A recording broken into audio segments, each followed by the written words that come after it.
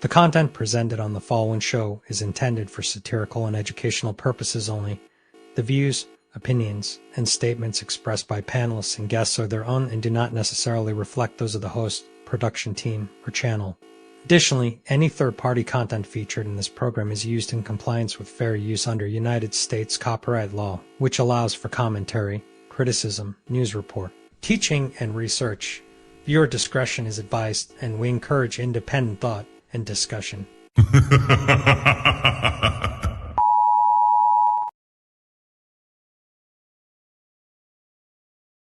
Damn, it's cold out here.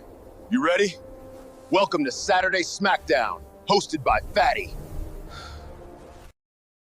In a world where words hit harder than fists, where minds clash like titans, the arena awaits. From every corner of the globe, the bold and the fearless step forward, ready to battle with nothing but their voices, their wit, and their will to win. Here, it's raw, it's ruthless. No gloves, no rules. Just pure, unfiltered debate, and only the sharpest survive.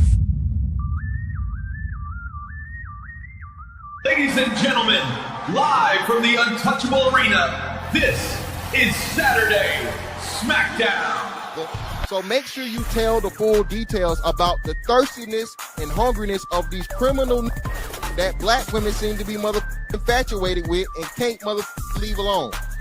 But yet, you want to present to the community that you have a straight man, that you're a straight man that care about women. So what I'm saying is, it's not adding up, my brother. brother. You both. But I'm a pander. You do pander. You know you pander. So am I telling men to do this and this now or pander? You play both sides, Thanos, for your benefit. You're an opportunist. You play both sides. And I'm not gonna sit here and allow a foreigner like you to tell me otherwise.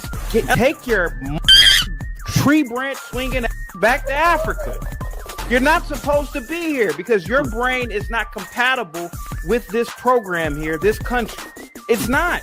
So all I'm saying is, if you want to do this right, come how you are. Because from my understanding, you throw out threats, you throw out a whole bunch of stuff. So I don't know what empowering thing you're on, because you don't empower nobody. I didn't empower you.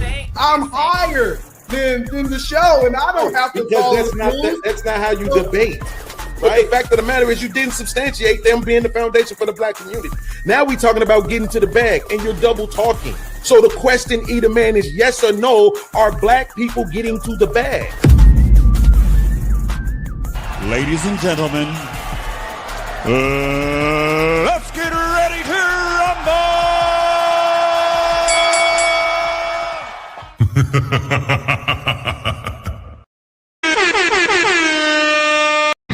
It's time to do.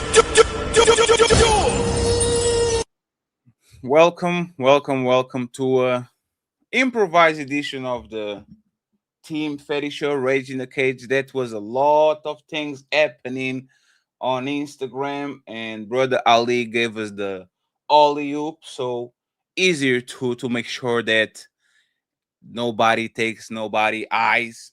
We're making sure that everybody plays nice, 2 heavyweights, and I think we are ready to go. Mr. Ali, how you doing, sir? I am doing amazing, my brother. How you doing? I'm pretty excited for having the 2 powerhouses in the building, man. This is one of the most exciting moments I've been a part of. So I'm ready. You even studying? I'm ordering some pizza. I'm ordering me some pizza. Oh, to watch, man. Some pizza. That's crazy, friend. Appreciate you. Thank you very much. I will tell the rules of the debate right now before we introduce our guests. Friends, as usual, we are not doing the Shadow Realm anymore, okay? Stop crying. No more Shadow Realm. We want the guests to be focused on the topics and not on the person. So, as you know, 2-hour debate with the clock. And after the debate, we are going to open the panel for 30 minutes to 1 hour for y'all to come in and challenge the real Stacey Prince and PAPI CHULO, okay? Every 30 minutes, we're going to pause the debate for the reading the super chats.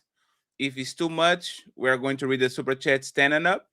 And the 20 and up questions, if you send the super chat, that is $20. Once we stop, we're going to ask that question to the person that you are going to actually target, okay? No multiple questions in the same super chat. Is 1 question per super chat. Last thing, Mr. Ali, Mr. PAPI CHULO, and Mr. Real Stacey Prince are guests of the show. Treat them well. Make them sure to with their cash apps, at least to buy them a pizza too, because people need dinner. It's Saturday, so make sure to with their cash apps. They're rolling on the bottom. Ilkan Ali is Ilkan. Skip to 7 Fig is Mr. Stacey Prince, is Mr. PAPI CHULO, and the real Stacey Prince. Try to with their cash apps. Let's see if they can get a little bit of dinner money and if you good barbecue money for tomorrow too. Okay, so Ali, are you ready to bring the guests up? So let's make sure we greet our guest, the one and only, the real Stacey Prince. He is in the building. How you doing, sir? Life is good, brother. How you guys doing? What's going on, my brother? We doing good. Thank you very much once again for being here.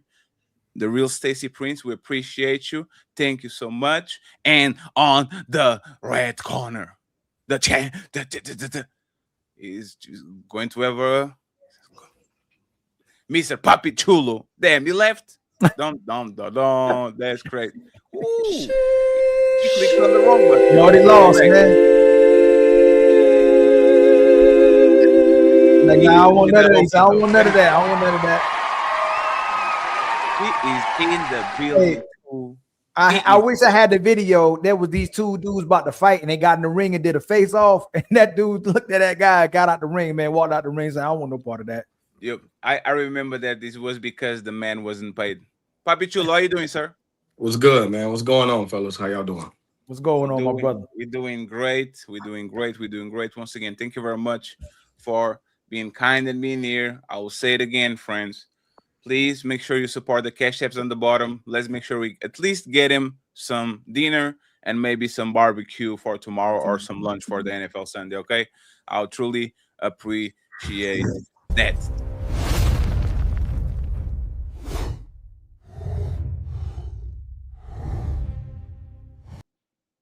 Friends, can we start the show? Any questions before we start? Everything's good. Everything's good. Yeah, we good. Everybody with their game face on. That's crazy. Il Canali, can we close the cage? Hey, let's go. We ready. Can I do it? Let's get ready to rumble. All right. Your microphone literally picked up half of it. But thank you very much, sir.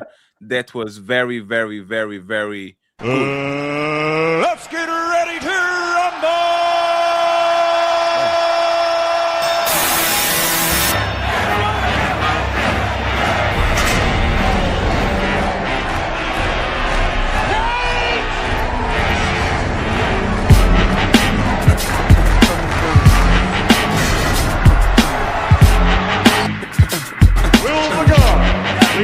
Lock the cage doors at this time. Get the fuck up.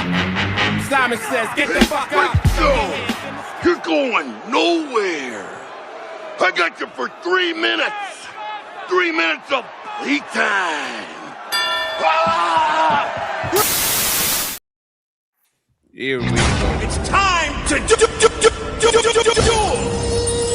So, friends, because this conversation is going to be a little bit more open than usually is, I'm going to play 2 videos, 1 video now, so we can actually have a point of contention, and then we go from there. Okay, so let me play this one, and then we go from there. 4 years old. Have you ever proposed to a woman before? Yes, I did. And how did that turn out for you? Newly divorced. But how long was your marriage? 8 years. What do you think caused your 8-year marriage to deteriorate? You know, it's one of those crazy things, man. People can wake up and say, I want to do this. No matter what's built, no matter what legacies are in place, you know. So, Stacy Prince, state your point of contention, and let's start. It's time to do. Is it all right if I get some clarity first? Absolutely. Brother Papi Chulo, how you doing, good brother? How's it going? How's it going? Oh, man, life is good. Yes, you know, off top, man, I definitely have no personal issue with the brother. Like anybody who grinding and getting that money, I'm rocking with it off top. That's just what that is. Mm-hmm. When people started seeing your content, the content you know about that goes, when people started seeing your content, I want to get some understanding on what you're basically telling the world, first and foremost. Are you talking about your move is you pay women for companionship? Now, when I say send her, I think people got to understand context is key, right? Because, you know, understanding words is important. You know, when I say send her, that speaks to one woman. That speaks to whatever woman in contention, whatever woman that has your attention, your time, your energy. That woman, send her this just because. You're specifying it towards that whatever woman that is in your life. It could be your mother. Send her $1,000 just because this and that. Never had to pay a woman for companionship. You know what I'm saying? Never had a problem in any department. You know what I mean? Like, it's people, yeah, I don't know if it's hard to believe or whatever, but you know what I'm saying? Like, I know what it is over here. You know what I'm saying? This is one of those things that I do because I think I appreciate women more than the next man. Okay, so are you talking about like, so I was just recently talking to this female. We was only talking for about a month. We calling each other and we digging each other, right? Does that classify as what you're talking about? It can. It don't even have to be longer than a month. You know, you can appreciate a woman just for the things that she goes through personally. and things that she deals with in her personal life. You know what I'm saying? Like, and if money is, I believe everybody didn't identify money as something different. Money is just a byproduct of value creation. If you create value, the money is there. What's $1,000 to me? I mean, what's $1,000 to somebody else could be a penny to me, you know? So it's just dropping the bucket. But I know for a fact in this economy, what $1,000 can do for somebody, it can brighten up their day if they're having a tough day, you know? Man, it'll do more than that. Listen, so what about the aspect of getting used? Do you ever feel a problem with that? Nah, because for one, a real man is already going to state his intentions from the very beginning. You know what I'm saying? I don't think a man can get used unless you want to be used. If you want to be used, you can definitely find somebody to use you. But if you don't want to be used, or you use each other, because that's what it is to be in a relationship, is using each other for each other's benefits. You know what I mean? And that's all I look at this thing is fair exchange. If you're giving me the words of affirmation, because remember, certain things make a man get up a different way. A king back in the day, what could a queen do besides give him sex in the affirmations of what to do out there? Like, you have counsel for everything else. They literally just wanted a woman for the words they could speak into them. You know what I'm saying? The babies they could create with them. You know what I mean? Like, that's all a real man actually needed. So for me, it's just words of affirmation. So I don't ever worry about being used because I'm already get mine. Okay, so we was talking about, like, you know, like you said, even if it's somebody you rocking with, you getting to know them and things like that. Mm-hmm.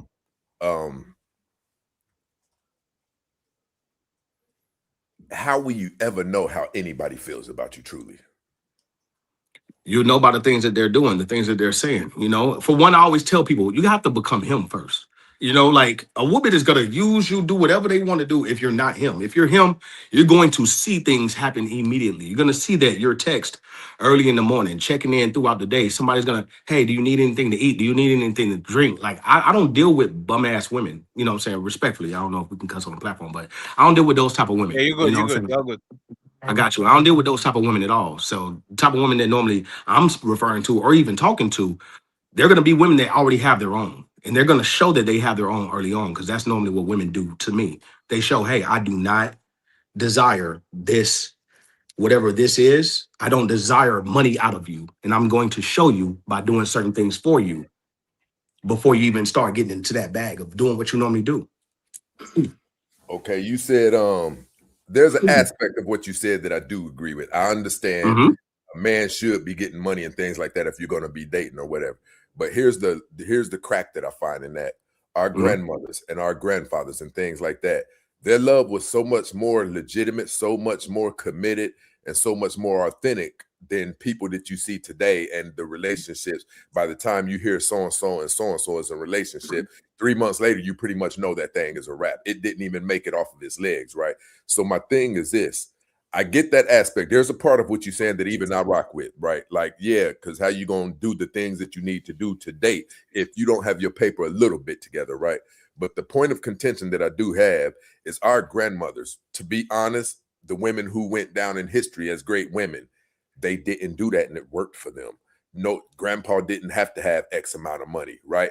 And those people went into their tough circumstances together, and it built a bond that, man, lasts like 30, 60 years. You see what I'm saying? I do. And so that's the part of it I disagree with. I got you. But if we look at those times, it was way more simpler and easier and cheaper back then for there to be clearly defined roles of, hey, I do this, you do this. Back in the day, everything was, if we're looking at the times of those times, you know, milk was this, bread was this. Things were way more easier to clearly define what roles could be in a relationship, right? Versus understanding, hey, listen, it's going to be different now. We live in different times, different things happen in different times, and it grows different skin on different people, right? So I'm looking at situations like, listen, it's not going to be like back in the day with grandpa. I want those times to come back when you have clear defined roles.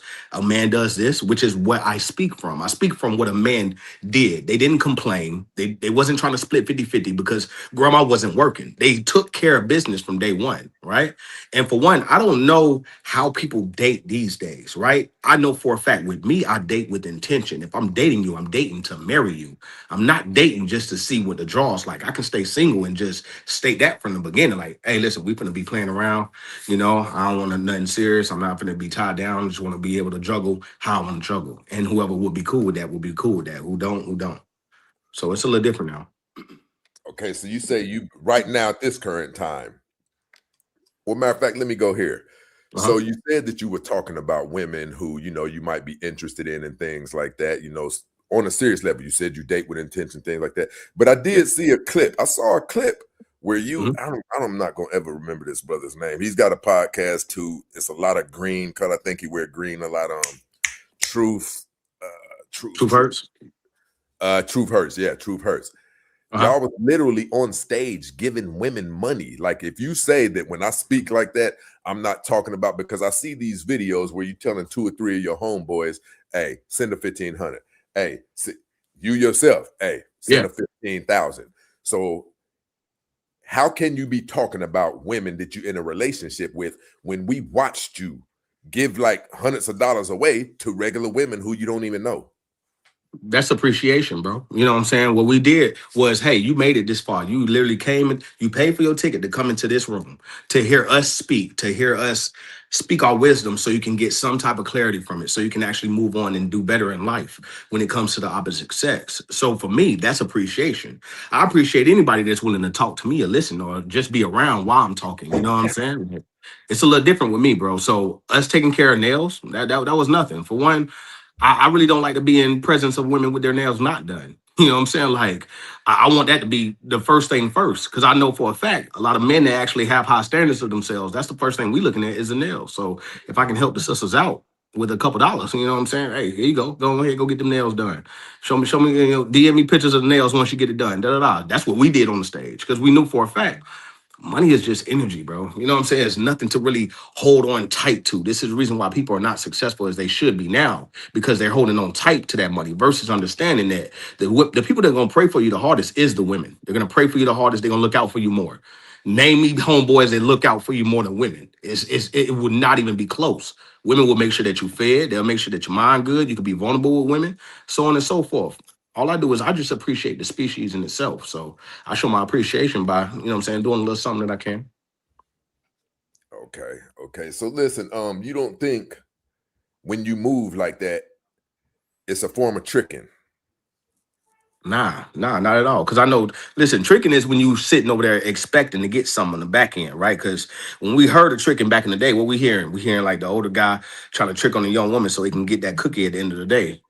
I don't require that. Sometimes, you know what I'm saying? It's just words. It's words that I want to hear. And I want to hear those words from that specific woman, because I know for a fact what those words will do for me. You know what I'm saying? Like I told you, I'm an affirmations guy. You know what I'm saying? You say the certain thing to me at a certain date, I know for a fact that can produce me another 10 million. All I need to do is hear from a softer voice. You know what I mean? So with me, nah, I don't consider nothing tricking, because I'm never expecting anything. I'm not expecting for you to drop your drawers if I give you this dollar right here. That's what the brothers do when they want to go overseas and go be passport bros. They give women money, they expect sex. I'm not expecting sex from every woman that I meet. You know what I'm saying? Some women, they will be perfect as homegirls, because for one, they're going to get you in more rooms, you know what I'm saying, without you even having to do a thing. And it's been proven, especially in my life. I've been in the rooms with everybody, and normally it's been, you know, pretty much accessible because of women. Hey, I know this guy knows this guy, and they're letting us in. And I keep that line separate by not involving sex. Because now you already know that's more emotions, that's more, you know, attention on just you versus, hey, what's the goal for us? You know what I'm saying? Homies, friends, what we doing? Get me into that room. I'll pay you back on this end. We'll do this and that. I just look at women as more far as more of an asset than most men. Okay. When I have a gray area, if it's some way that I'm moving, and you know, because the gray areas do exist in authenticity. Sometimes we encounter a place where we're not trying to be mischievous or deceitful. We really are stuck on, is what I'm about to do a bad move or whatever? There's a thing that I do to use as the tiebreaker. I say, and this also goes along with when I first became familiar with your content. The thing that I do with the Black community, man, it comes from a place deeper than the heart. I am intimately in love with being Black. If I had to pay a monthly membership fee, I would, right? This thing is really serious to me, right? So when I first came aware of your content, I did go to your page and things like that, and I saw you was getting it. So the respect was there. I saw you was getting it, right? But my thing is this. I saw if everybody moved how he's moving, if all of the young brothers I'm trying to reach moved how he's moving, what would the world be like? What do you think it would be like if all these young brothers, man, was giving women money? I think everything will work out perfect, bro.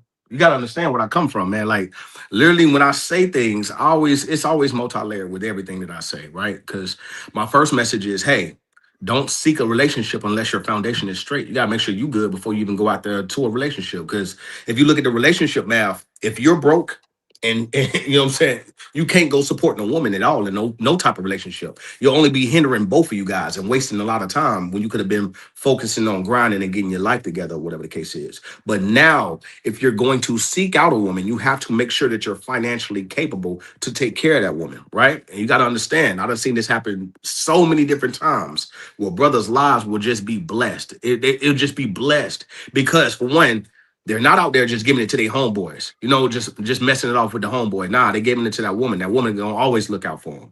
And women are way more fiercely more loyal than men when it comes to that, anyways.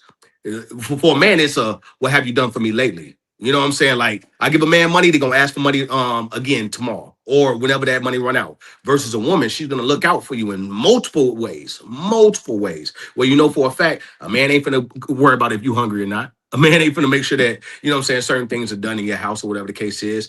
You know, organize the kids, this and that, just because, you know what I'm saying? Like, that's something that a woman does. You need that woman touch. So you want to make sure that you actually good to actually take care of her in different ways. I always say, hey, play in the area that you in. If you know for a fact you can't send a woman nothing, take care of her, no. You don't need to be with women. You need to stay by your damn self, focus on yourself, stack your bread, and then get in tune with the opposite sex. What women do you know? What women are you talking about? Like, these are the ones. You are aware that African American women turned this entire community upside down. So I'm really trying to figure out what you mean when you say women are more loyal than men. I definitely don't get that. I think we're talking about two different type of women. You know what I'm saying? We got the women that men, you know what I'm saying, only lust after, and you got the women that could actually be a great life partner or a great business partner or a great helpmate in different areas. You know what I'm saying? That's what we're talking about versus whatever women that dudes are normally attracted to that's ruining their lives. You know what I'm saying? And when a woman is causing so much stress and chaos in your life, you just remove her. And then you just go refill that spot and, you know, and go get another one. This is not one of those things where, and what I see from a lot of guys in the community is Peter Pan syndrome. One girl do you wrong, it's F women all together. You know what I'm saying? It's women ain't good, women ain't this and that. No, you just haven't became him yet. And men have to admit that, because it's a woman is gonna be different for different men. Look at how the celebrity woman would do for this dude, and now boom, now she just a stay-at-home, put up champion, that type of wife. But she was giving this man hell. A woman will bring out different sides of her for a certain man that's willing to take care of her and do certain things. You know, so I think if a woman be as troublesome and quarrelsome, it's because you just not him yet to her, and that's okay. You just move on until you find that woman that you're him towards, or do the better thing, and that's just work on yourself eternally. Make sure every area of you is great, where now you can up your standards so you can attract a better type of woman. When you say him, tell me what you mean. Okay, him is once you know for a fact your leadership skills actually matches, once your bank account matches your leadership skills and all that. Because for one, I hear men say, oh no, I can be broke and still lead. No, you can't. No, you can't. You can't protect your woman in certain situations. You can't protect her financially. You know what I'm saying? Like physically, so many different things happen. You know what I'm saying? Where for one, money is absolutely necessary in any and every relationship that you'll ever be involved in. So your characteristics, you got to make sure you understand right from wrong. You got to make sure that you already know that, hey, okay, cool. If I make this decision, this could hurt this. Your decision making got to be great. To become him is embodying a full man. You know, even when it comes to protection, yo, I got to make sure I know how to use all weapons. I got to make sure I actually know how to use these. I got to make sure that we're good. You got to look at everything. Becoming him is being the ideal man in your eyes, in other men's eyes, and especially women's as well. Once you become him, it's a thing where you don't even have to say. Women won't play with him. They won't. They understand, oh, this him. I'm going to play with him. I'm going to play with Tuesday. I'm going to play with Johnny who got the groceries. But I'm not going to play with him. And that's why I know I will never get played again. That would never happen. That would never happen because I just worked too hard on myself to the point where now the world has seen it. You know what I'm saying? Everybody already know it. The resume is out there, so they already know not to play with him. On a scale of 1 to 10, how high would you say your self-esteem is? 9.5. Huh? 9.5. Okay. So listen, brother, I gotta ask you. Come on. That woman who you're getting, I understand, I definitely understand, and I agree with about 70% of what you said when you're talking about him, because there's that certain guy who he doesn't have to do anything. Like that man can be broke, right? And he's him, and she's doing what she needs to do based on him being him. But my question to you is this, based on your philosophies and ideologies,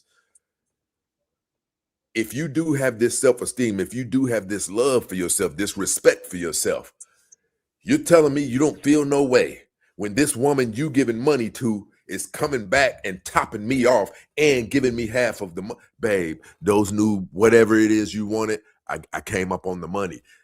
That don't make you feel no way, brother. Nah, if anything, it should make that man feel away. It should make him feel away. Like, oh, damn, you have to go out here and get money from another man. You should feel a certain way about yourself.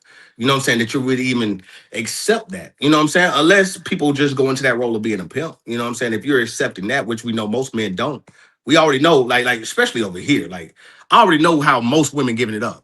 You know, this man in a relationship, this man a doctor, this man, y'all been together for 12 years, but you over here in my DMs and asking for X, Y, and Z, or whatever the case is, willing to do X, Y, and Z. You know what I mean? Like, I'll never feel no way, you know, because for one, like I said, if I'm doing it, it's just out of something that I would do normally. This is my characteristics.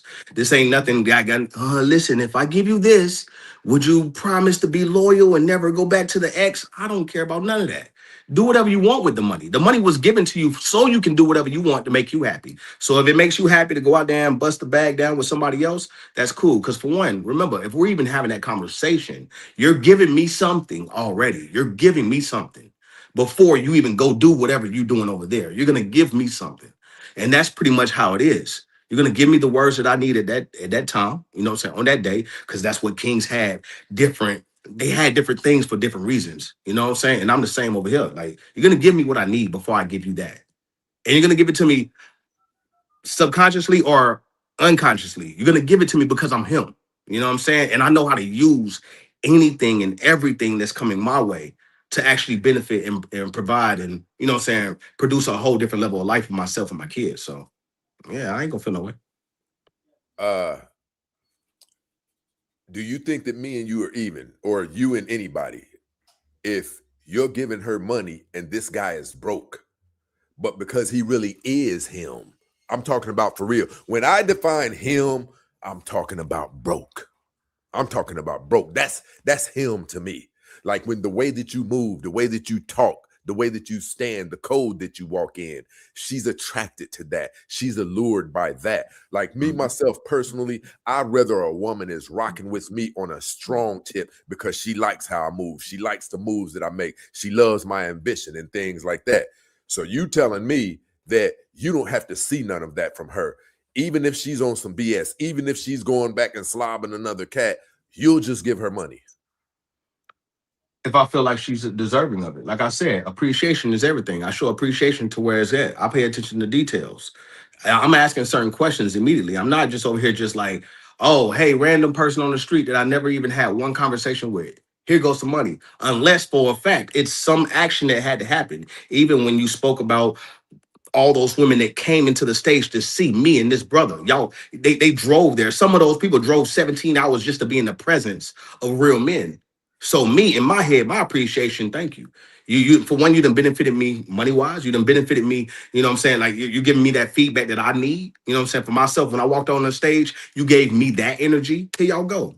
I ain't gonna feel no way. And for one, I never feel equal to no man. I don't. You know what I'm saying? Even back then, like, and that's what I would definitely want people to understand. Like, I've been on the internet for a long time. People can already understand. Millions of views, every celebrity that y'all can name of, Rihanna, Nicki Minaj, Kardashians, everybody. The attention been on me when I was broke, when I was just in my Section 8 apartment.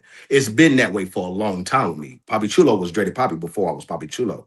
And majority of all women know that. You know what I'm saying? So being broke and having that it factor, I've been had that my whole life. You know what I'm saying? It may sound heightened because I got the bag now, and I know most men. Well, you got the money now, so now you acting this. No, I've been saying this since day one. Every woman that ever been with me, I took care of them. Down to my first child's mother, I took care of everybody. Where did you learn this from? This behavior? Seeing multiple men do certain things. So my father, he came in a position, he came in the picture taking care of my mother's 3 other children before I even came along. You know what I'm saying? So for him to do that and not feel less than, because I know this society of men try to make you feel less than of approaching a woman that has kids. Oh, you would want that.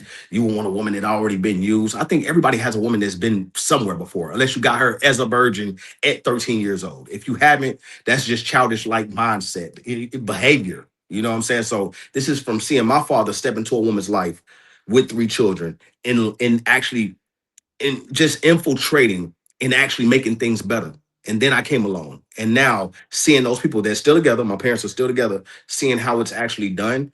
This will never be wavered by no relationship, no broken relationship, no this and that. So this is somebody I'm gonna be today, tomorrow, and another day. Because look at where I'm at now because of it. Look at where I'm at because of it. If I never had the appreciation for women, I would never be this successful. It had to start there. What you're talking about is an isolated incidents. Do you think, if you could, would you advise? I'm going to say the black community on this one. Okay. Would you advise most young black men to go into relationships with women who was multi-tier baby mamas? It depends on how many kids. I've stated that to women too. The amount of kids definitely matters. Okay. Right. Okay. You know what I'm saying? Because for one, you don't want to be battling with too many chiefs. You know what I'm saying? Too many chiefs of those children. You know what I'm saying? So everything matters. A woman with 1 child, that's way more manageable, right? Because most of those times, for one, that woman is normally mainly in the house because she got that 1 child and she trying to figure this out on her own. If we're looking at society standpoints. Now, when you get into the areas of 2, they're like, depends, same father, this and that. It's things to think about. Now, when you talk about 3, 4, 5, 6, 7, hey, at that point, listen, you're gonna have to wait for them kids to get grown for you to even start dating. Or you gotta need to make sure that your life is so set up to the point where that will not be an issue. Because with somebody like me, when I want you to pick up and go, you're picking up and going. Like, hey, I got us tickets to this. I want you to come. You know what I'm saying? And I want you to be able to maneuver a life where it's not uncomfortable for you. So it definitely amounts about how many kids you have and how many baby daddies you have as well. Okay, I definitely rock with a portion of that. Here's my thing. Like when I say I feel like I'm him, like I've been getting access. I've been getting doors open like for too many decades out of my life, just based on me, right? I'm talking about even the broken. I'm talking about all of it. These doors have been opening, and let's talk about women. Even a woman who this guy here, he has more money than me, better cars than me, and he's vying for this woman's attention, and she over here sending people to come tell me, you know what I mean, she feeling me and things like that. So my question to you is this here. When women are moving like that, I'm not going to say it's deceitful. You can call it whatever you want to. Do you think that it's conducive for all young men to have to deal with, because these women are advanced. I'm talking about advanced at 14 and 15. Do you think that all men are supposed to open themselves up financially, vulnerably, even to the, because you told me, you said you definitely digging yourself, which I'm definitely digging myself, right? If you feel that way about yourself, now I'm going to ask you this. Come on. Chris Rock said, a man is only as faithful as his options. I have a little twist on that for myself. I truly, truly, truly believe this. A man is going to try to do the best that he can do. What people are not understanding is our grandfathers, they were marrying virgins. Our grandfathers were marrying women who had 2, 3 bodies, and they typically weren't bringing kids into the relationship, right? These were different women. So do you believe that we're supposed to be treating, especially from what we see, right? Do you believe that we're supposed to be treating these women with that same adoration and respect? Because if I'm locking down a multi-tier baby mama, the odds are she belonged to multiple men before she belonged to me. Now, my point is this. I believe there's isolated incidences where this makes sense to go on, but on a large scale, I believe that when a man locks in with the woman like that, it's because he can't do any better. And I'm talking about a woman who has like 2 or 3 children. It's because he can't do any better. If he could, he would. So do you think that locking in with these multi-tier baby mamas is coming from a place of insecurity? You know that you're not him and you're just doing the best that you can. I think certain things make certain sense to people at that certain time, right? You gotta think about it. Like back then, let's say after my child's first mother, I wasn't looking for a woman with no kids. I was looking for a woman with at least one child because for one, I have a young daughter. I'm a single father. I know get it. That's all I know is getting it. I want to make sure that that woman that I'm bringing around my child is an actual mother, somebody who already had the experience, the XP of actually dealing with the child versus I don't know what to do with this. What you want to talk about sex? No, I don't want that immature, non-experienced woman around my child. I want a woman that already has motherly love, nurturing, caring, things that for a fact that you know for a fact you have to learn on a job because most people don't have that. Most people don't have siblings, you know what I'm saying, this nature where they would just learn that from having little baby sisters or baby brothers or things of that nature. No, back then, I know for a fact, I'm looking at that woman that had a child. That was then, right? Versus saying out of insecurity. Nah, man, I think for one, people just lack resourcefulness, right? You deal with certain women in your area versus going outside of that area and going and look at other women. You know what I'm saying? Women that's coming out of college or it depends on the age of that person as well. Like, it's different type of women that don't have kids or this and that. But for one, most dudes are attracted to what they're attracted to. You know what I'm saying? Like, and that baby, something about them kids, they explode a woman in certain ways where it makes them look way more appealing than this other woman right here with no kids or whatever the case is, probably didn't grow into a full woman body and got the hips, like the childbearing hips. We call them childbearing hips. It's certain things with certain women, you know what I'm saying? And they already got a certain look about themselves. They got a certain softness to themselves as well, because for one, they had to be soft with their children versus a woman. I don't know if you've been to Miami, brother, but the women out there you talk about with no kids, that attitude is different. Not for me, obviously, but for other dudes, I'm seeing it. That attitude different because they feel like part of their shit stink.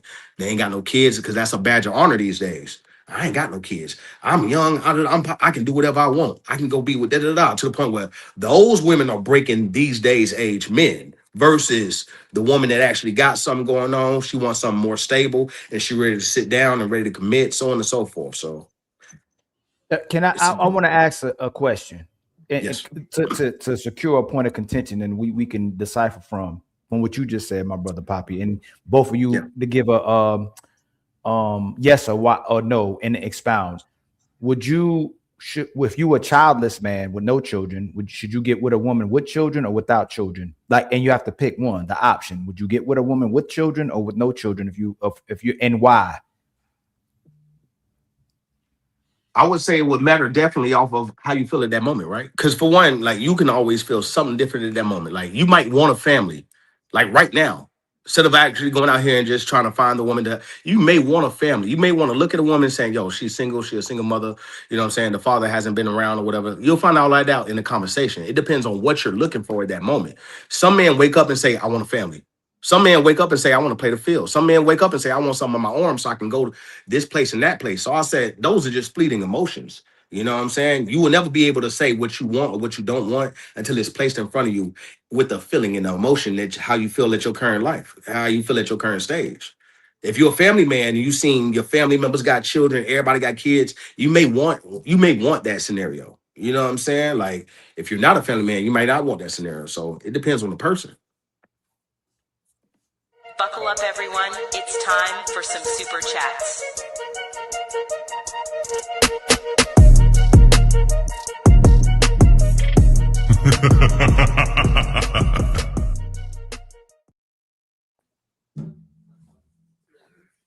I definitely rock with that. Stacy, can you give me just 1 second? As we promised, the clock is going to stop every 30 minutes so we can address a couple of super chats, okay? Once again, y'all doing great. There's 419 people watching the show right now. So I would appreciate it, the moderators to drop the real Stacy Prince, Papi Chulo, Anil Kanali links in the chat so they can be followed. Once again, I want the real Stacy Prince, Papi Chulo, Anil Kanali to at least get some dinner money. Today they're carrying the conversation like pros, so you're letting it fly, okay? The cash apps are pinned at the top. Please go ahead, send them some lunch money, listen to Papi Chulo just because. Send him some lunch money so the real Stacy Prince, Papi Chulo, and Ali get some lunch money tomorrow. We'll try to take care of the goals on the second part. The panel will open so you can challenge the debaters, okay, once the clock is done. So go get your camera on, go get your lighting, your makeup, and make sure you pull up. Let's get these out of the way real quick. Be streaming $10 says, was the woman who told Goldie that you met randomly and you send her money her? You said you met her that day and send her money after the meeting. Don't try to change it now like the woman be special. No need to address this because once again, the rules are explicit. $20 and up are questions, okay? $10 and up is to be read. $20 and up are actually questions. If y'all don't have enough money, y'all can join the end of the show to come actually ask those questions in person. Okay, thank you very much. I'm be streaming. He comes back and he says, this dude is trying to romanticize tricking and simping. Chulo wants the difference between what you do and any lame that cash app a woman. Why you do it. I don't know. What you doing? What you doing? What you doing is still tricking. If you got it, Playboy, paying for kindness. Damn, this man is shooting. Let's keep going. We have another one from Be streaming, but this is $5. We're going to read all the cash apps, super chats that are below $10 in the end. Okay, friends, but they're going to be highlighted on the stream. We have Joe in the building. He says, "What are the combatants' point of viewpoints on prenups, postnups, and NDAs?" I'll repeat it again, friends. Questions are 20 and up. 10 and up is a comment which is going to be read, but it's not questions. If you, once again, don't have enough money or you don't want to spend enough money, come and ask these questions in person in the end. But thank you very much, Joe. I appreciate you. Thank you. Let's keep going down because we don't have a lot of yellows. Okay, we're good to go for now. So we are going to bring the clock back. Ali asked the question, y'all were engaging. Let's see if y'all have a point of contention. If not, we keep moving the clock. Okay, you guys doing great. Let's keep going. Damn, it's cold out here. You ready? Welcome to Saturday SmackDown, hosted by Fatty.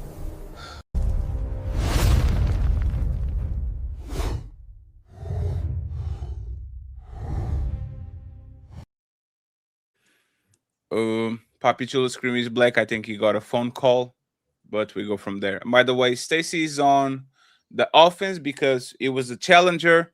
We're going to try to get him to answer a couple of questions too, but for now, that's how we're supposed to go. Oh, here we go. I think he's back. I see. And then we start the clock again. It's time to do. Stacy, before we move on, because it's the 30-minute mark, can you answer Ali question 2 about how many advising to date the baby mamas and the number? Like, can you answer that so we are even and then we can move on? Yeah, I definitely think that it's on an individual level. I'm not red pill. I always make sure I let people know I'm not red pill. Red pill, kind of teaches don't mess with it. It's just dogmatic and there's rules. They just rules. I don't fall into that. If there's a woman who's absolutely amazing, right? If she's amazing and I see that she can benefit my life, if she's got a kid, I'm not going to pass up on that greatness, to follow some red pill rhetoric or something like that. If she can benefit my life, I'm rocking with it. There we go. Do you guys want to? That's one kid, though. Sure, one kid is your limit. Yeah. Do you want to pick it up from here, or y'all want me to move on to a different point of contention? I wanted to ask. So I got a cousin, and he's really, and I'm just the Papi Chulo. My cousin is really he's really strange with some beliefs, and he got a mixed daughter. He teach her you're not black, or you don't have to call yourself black. You mulatto. Even religious views. He told us, he said, you know, all of this stuff that I'm putting in her, if it turned out to not work, I'm going to do whatever is the exact opposite of what I've been to. He said, well, somebody going to have to pan out. So I'll switch and I'll do the exact opposite. Your philosophies, your ideologies kick people down like that. When you're in a relationship with a woman, and I'm asking you this, when you're in a relationship with a woman, are you taking care of her? Is she feeling like, no, he's him? 100%. Okay. So that means you've done this. You've done it several times over, right? You've moved with your ideologies. You've even tested it and you've lived with it probably. You ever seen, I'm never mind, I'm not gonna do that. You've seen decent amounts, above average amounts of money, right? And I'm saying above the average person who works at Delco, Chrysler, or something like. You've seen large amounts of money, right? For sure. Okay, so my question is this. If you were moving like that, if you were, I'm paying bills, I'm doing all of this and this and that, and your wife left you when you were doing all of that, wouldn't that suggest flip your entire ideology and viewpoints? Like, if I got this bag, I'm multi-millionaire, and there's something that my wife still leaves me, shouldn't that qualify as, okay, what I was preaching can't be right? Not at all. Not at all. Everything matters about the age. So what I tell people, what people may not know is the relationship that just ended between me and my wife, this woman was 22 when I met her. I was 23 when I met her. We met each other essentially as babies. So everything we learned, it literally was together, right? So when you're associating the age range with being taken care of, remember, most men in here are 30, 40 plus, 50 plus that are looking for a relationship. I was in a relationship since I was 23 years old with the same woman. We just split at 34. Everything matters about your age, because sometimes, right? And I've heard this plenty of times that other men have said, sometimes that woman that you got with young will hold you to those standards because they feel like they cannot match where you are today. And I just was smart enough to understand, okay, this is something that I don't want. So we need to have a serious conversation, right? And if you didn't want to change, if I feel like the change wasn't fast enough, it's time to go. And the thing is, people take the word leave, right? Like, oh my God, packed their stuff up, dipped without me knowing. I'm so distraught. What? No. This was a decision that was mutually made based off of her asking something, me not agreeing, and saying, hey, it's better off that we just cut ties and go our separate ways. Because I was dealing with a young woman. This ain't a woman that already went through struggle. Remember, I've been taking care of her since she was 22, 23. So her mindset would be different from the women of today. They actually understand what it is to pay bills by themselves, live by themselves, struggle by themselves, this and that nature, handle everything by themselves versus being with a woman that, you know, in my eyes, I wouldn't do certain things only at that certain age, not saying nothing else. Women are still, that can't happen to me today, not in today's time. Every woman respects me and knows me for who I am today. A woman will only respect you and know you for who you are now versus who you were back in the day.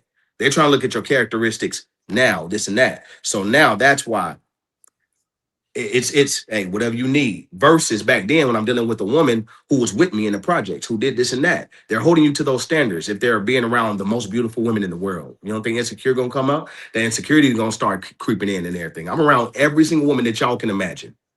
Every woman y'all can imagine. And they're there. And they're there for multiple reasons, either wanting me or wanting to do business with me in certain type of ways, where the average woman is not going to be able to stand toe to toe with that. Because at that time, obviously, I'm 22, 23. I met her in the environment that I was in.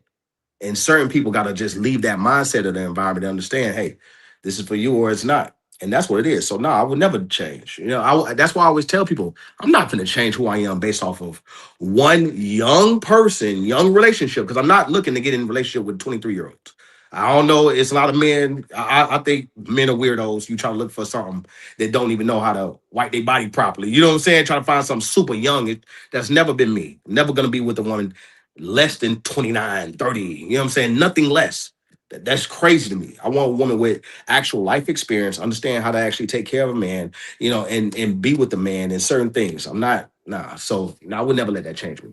That was a young relationship.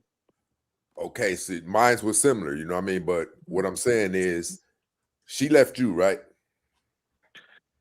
It depends on what we mean by leave. I told her to go to the courthouse and go ahead and start filing the paperwork.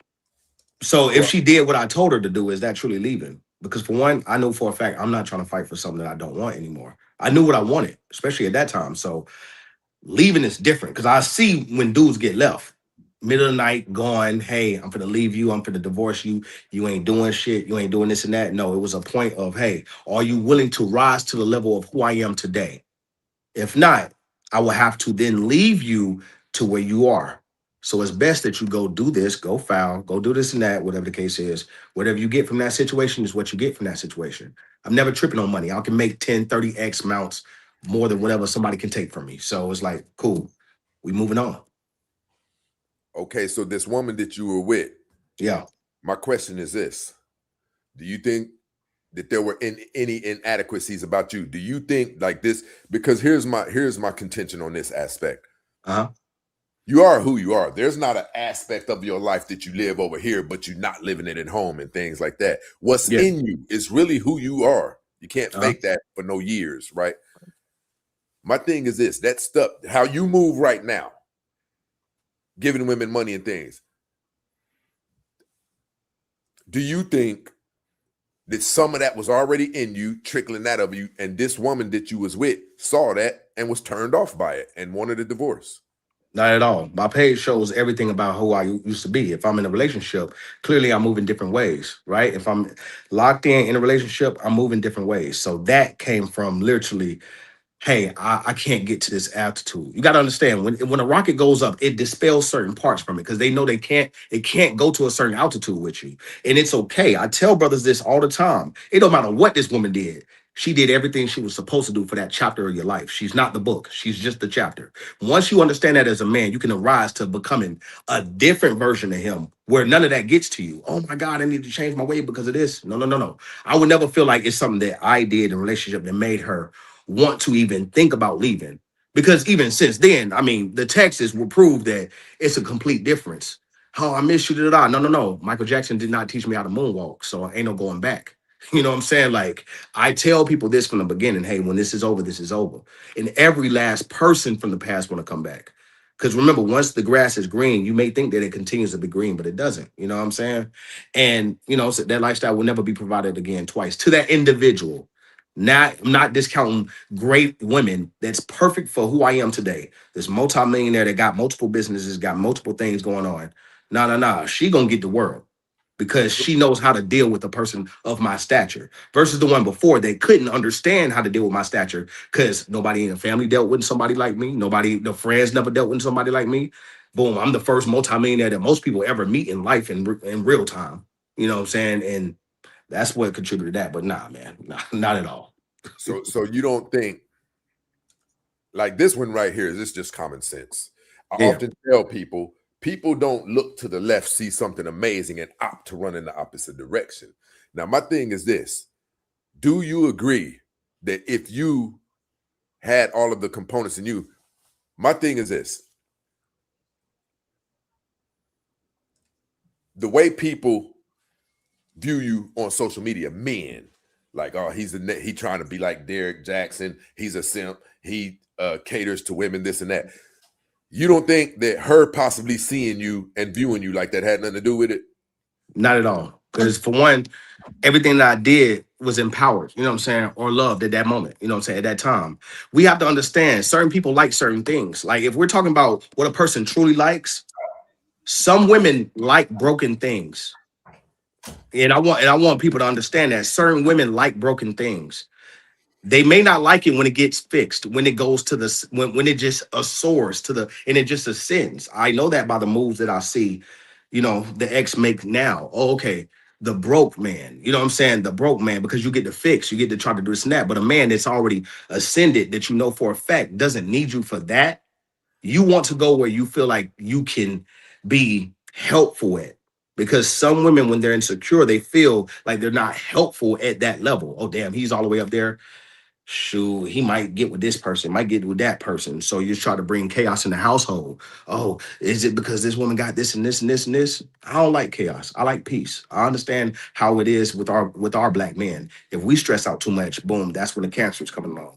That's when you know what I'm saying, like certain things go on in our body from stress. So Nah, not at all. Because I see what type of person she likes now. It's the person that I was when I was in the projects. But the thing is, I always had a mindset. I was always going to get here regardless of who was in the passenger seat.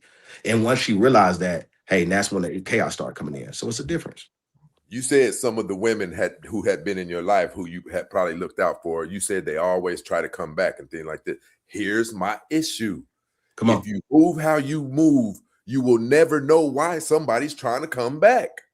And you think I'm finna this Negro used to pay rent. Hell yeah, I'm going back. But soon as he give me, I'm in a jam. Soon as he give it to me, I'm going back over there to Carlos. Well, in that case, nobody would know why a woman deals with them or come back. Not one woman. Now, not one man would know. You know what I'm saying? Because at that point, we could just be literally talking back and forth. Like nobody knows how loyal or how faithful or how this and that this person is. I got plenty of DMs to say that nobody knows this. Billionaires, multi-millionaires. I got proof of it. That's what I'm saying. It's different. We can talk about politicians, doctors, lawyers. Like we can talk past presidents. We can talk in our show. Man, nah. A certain version of him can have access to any woman. A certain version of him can have access to any woman.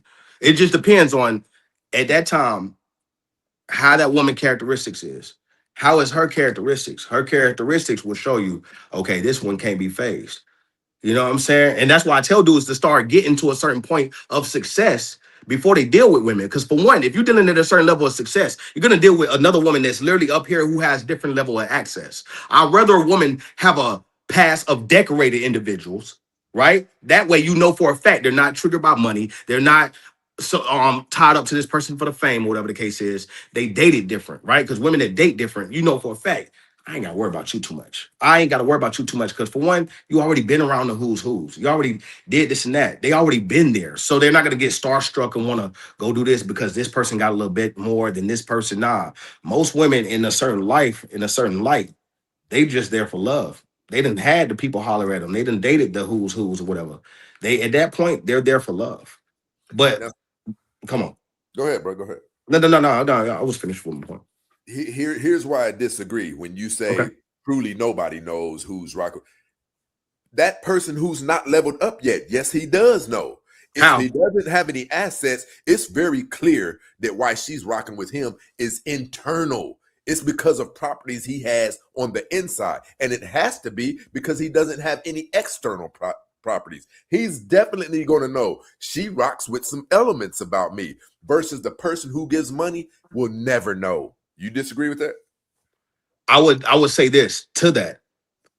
Why would that man want that type of woman anyway that's accepting a man at that level? Think about it. If you accept me at my worst, at my lowest, that's not a plus for me. That's not giving me credit. It's just showing me the level of woman that you are. You're willing to deal with me at this level. That means you're willing to deal with anybody at this level. Because for one, that's your characteristics. You feel like you can't get better. You feel like you don't deserve better. You feel like that's the only people that you can attract is the people without a car, without a house, that need a place to stay. They only got 2 nickels to rub together. No, that always speaks to insecurity. Go look at the hood right now. If you go look at the hood right now, you'll see majority of those women with the apartments and the majority of the broke nigga come in there and move in there. They let them drive the car, but they'll drive them crazy. You better not be out past this. You better not do this and that. They want somebody to control, not because it's you, not because men feel like, oh, I got this woman, I was broke. Nah, if a woman dealt with you at the lowest, you shouldn't even be looking at that type of woman anyways. Because for one, that type of woman shouldn't be a woman that you're aspiring to be with for life. And I understand that at my age now.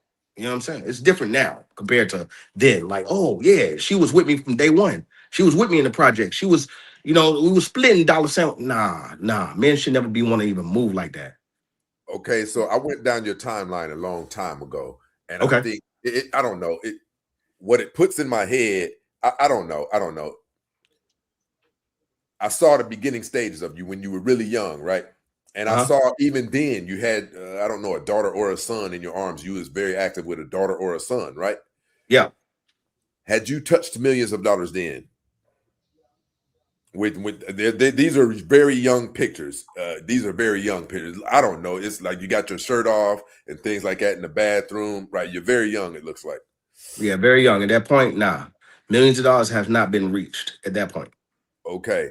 So and you had a child. So does your baby mama fall in the category, or the mother of your children, does she fall in that same category as women you shouldn't deal with if they catch you when you're not leveled up yet? 100%. 100%. You know what I'm saying? Good thing we have a great relationship now where I can talk about these things freely, but 100%. I'll still tell men, hey, listen, that point right there, you're dealing with a woman that young while you're in that messed up of a situation, right? You're dealing with a woman that may have the same mindset as all the other women that men have an issue with, right? That means child support coming in. That means this and that. That means stress because of whatever reasons. Those women cause the most stress. If you ever been to the child support office, you will see what I'm saying is true. It's always the young woman. They come from the hood as well, willing to dang go do anything and everything to drive you crazy. You know what I'm saying? As a man. So me being this age, of course, I would say, nah, definitely. I would not my age now. You know what I'm saying? So if we're talking a different level of men, nah, leave that type of woman alone. Use your 20s to actually create success for yourself. Build a foundation for yourself before you go out there and try to be with a woman. Sleeping around, do whatever you want to do when you're young. But I'm talking about be with the woman. Nah, get your money right first. Get your foundation right. Nothing should work down there if your money ain't right. You shouldn't even be horny if you're broke. You know what I'm saying? Like, last thing you need to be worried about is a woman. Because all it's going to do is just create more distractions and more stress. Okay, so if that is your point, you reiterated that several times. The point we've seen life work two ways. We've seen the modern woman, which what we see today, and we've seen the traditional woman, which was our grandmothers and our great grandmothers and things like that. According to what you say, a woman is useless. A woman is supposed to be a helpmate. A woman is not supposed to come when you are rich and things like that. A woman is supposed to help you get there. A woman is supposed to be a muse, which is why the word muse exists. The definition of it exists. If women aren't supposed to come into a man's life until he's already self-made, what the hell good is a woman if she's supposed to be inspirational? If she's supposed to help me level up? If she's supposed to be a muse? According to your philosophies, a woman is no damn purpose but a liability. When does a king find a queen? At what point does that man start looking for that woman to help build a legacy? At what point? Because I'm pretty sure it's not when he's, you know what I'm saying, like a boy. It's when he become prince, when he has already a certain level of entitlement about himself to then understand that he has to go into a situation and then acquire a queen. It was required for that man to go get married, for him to get married to a queen. At that point, right, that's when you're building that legacy, that generational wealth, that foundation on that different level. So when you're speaking about that, nah, man, listen, women are hella useful. Men just don't know how to use women. And for one, and we're talking about men want to split 50-50 with women. You'll never get the best version out of that woman. You won't even see what she actually does. You won't know how she's like in a bedroom. You won't know how much love she'll put in the meal, but you'll see it in another man's relationship with that same woman you had. I argue that I can always get a different version of a woman than anybody can. I don't care who you are. I'm going to get a different version out of her because I know how to bring it out. Certain men just have that gift and understand women on different levels because we've been dealing with women so long, broken all. We've been dealing with some women so long or whatever. And once you understand, hey, take that stress away, let her access 100% of her femininity versus her having to be in the masculine, you're going to get a whole different type of woman out of there. So women are very useful at any and every level that you get to. They'll bring more peace to you at a different level. So you don't believe that there's times where she's supposed to pay the whole thing? My bills too. No. So she's no good to me. She can't help me get up. The whole purpose of a relationship is when I'm up, when I'm down, you up. When you down, I'm up. That's the whole purpose of that. But if you're eliminating that, then a man might as well go on a solo journey. If she is not, listen, the Bible says she is a helpmate. And it never said pay bills. Help when I'm a multimillionaire. Did grandma help with bills? Did grandma help with bills when it came to granddaddy? Or was she a stay-at-home woman? And was those relationships didn't last forever? I know the ones I know about did. And that's why I'm saying, did she work though? Did she work? Did the great grandmama and did the grandma work? Did they work? Mine's didn't, but when my grandpa got jammed up, she used her money. Listen, my uncle. Hold on. I think we're agreeing and disagreeing at the same time. You want to be with a capable woman.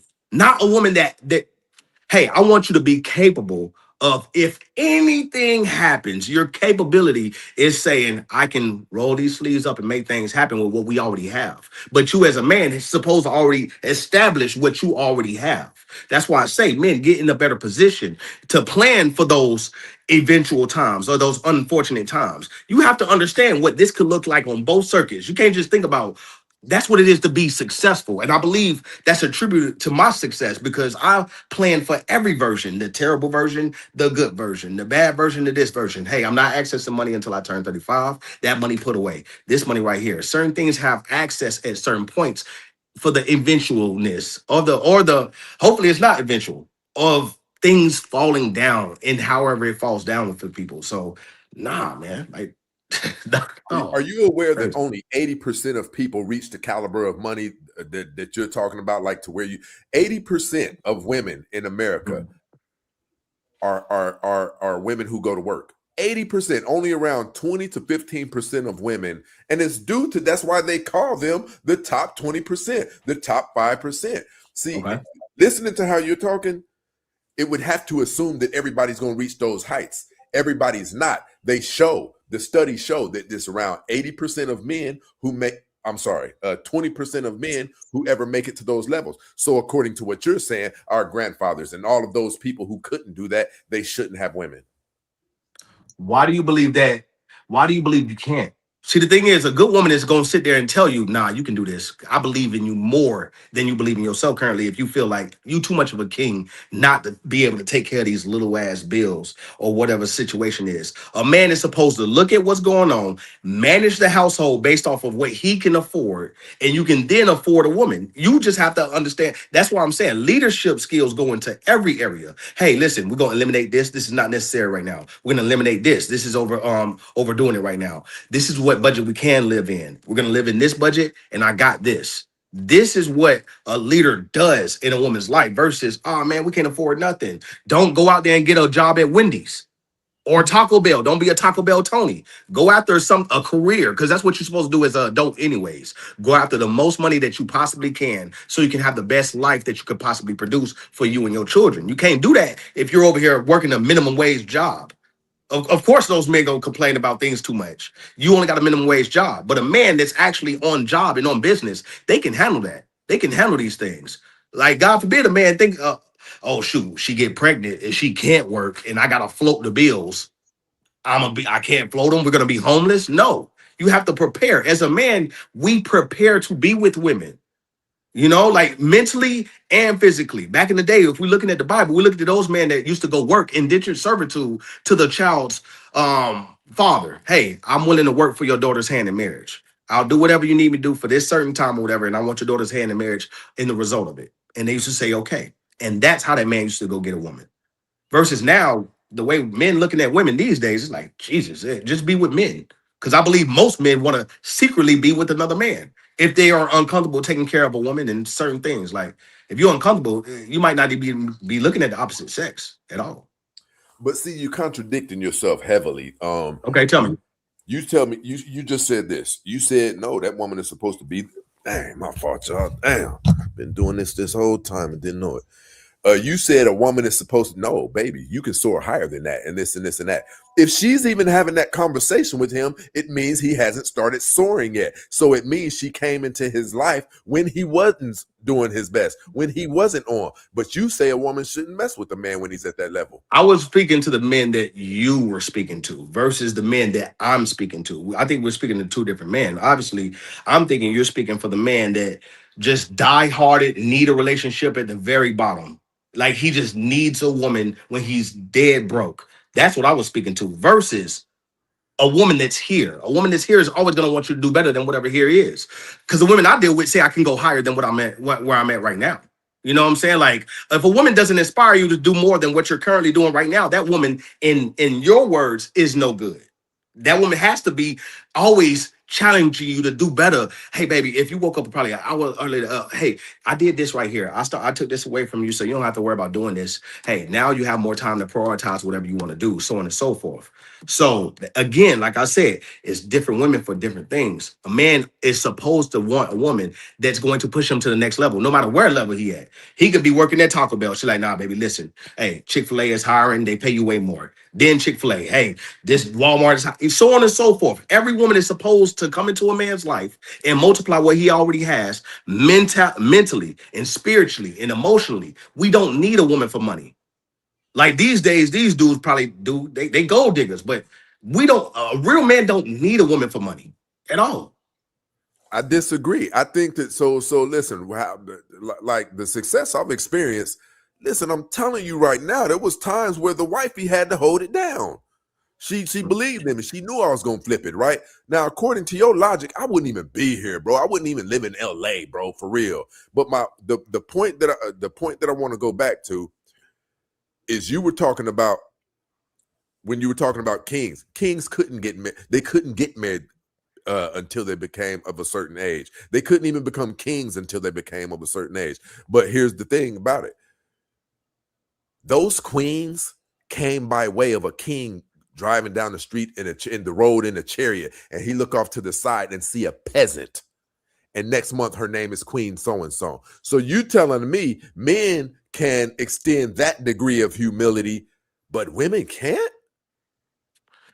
I wouldn't advise no woman to do that. For one, I got daughters. I have 2 daughters. There's no way possible I'm finna advise them, hey, go deal with the worst of the worst, go deal with the brokest of the broke. Because guess what? That's not even safe. Any man that will advise his daughter to get with anybody, no matter what their financial situation with, is absolutely out of their mind and crazy. Because for one, you'll tell your baby girl that somebody who you have built and invested in and all these things, you will tell her, hey, go deal with the guy that has nothing to lose. That's when we're looking at physical abuse. That's when we're looking at robbery of family wealth. That's when we're looking at so many different things, because he has essentially nothing to lose. He'll put his hands on her. He'll go to jail. He might even hurt her fatally because he has nothing. We done seen this happen time and time again because that young man had nothing to lose in the beginning. I would never allow her, or even, you know what I'm saying, like advice or allow, hey, yeah, go ahead and deal with him. He may be going somewhere in the future. We don't go off of potential, but you got to have something going on for already in your, what are you doing right now? My daughter's 16. She is not dating right now. She's not allowed to date right now. And she's okay with that because she knows for a fact we're building her future. You know, she's sitting back and being a good little girl in here, taking care of her little brother and sisters, cooking around the house, preparing to be an actual woman for an actual man. You know what I'm saying? And anytime I see potential out of a man, and if he's not all of, he has to work for me. If you want to talk to my daughter, you have to come work for me. I'm going to make sure you're good, but I'm going to test your character at the same time. Like, nah, men need to be definitely involved in who this person deal with. And that goes into women. So I would never give advice that I wouldn't give my daughters. So I wouldn't say, hey, deal with a broke man. No, that's me telling my daughter, because she listens to my content heavily. Hey, you go deal with the broke man. Because if I told these women that, I'm telling you the same thing. No, a man is supposed to have something to lose. That keeps us in check. That makes sure that our egos never get too big. Because we've seen what happened when men's egos got too big. Hence Diddy. We've seen certain things. When you got too much power and you feel so untouchable, you want to then abuse your power. You know what I'm saying? You want to abuse certain things. Versus sitting over there now. Baby. Yeah. What's going on, Fatty? He said untouchable, and the clock hit another 30 minutes, so we have to go to the super chat. Buckle up, everyone. It's time for some super chats.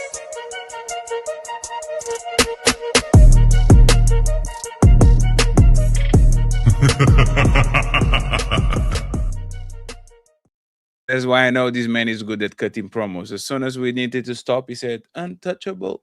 He thinks he's untouchable. The untouchable empire, baby.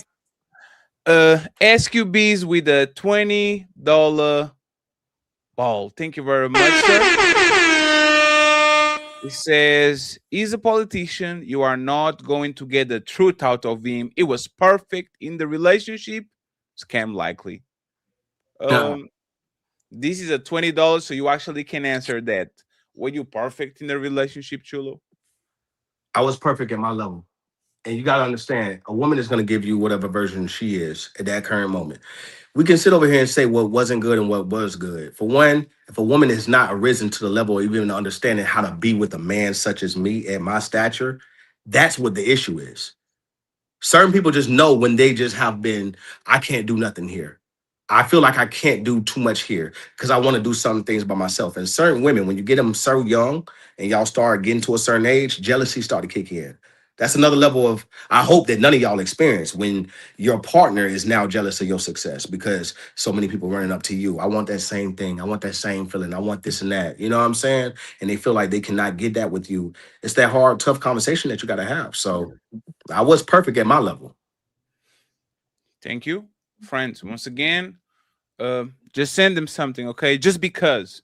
Make sure you support Ilkan, Ali, Mr. Papi Chulo, and the real Stacey Prince. They're giving us an awesome show. There's 450 people watching in all platforms. So once again, make sure that you support them and at least get them a dinner or a lunch. You treated the ladies very well last time. Show that y'all are not simps and that y'all value actually real men with real content and real words, okay? Show us that it's not just for the ladies y'all tricking. Now, once again, I'll remind you, at the end of the clock, we are going to make sure to open the panel if y'all want to challenge them, okay? So be ready, be on camera. So I'll give you 10 minutes to challenge Prince or Mr. Papi Chulo. For now, they're doing great, so make sure you follow Papi Chulo on IG. He says he's coming to YouTube, so we are here to welcome in. So I appreciate y'all once again for supporting the Untouchable Friends and, of course, the real Stacey Prince already on YouTube. So make sure you subscribe to his page, okay? Again, F Smoke, the link is going to be done. The link is going to be dropped, and we're going to allow you by the end of the clock.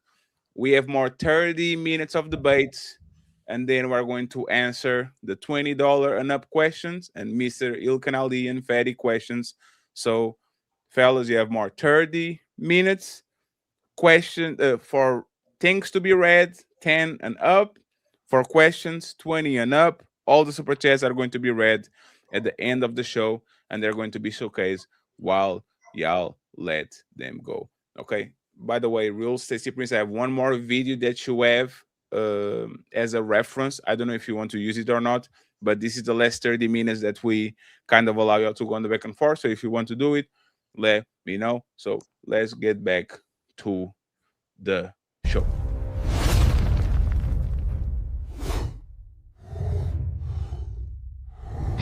It's time to do.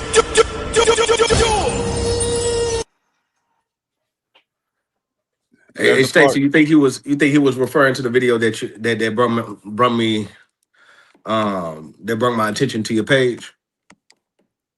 I don't even know. The video that I have is you giving advice to your daughter, how to y'all kind of touch that issue, but I don't know if y'all actually handle it. Yeah. Do you? Yeah, you can show it right after. I got one more point. You can show that. Yes, video. sir. Yes, sir. Go ahead. You got it. I think he got a call. You just no, we good, bro. We good. Okay, he's listening. So my thing is this. Are you the type of brother who, okay, you familiar with the concept of don't reinvent the wheel? Like they've already built wheels on cars and they work just fine for us. So it's foolish for somebody to try to go build square wheels, right? Are you the type of person who, if you see something working, you're not going to try to, you know what I mean, build square wheels? You see it working, you'll rock with it. A recipe, whatever, life recipe. And what way? Just life in general, like at work. When you get I'm a creature of habit. So you know what I'm saying. If something is working for me, I'm gonna just continue to do the same thing.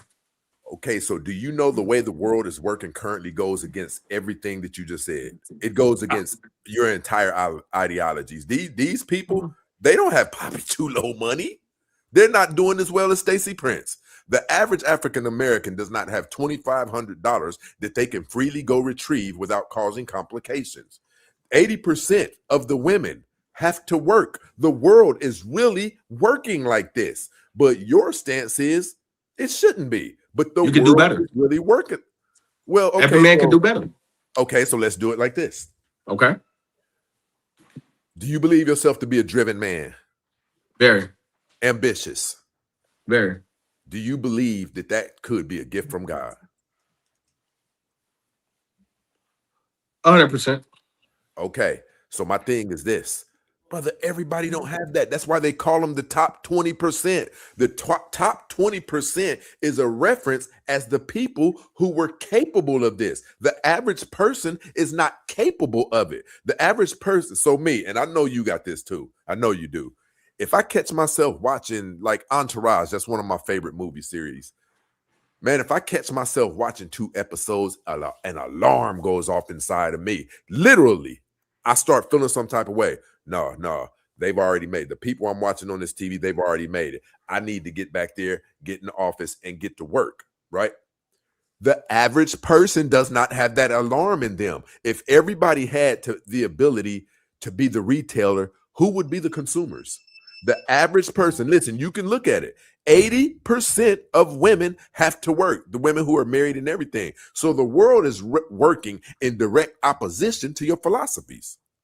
And that's because they want to, not because they have to. And I truly believe that. Some of us are so smart that we're slow for real because we don't understand. We use too much logic, right? Because somebody who's logical will listen to you and say, well, I might as well stay at the job because I can't be rich. He just said it. Everybody can't do it. And I might be one of those people that can't do it. You can do any and everything that you want to do in this life. I went from Section 8 to starting my own business, went broke 3 times behind starting my own business because I had lack of information. But when I got it right the 4th time, boom, first $1 million in the first 5 months, $3 million my first year in business, $10 million my second year in business. This came from $300 investment. This wasn't like I was special, nothing different. When I say God-given talent, that was the talent to stay consistent. That's it. Everything else was literally off the muscle, and the world helped. We live in the best time in the United States right now when everybody says we don't. No.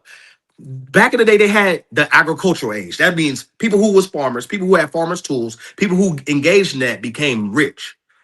And then everybody else who didn't, they was whatever they was. And then we had the industrial age when everybody was dealing with steel and, trading steel and working in steel. Things were very prosperous for those folks. Now we have the internet age. This is when the internet is literally at its height right now. Any and everybody we've seen it. People that don't look like they're supposed to be rich is rich now. People who don't look like they're supposed to go viral went viral, and now they have a certain hustle in there that's providing a very beautiful life for them. Any and everybody can do this. I created over 150 millionaires. Some of those dudes were selling crack. Some of those dudes are in jail. They're rich in jail right now. Thousands of people been able to quit their 9 to 5 with me and because of me. So I would never sit here and think that, oh, he can't do it. He can't do it. I done seen crackheads turn their life around and make this happen. I will be the last person that would look at a man and say, you can't do what I do. Nah. There's nothing that special about me where you can't do what I do. You can come out here and do exactly what I do and then become the top, whatever percent is. Because that number is pretty low if you ask me. In the United States, what, 300,000-400,000 to be rich? That's low as hell for real. So what do you see out of that? If that number is so low, so look at it like this. Do you agree that white, black, Latino, Asian, do you agree that there are some amazing families in those communities, amazing families, and then they produced amazing children? Do you agree that that exists? I do. According to you, it shouldn't.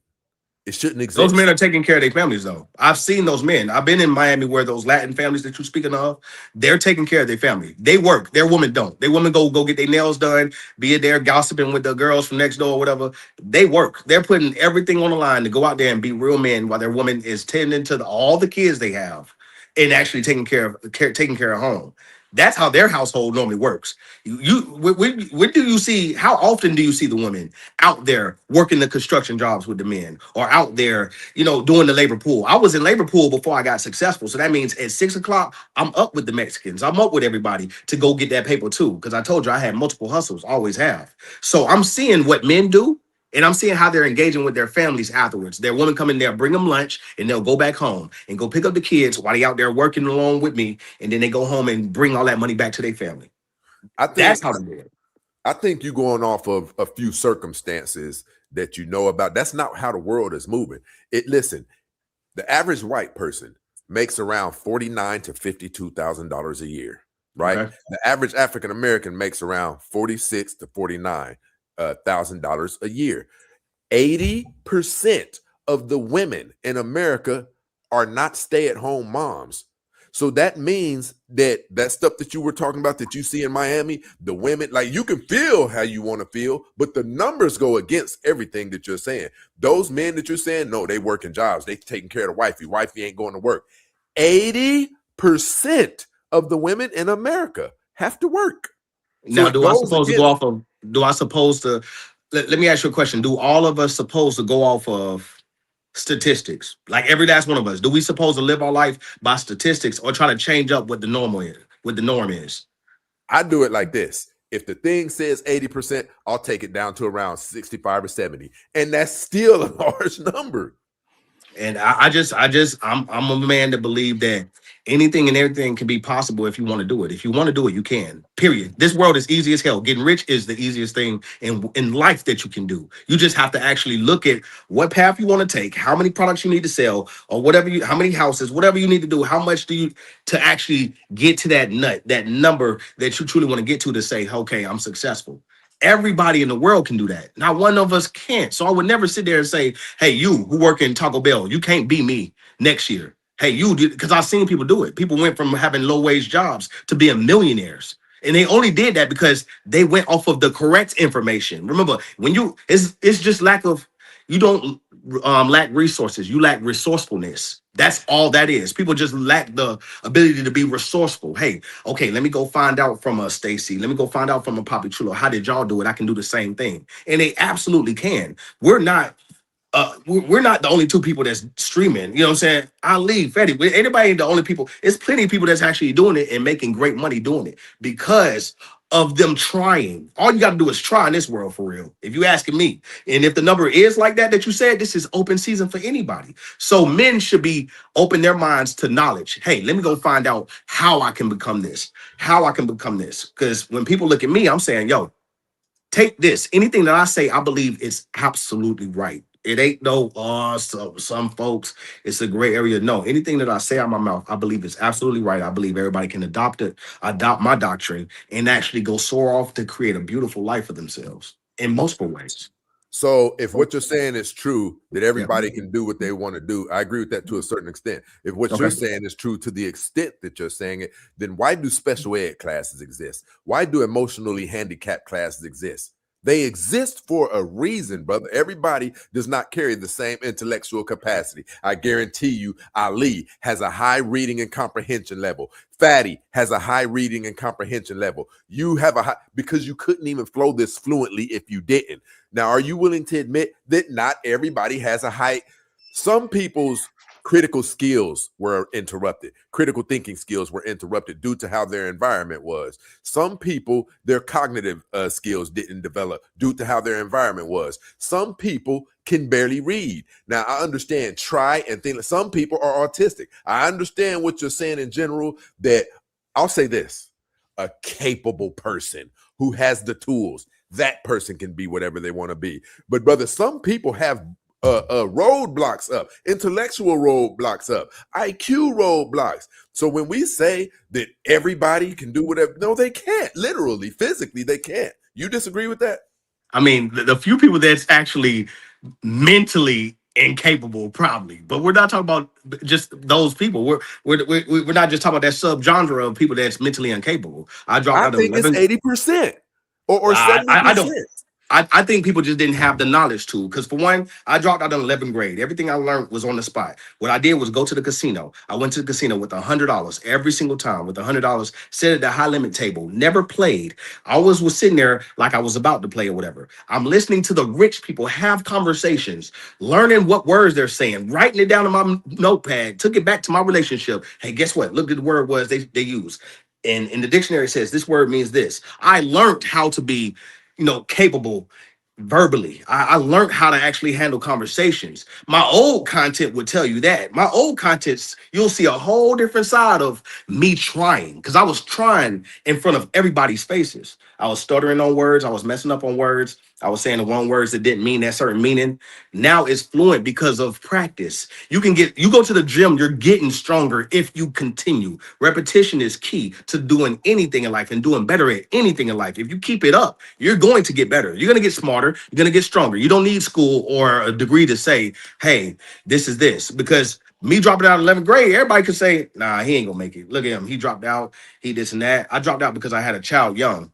That doesn't stop me from wanting more in life. So what I did was go acquire more in life. Nowadays, you can learn more on YouTube than you can in school anyways. You can go learn more just talking to an individual who has extensive vocabulary and vernacular about itself to then learn how to have the same as well. You do not need certain things. So that 80% number, I think that's rubbish. I think that's rubbish. I think people just don't have the knowledge, the direct knowledge. Until they meet until they meet somebody else or some other people, they don't have the direct knowledge to change their life. But I put my content out there so big because I want people to know this is how you do it.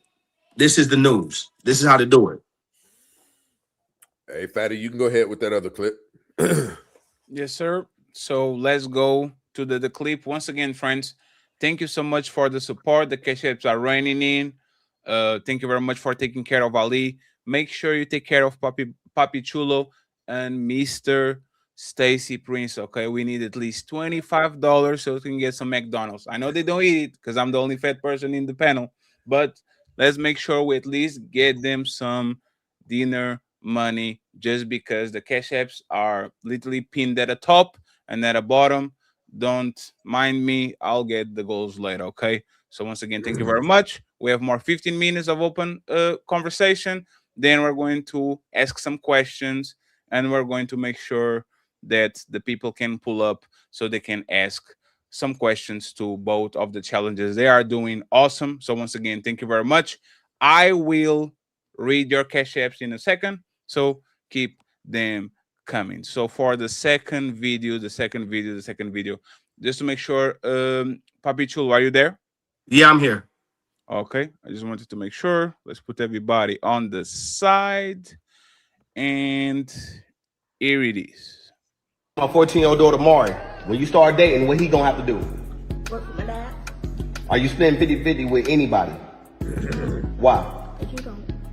Come on, see, common sense for her. Y'all gotta understand, the reason why I be so stern on paying 100% of everything, because I have two beautiful baby girls, all right? I got a 14-year-old and I got a 2-year-old. And guess what? They ain't finna be dealing with that bullshit that most women gotta deal with in today's time. They not finna be out here struggling, you know, trying to figure out how they gonna eat their next meal because they dealt with the wrong man. No, you gonna have to pay 100% for everything, all right? I'm raising them the same way that they see their dad doing. I've been paying all the bills since day one.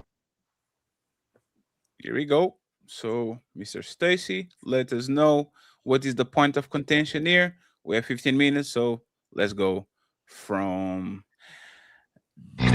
It's time to duel. Okay, so on this clip right here, you're telling us that you've already groomed your daughter not to pay 50-50 to feel some type I can't of way. hear y'all. Just refresh. Me? Yes. Oh, can you read Stacy? Mic check. No, I can't. Just refresh is going to be okay. Okay. And we make a little bit of a commercial break. Once again, thank you very much, Wanda. Thank you so much, Theo. We appreciate you. And thank you very much, Mr. Platform Indie. Thank you very much. The creator. I appreciate you. Thank you so much, sir. Thank you. And thank you very much to Joe too. Can you hear me now? Yeah, I can hear you. I heard you perfectly. Go ahead, Mr. Stacy. This clip right here was kind of interesting to me. I definitely get grooming our children. I get all of that self-esteem, expectations, and things like that. Yeah.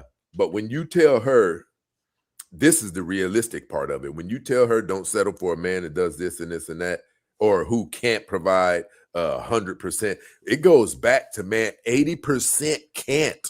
She's going to have to know select, but I'm not even going to push in that direction yet. What you groomed her for,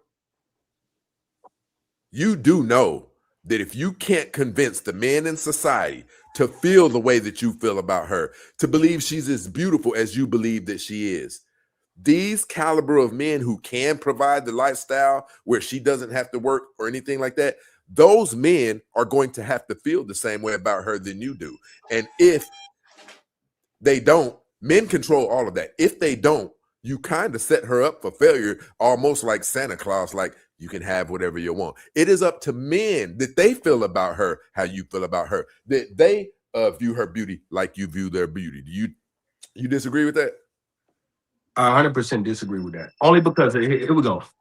I always tell people the world is bigger than whatever people think, right? Because the same as we can see all this poverty outside, people struggling, people broke and all this. No, on the other side of the world, nobody is struggling. People are on yachts every Sunday. Their families live in multi-million-dollar mansions and everything. It's all about your environment that plays a role on how you see life, on the role on how you see your environment. Because everybody can say, now this world messed up. That's because you're looking at and viewing the messed up versions of the world. I'm not around those type of people. I'm around people that got good morals, good energy. That means their father taking care of everything. I only choose certain areas to live in based off of what men are doing in those areas. And you can find that out from a great real estate agent to know and be in everybody's business to say, okay, this is stay-at-home mom here, and that means their kids are literally growing up and learning the same thing from their fathers as well. So I put my children in certain environments so they can thrive. Because guess what? If you're looking at relationships, most of the time it's going to be whoever in their environment, right? A woman gets a Pookie because they live in the projects as well. So a Pookie is there in the projects. You know what I'm saying? And he will infiltrate your daughter and then get inside her mindset. But I don't stay around any Pookies. I stay around people that already got, you know what I'm saying, like trust funds and things like that saved up or whatever. So now if they're seeing their parents' lifestyle, I ain't gonna say 9 times out of 10, but 7 times out of 10, they want to fall in the same position as their fathers. So if they see, okay, good. Oh man, listen, dad take care of mom. I want to be able to do the same thing for my woman. I want to be able to go out there and provide a certain lifestyle too. And plus, they're almost pre-set up. Kings and queens. I keep going back to it because we're looking at the most successful age in history. And you will see another family, hey, my son is eligible. My daughter is this and that. And they will literally set up play dates, right? In today's time, where kids can get to know each other and be friends and be cool. And then things pop off. Boom, boom, boom. There we go. Just like Eddie Murphy, and you got Martin Lawrence or somebody. I forgot whose son and whose daughter together with them. And now, you know what I'm saying? Like, that's a successful family overall. That's 2 people that has something to lose. And that means they have everything to gain in that situation. So now if they get with each other, they get with each other based off of their environment, the proximity. You know what I'm saying? And now she's not gonna have to worry about that. She ain't gonna have to worry about going to the hood and go find the Pookie or whatever the case is, because she generally understands life at 16 already. She understands, hey, people want things from us. I can't go over there because people might try to take my dad's car, take my car, do this and that. She understands life because I give my kids a healthy dose of realism mixed in with my ideology, right? Because I already know my opinion may not be the biggest yet, but it is becoming that. Like, y'all might see the few brokies that's in my comments complaining about how to take care of women, but it's a slew of men that agree with me. Majority of all the successful ones is as well. Like, all they DMing me, bro. Keep preaching. I'm teaching my daughter the same thing. Or I just gave this woman like, they're agreeing with me. So the men that's actually understanding, hey, it's okay to speak your mind. You can speak your mind. You know what I'm saying? It's fine. Like, and that's what they're doing. They're speaking their mind now. From a father's perspective and from a man's perspective, a man who has dealt with women, and you know what you have expected from those women. You know what you've thought about each of those women. You know what all of your intentions were about those women. So if you're teaching your daughter to expect all of these things from men, what are you teaching her that she has to reciprocate? Have you taught her how to be the things that encourage that type of men to pay all of her bills? And if you was listening earlier what I said, she cooks. She takes care of her little brother and sister already. So the cleanliness, I ain't never got to worry about that. You know what I'm saying? She cleans up her bathroom. Her bathroom looks immaculate. She cleans up our bathroom. She cleans up the house. She does these things because she wants to already. So she already has a certain level of nurturing, catering, and understanding, right? I'm working on a couple areas with her before I send her out there. I'm not one of those parents that'll kick your kid out at 18. She can stay with me for as long as she wants until she understands herself and understands how to deal with outside.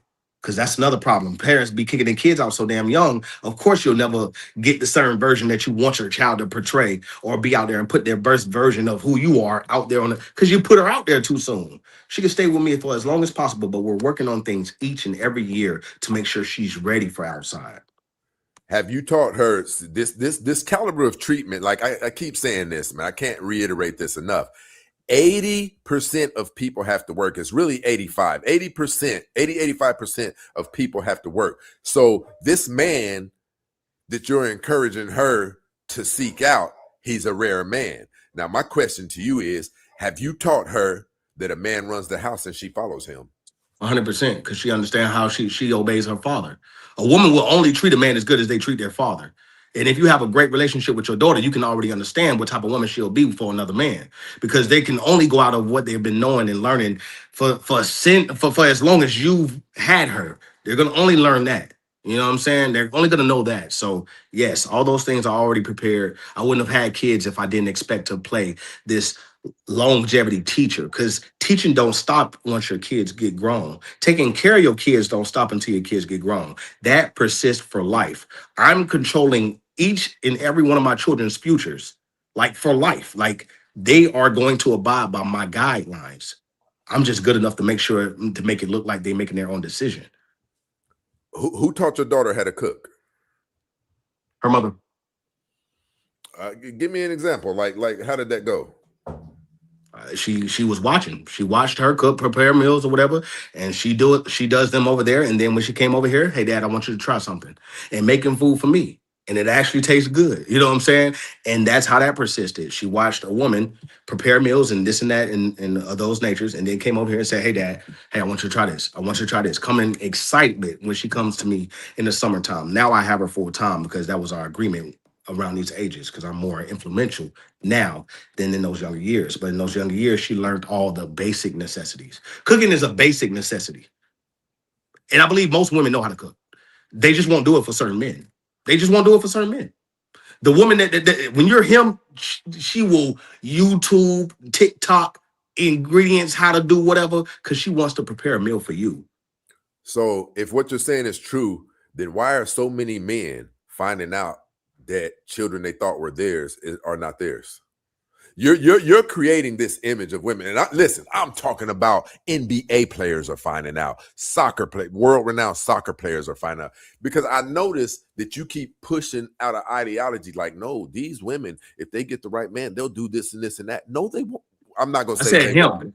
I said him. I'm not talking about men that's just, remember him, you have to have more characteristics than just having money.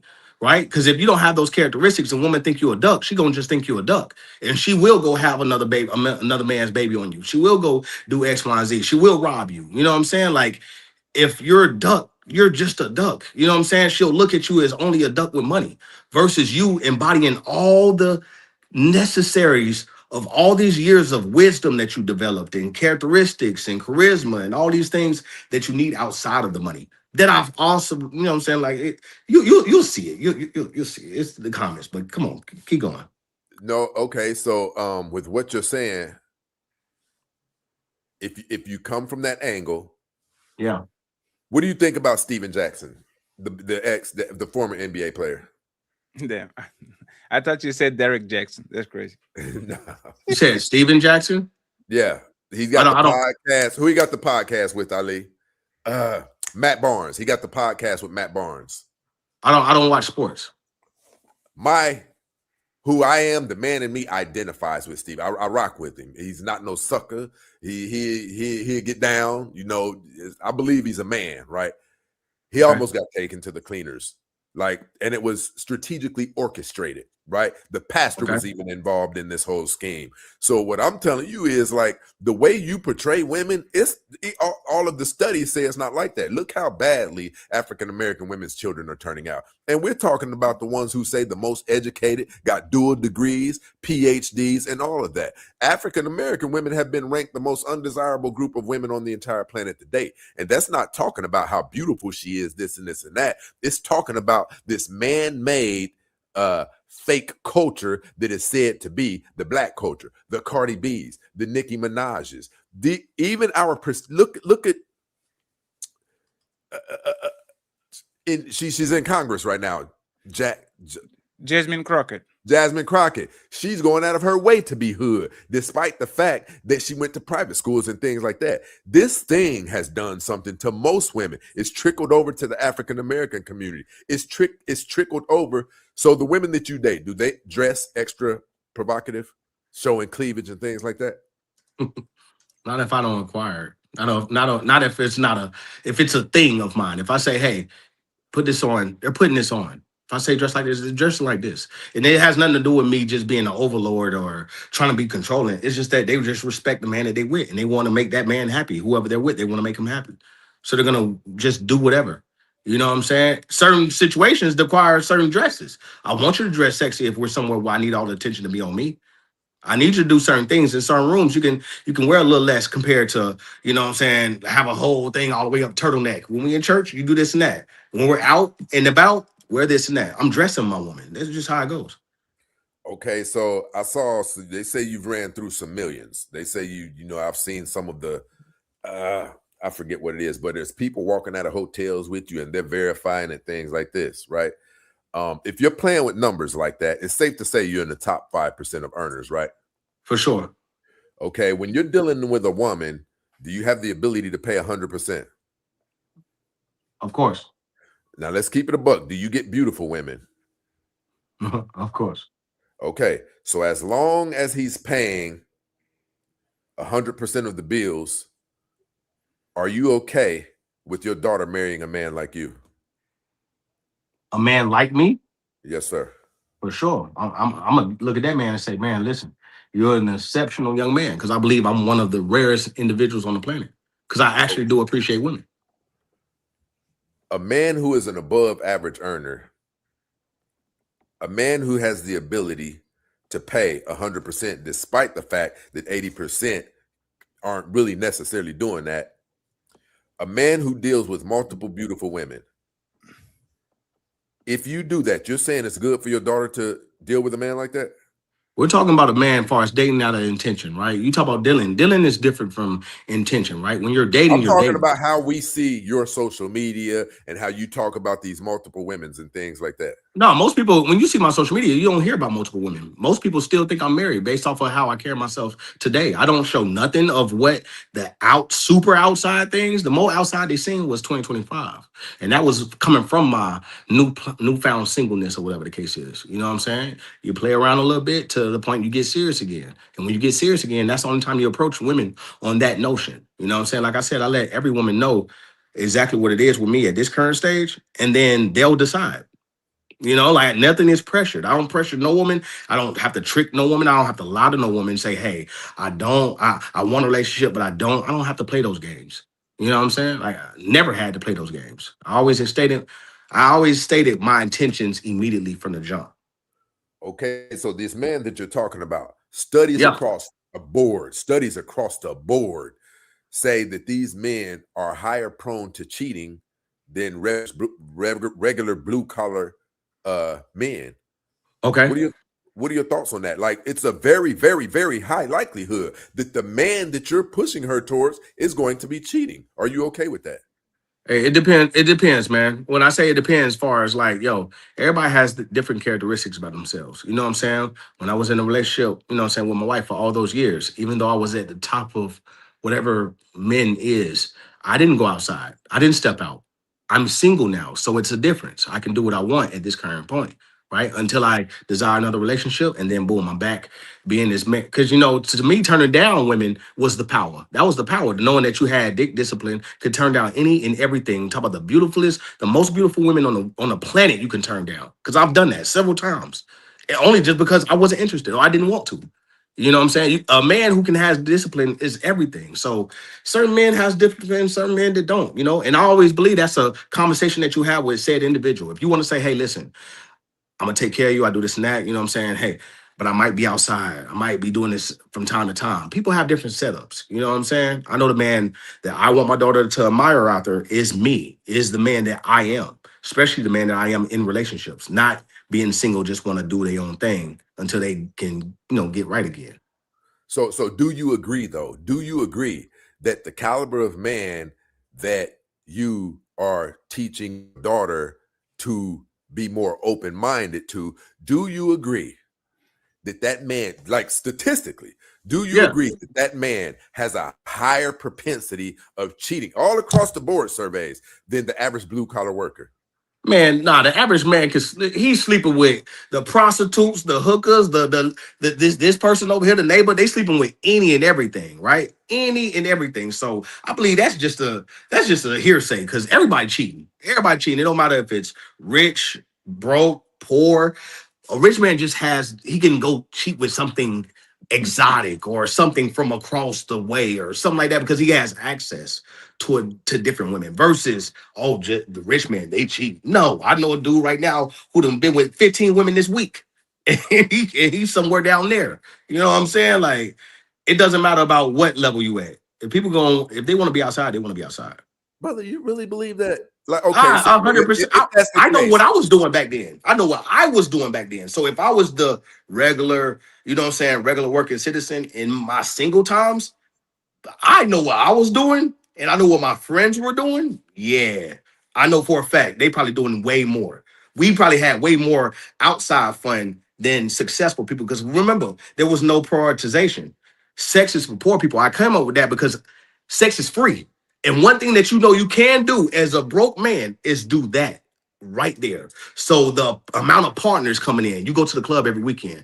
Certain successful people can't do that. You know what I'm saying? Because they have to prioritize their craft. But a broke man has nothing but time to go out there and chase women every single day. Go to this place because they know women gonna be there. Go here. So yeah, they sleeping with way more women than it is a successful man. Way more because a man who's successful has to prioritize success. Right? Or they won't be no longer deemed successful. So they have to focus at some point in time. A broke man don't. He can go to work, come home, go to the club. And it's something open every single day in certain areas. So nah, man, I definitely don't believe that. Because I know how I was back then. Okay, how can you believe that when 30 to 35% of men ages, I think it is 25 to 30 something, are virgins? You said what? Virgins. But listen, check this out. Hold on, check this out. That's crazy. 40% men, I forget the exact age, 40% of men in America have completely pulled back away from even approaching women. So what you're saying can't be true. Everybody's not crazy. The majority of people don't listen. So I know you probably do too. People pay me for one-on-ones. Yeah. You know the number one question that men come ask me, Stacy, how are you so confident like in talking to women? And I'm shocked at how many people are doing this. Everybody, see, I've noticed that often what you do is you say, I know, or me. You're an exception to the rule. You're an exceptional man. Everybody's not moving like that. Just because you got gift of gab with women or confidence, everybody does not have that. That's why, listen, the average man does not come into his financial intellect until between the ages of 40 and 60. We lag behind as it pertains to maturity. And this goes back to the point, I'm not going to go back there, but this goes back to the point when you were talking about men taking care of the women and things like that. We don't even typically come into our financial success until between the ages of 40 and 60. But what I'm saying right now is, if you don't believe that okay, let me say it better than that. That the way the man that you're grooming your daughter for, if you don't believe that they cheat more than regular people, look at what they were doing on Epstein Island. Look at what Puffy was doing. We're talking about dozens on top of dozens. And those are the ones that we're being told about.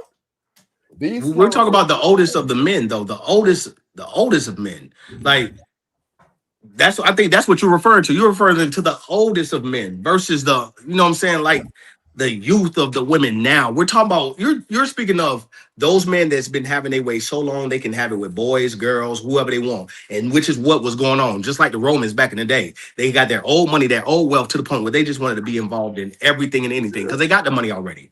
Versus that standpoint of what you're taking right now. And for one, you don't have to be rich to take care of a woman, because I was doing it with a job. I just knew how to lead. Hey, this is what our bills is. This is what we're going to be able to do, and this is what we can't do. If you know how to lead, you can take care of a woman off of any bills. Because I'm pretty sure it's men in here right now that will state the same thing. I take care of my girl, and I work a regular job. Because they understand how the world works. They understand their bills. They understand their capabilities at that current moment, and they stay within that realm for however long until they get out of that realm. So you don't have to be successful to take care of women. You don't have to be, rich and all this. You don't have to be. You don't have to be. So why are 80% of the women in America working? Again, you're speaking. I guess this is what it is with us, right?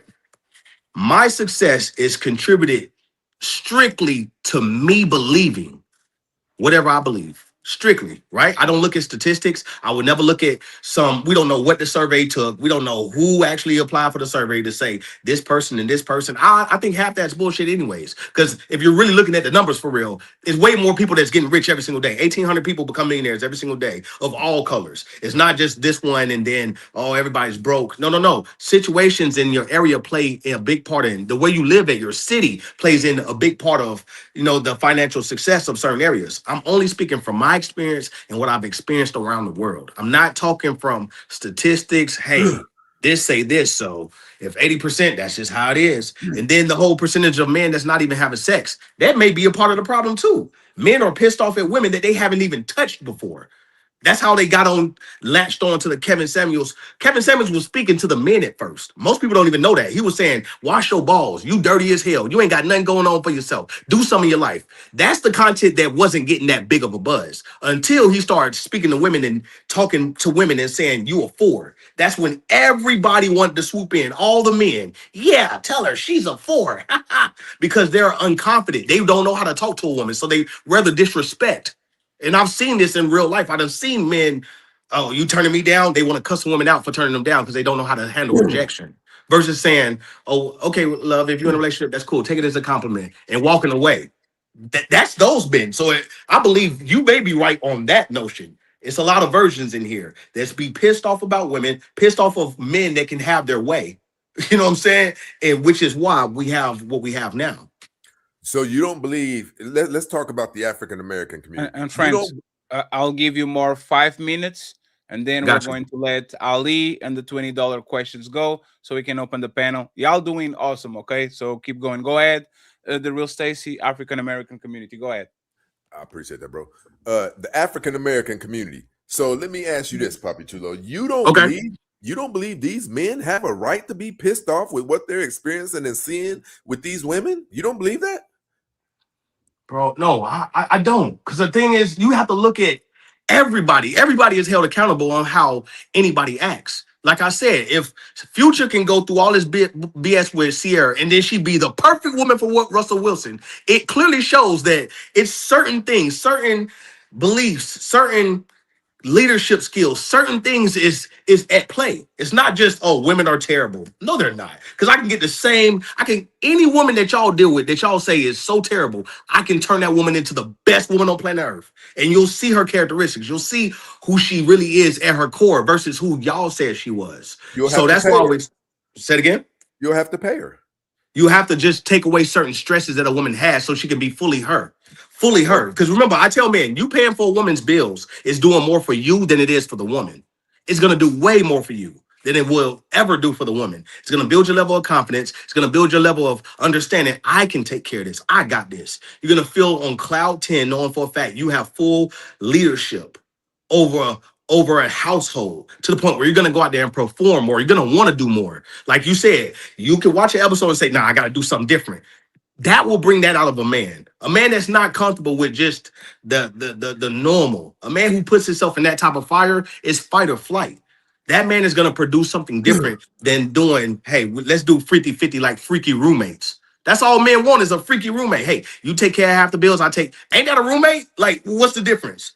What's the difference between where we're at? We've been living in a dual income society for the last 50 years. That's just where we're at. And then not because people want to, though. And not because people have to. It's because they want to. They want to do that. Because I didn't want to do that, so I didn't. I know a lot of men, thousands of men that didn't want to do that. They didn't want to do that, so they didn't. Like, hey, I'm going to take care of the bills. I'm going to just provide on what I have.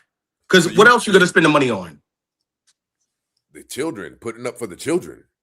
Man, most men's out here spending that money in the strip club. 50% of that money going towards something else, cars, clothes, other women, strip club. They're going to spend that 50% somewhere else. It ain't until 100% you put in 100% where you know for a fact, yo, okay, this is my family. This is this and that. You know what I'm saying? Like different situations, different folks. Okay. And I tell men to stay by themselves. You said if you build that protective shield around women, you will get more out of them than most men could? 100%. Okay, but see, you did that with your wife and she left you. Because she was still young-minded. Like I said, a woman who's insecure, who don't want to be in certain rooms with a Rihanna or a Kim K.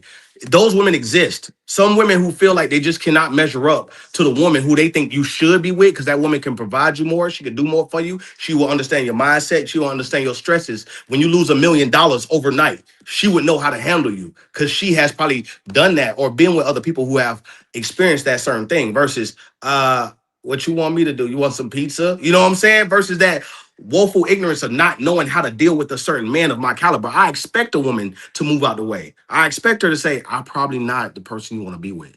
And I can disagree or agree. I agreed the last time. And then at that point, boom, separation caused. I'm doing my thing. I'm living my life. I'm not hurting. A man like me can only upgrade.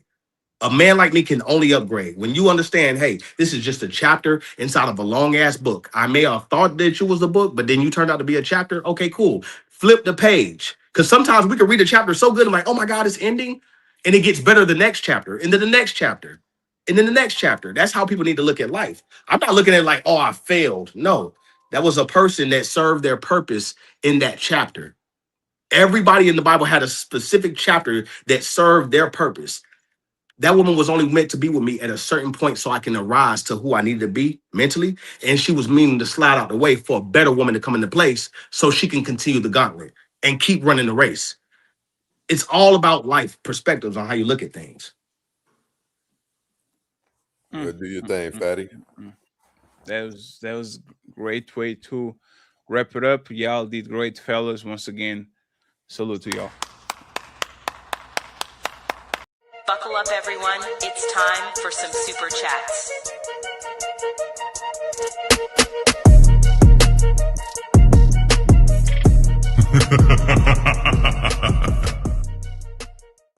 Friends, there's 500 people watching. Once again, thank you so much for all the love and support. Nobody see you. Come here. Mr. Stacy Prince and Mr. Papi Chulo.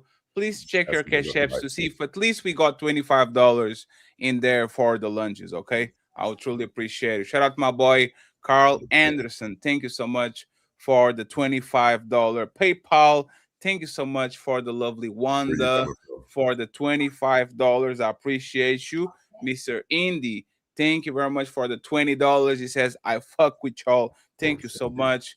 My boy Tio, of course, MVP and now the sponsor of the show. Thank you so much for the cash app. We have Wanda back again with the $15. So I appreciate y'all. My boy Michael, thank you so much, Michael. Sorry, my bad. We're going to leave it at that. Thank you very much, sir.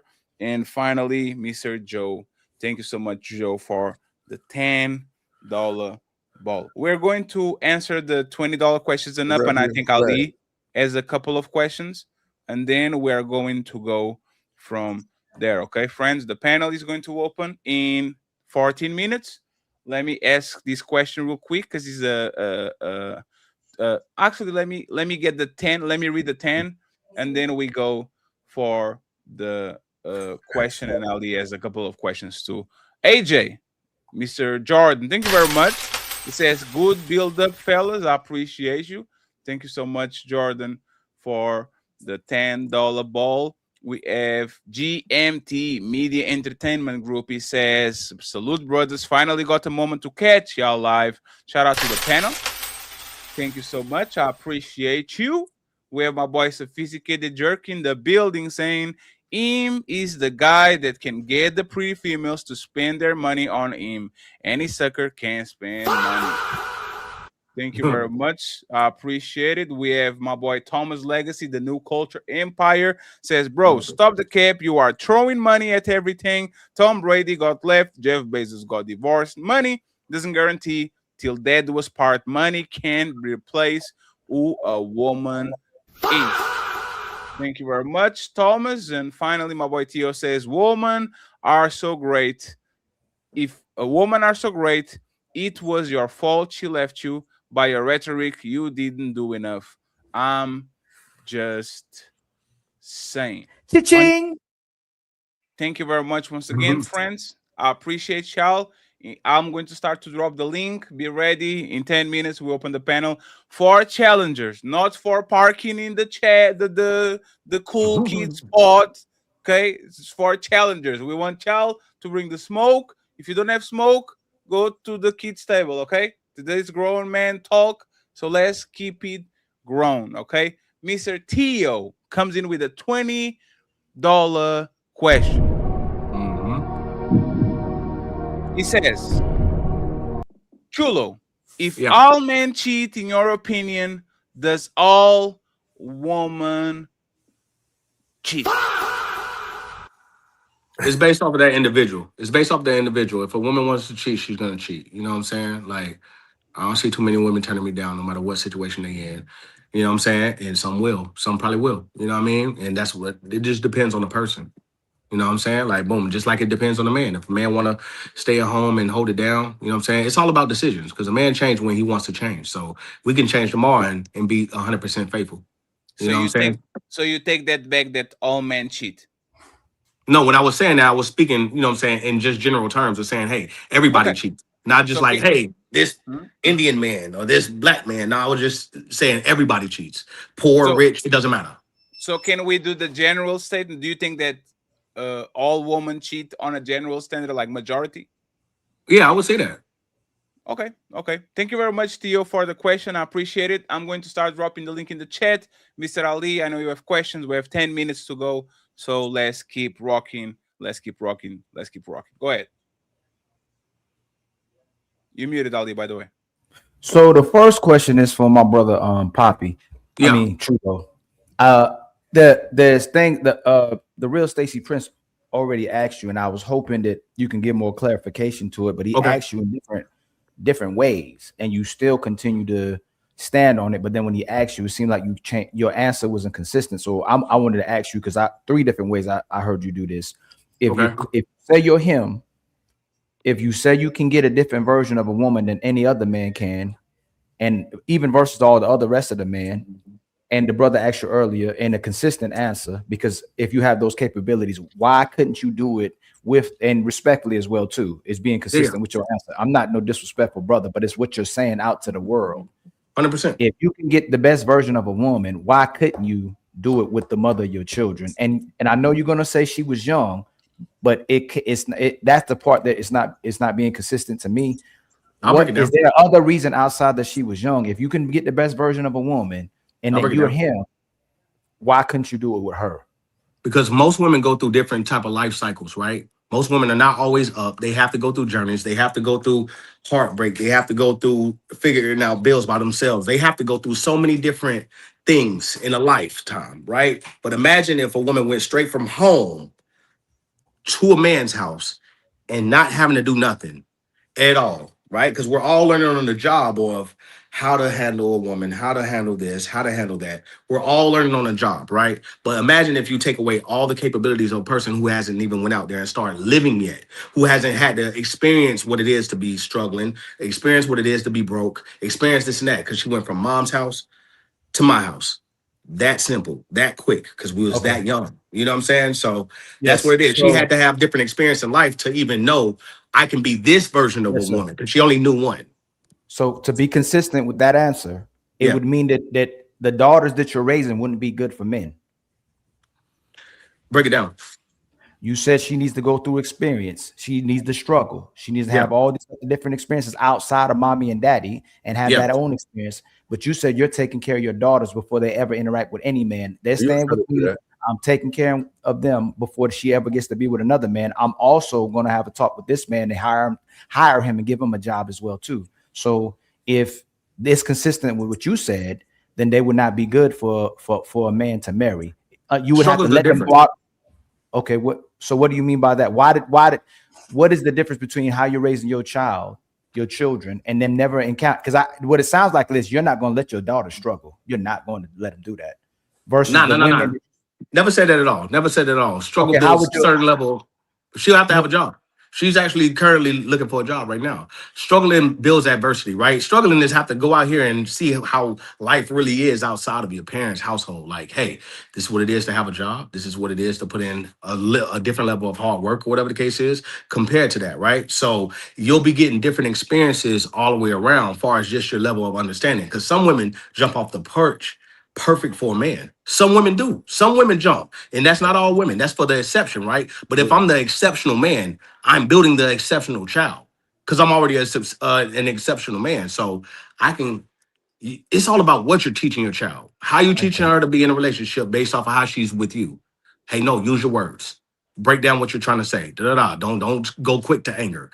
Talk to me. You know what I'm saying? Like how your relationship is with your child. And that's what it is about being successful. You have more time. Parents don't have time with their kids. They're working 9 to 5. And then when they come home, they want to spend time with whoever the wife is or whoever the husband is or whatever. And normally you only got like 1 or 2 hours with your children. I'm at home implementing so much into my children because I have time and time management to the point where I can build her to be whatever I think that is necessary for a man. Because I'm only building them for the exceptional man versus just any random nigga off the street. Okay. My brother Stacy Prince, my question for you. Like most of what you were saying, I followed a lot. I heard what you said as well too. But something I had to ask you. It sounds like you're a very edified brother. It sounds like you're an informed brother and researched and care about data. And you really care about logic as well too, which really relies heavily on a set of rules. The part that I was going to ask you is, if you do believe, I feel like you're a logical brother and believe in setting rules and data and your research, why is it that you don't believe in red pill? And you're from hearing what you said red pill is teaching don't mess with this and it has rules. Why don't you believe in red pill? From the red, can you hear me? Yes, sir. From like across the board, pretty much all of the shows that we are familiar with, Fresh and Fit, things like that. Well, I've actually done some research, some simulations and things like that. I went through, like, for 10 minutes, went through these people's followers list. Across the board, I'm lifestyle, relationships, success. That's what my show is about. In my personal opinion, red pill is angry men who couldn't do well with women. That's what I get out of that. I think there are a lot of guys who are mad because what you see in those chats, this is hatred. This is a type of anger that you see with Fresh and Fit. Men, they're calling 17-year-old girls bitchs, and I'm far removed away from that. So I could be wrong, but I believe that to be red pill. I don't subscribe to men calling women bitchs and stuff because they couldn't do well with women. I do believe this. I believe if you're experiencing difficulties with women, that's your fault as a man because I don't experience it. Facts. Okay. How tall are you, Stacy? Stacy, aren't you like a giant or something like that? Nah, man, I'm 6'3". No, just okay, but just 6'3". Just but that would mean that you would align with PAPI CHULO, because you were addressing him about men having problems with women is typically with the women being problematic, but you're saying that now that the men having problems with women is because they have problems with those women. It's not the women being problematic.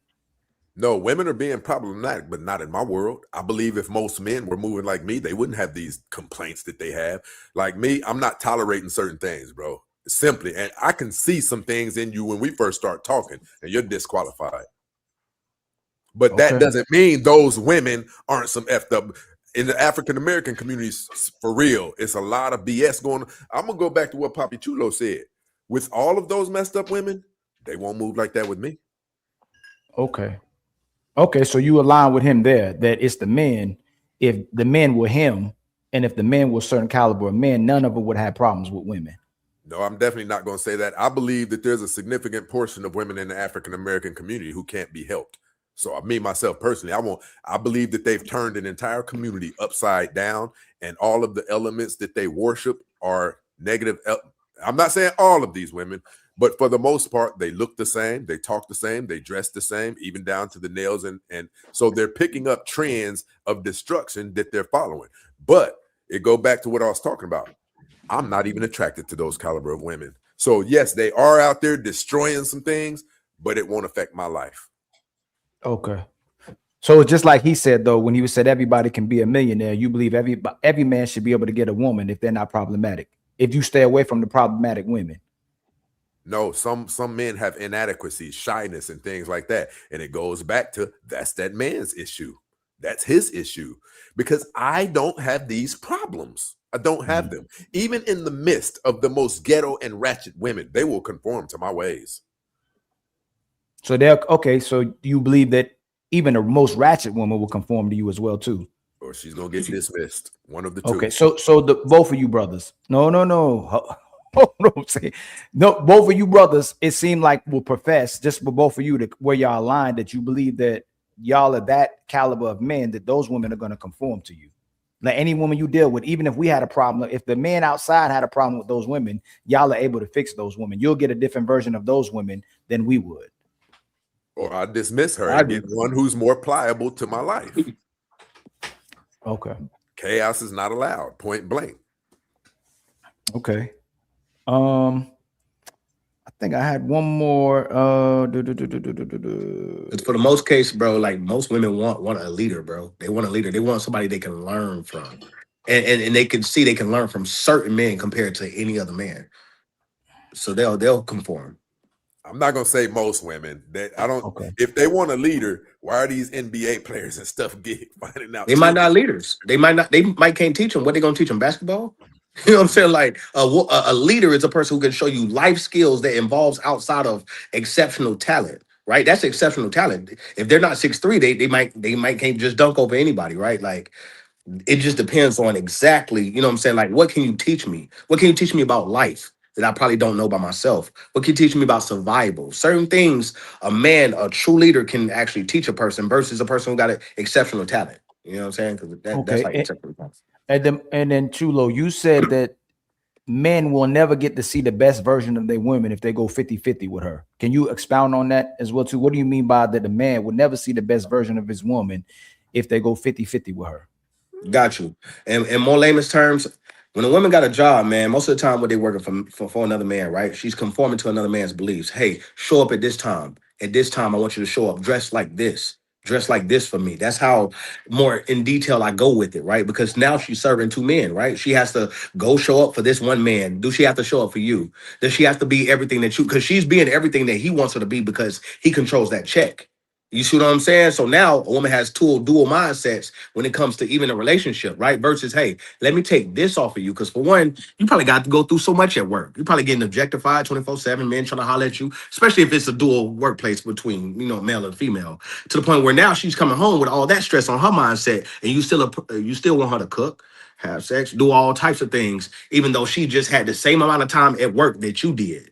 You know what I'm saying? We want a full woman. Please come home and be super feminine and be soft for me. But you may have had a hellish day outside, a super hellish day outside. But I want you to come in here and just act like none of that even happened. That's unfair. For one, that's super unfair. Versus if she's just at home, she got no time. She got all the time in the world to think about how to serve you when you get home, how to serve you, what to prepare that you love, you know what I'm saying, running your bath water or whatever. She ain't acting in the part of being tired because her time for rest was when you was gone, and when you're there, hey, it's all about you at that point. That's what I've experienced. You know what I'm saying? So that's what it is. Any more questions, Ali, until we open the panel? And for now, I'm good for now. So, gentlemen, you did excellent. Thank you very much once again for trusting us with the production and all this. I hope that for the people that are not familiar to us, we do this on a weekly basis. Okay, we have debate shows. Not trying to get in the middle, not trying to be on the video clip and all that. We let people do their thing, and we try to make them look as good as possible, friends. So, close panel. I'm going to open the panel for the challengers. If nobody pulls up, we are out of here because time is money, and we are not going to sit here just chit-chatting, okay? So for the challenges, be on camera. The bounties are on for the people that pull up, and so does the open panel. Let's have fun. The panel is now open. The wait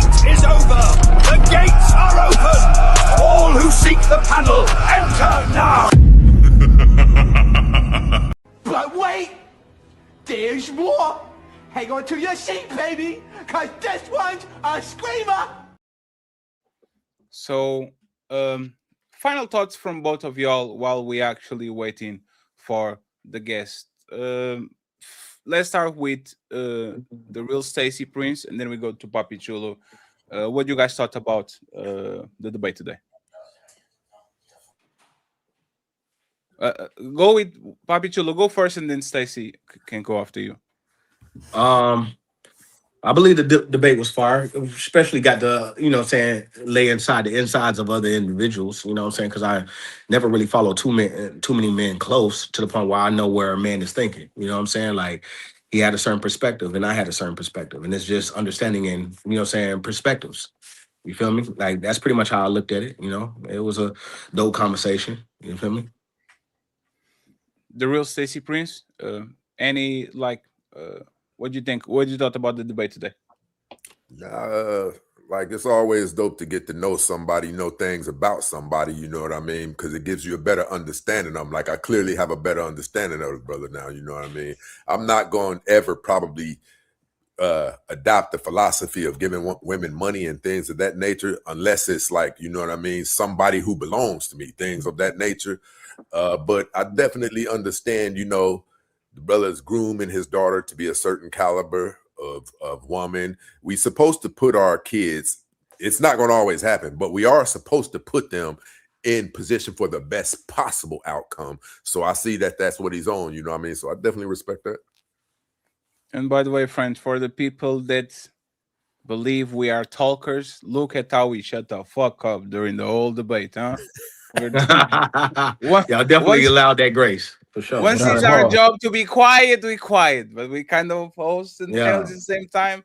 So we went from that. Ali, any what do you think about what we have today? By the way, thank you very much, brother. You want me to be honest? Ali was very kind because Ali could host this by himself. I know why he did it, because I have a debate show. So he went out of this way to pass me and to throw me the alley-oop.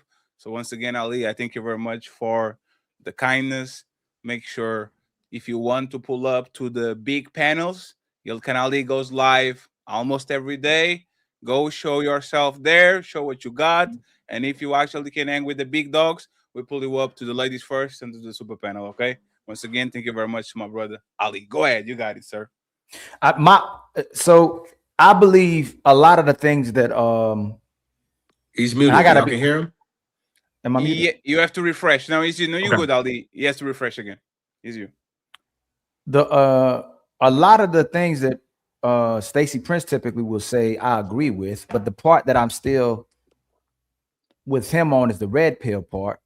But I don't see. It seemed like he had issues with Papi Chulo with the same things other men have issues with. When men perceive themselves to be him, when men believe they can buy a woman, when men feel like if they're elite, they can still keep their woman. But then at the end of the show, it seems like you kind of reverted back to his ideals as well too, where you feel like you don't got no problems with women, and then these men are complaining about having problems with women because they're inadequate, which my brother Papi Chulo says as well too.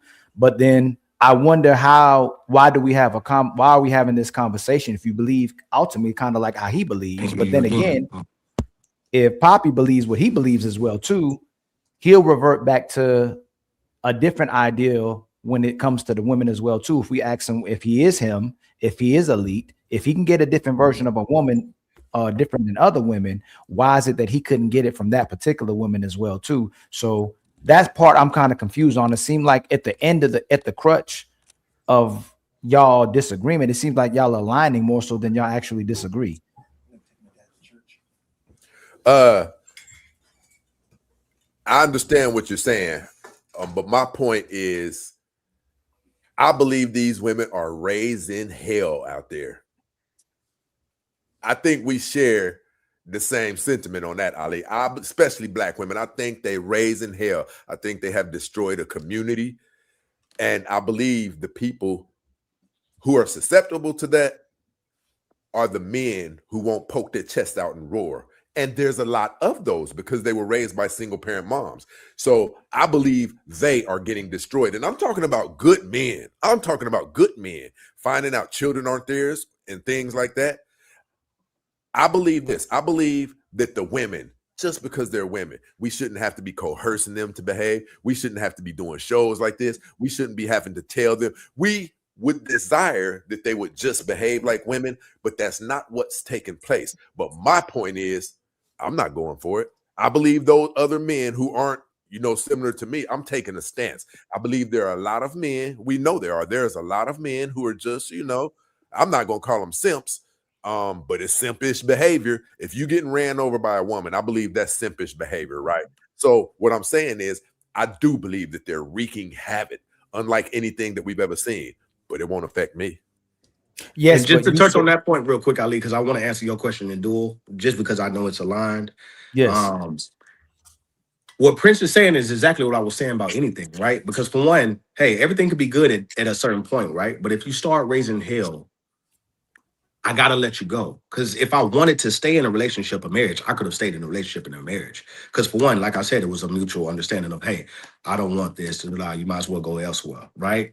So if it was a dual understanding, this is the reason why it didn't work out, because I'm not willing to sit there and take nothing out of so many years of peace, and you're gonna start doing this.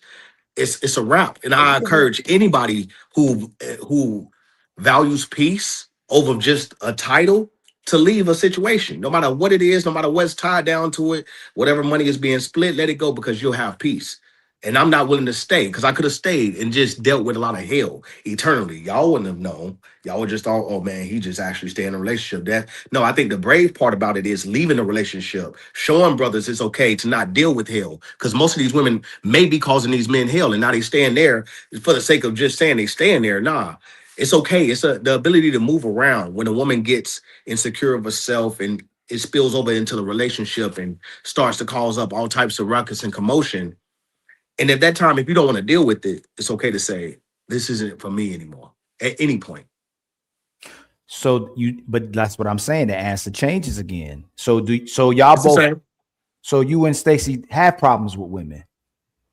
This was a young, I have to preface that by saying, hey, years of peacefulness. I wouldn't have married. I wouldn't have got on a knee if it was just hella hell the whole time. When insecurity kicks in, because we go into a different level that you have never experienced before, you're going to act a certain way. A certain level will bring out a certain version of whoever that man is will bring out a certain level of that woman. If a woman feels very insecure, she's going to act out in different ways, trying to make it seem like it's your fault when they know for a fact they feel inadequate next to another woman that may have your attraction.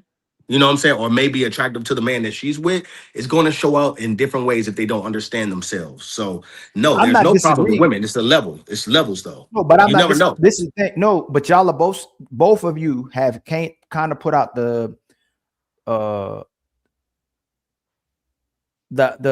fact it seems like that y'all are saying y'all both have the characteristics of him and y'all don't have problems with women. Yeah, but then when people ask you questions, just like Stacey, you was asking them questions as well too, and it comes out and go, hey, you had a problem with a woman, and I'm sure Stacey, have you had a problem with a woman before? In life, yeah, but not on a consistent pattern in my life. Yeah, yes, but if you didn't have do y'all brothers was Papi? You said you don't date, you're intentional, so you date to marry, correct? Correct. That's what you said, and Stacey. I'm sure are you still a brother that dates to marry? Are you still a marriage-minded brother, or are you no longer a marriage-minded brother? Yeah, I'm marriage-minded, you know what I mean? But I feel like you got to date in order to even, you know what I mean, right?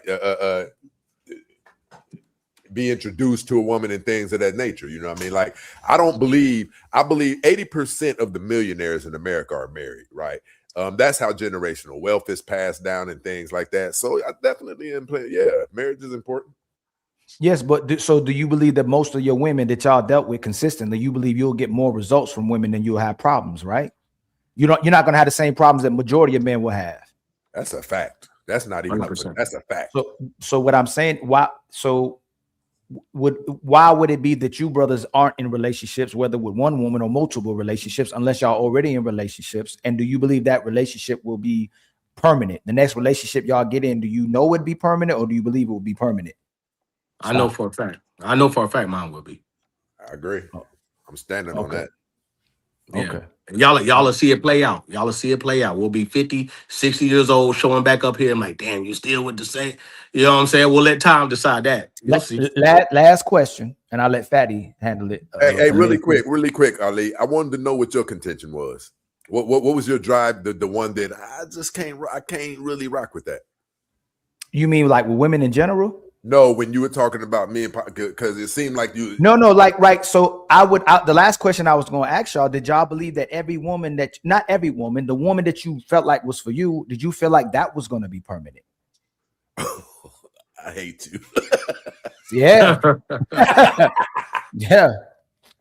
Well, we'd be into it right now if we was in person.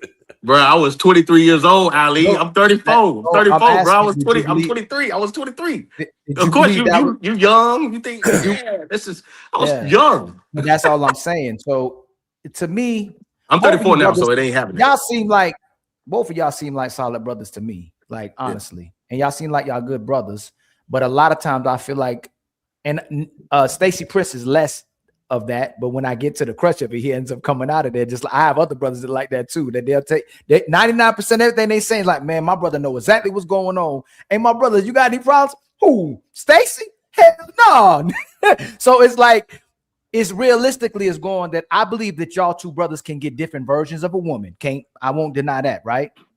And I believe that y'all can get different calibers of women based on what other brothers go through as well too. But I believe even in your positions, even let's say y'all are elite brothers, most men are still going to go through certain phases with women at the end of the light, at the end of the tunnel. So where a man might not get can get certain responses from women, I believe y'all can get those responses from women, but for most women, it will still be temporary. It's majority will never be solidified. They'll ride the wave because you Papi, they'll ride the wave because you Stacy, but at a certain place, they always get off that boat.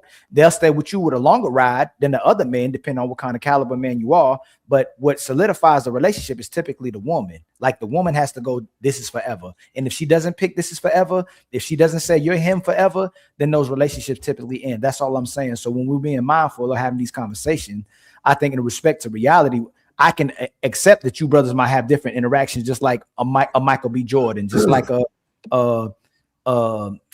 Michael Jordan, a Shaq, elite men, right, in this world. But a lot of those brothers' rise typically end as well too. They still will end up in certain positions with today's women and today's market of women. That's all I'm saying. So to go as far as say, I think I get different versions of women too, and I'm sure my brother Fatty as well too. But at the end of the day, a lot of times for a lot of women, that's not good enough in today's market.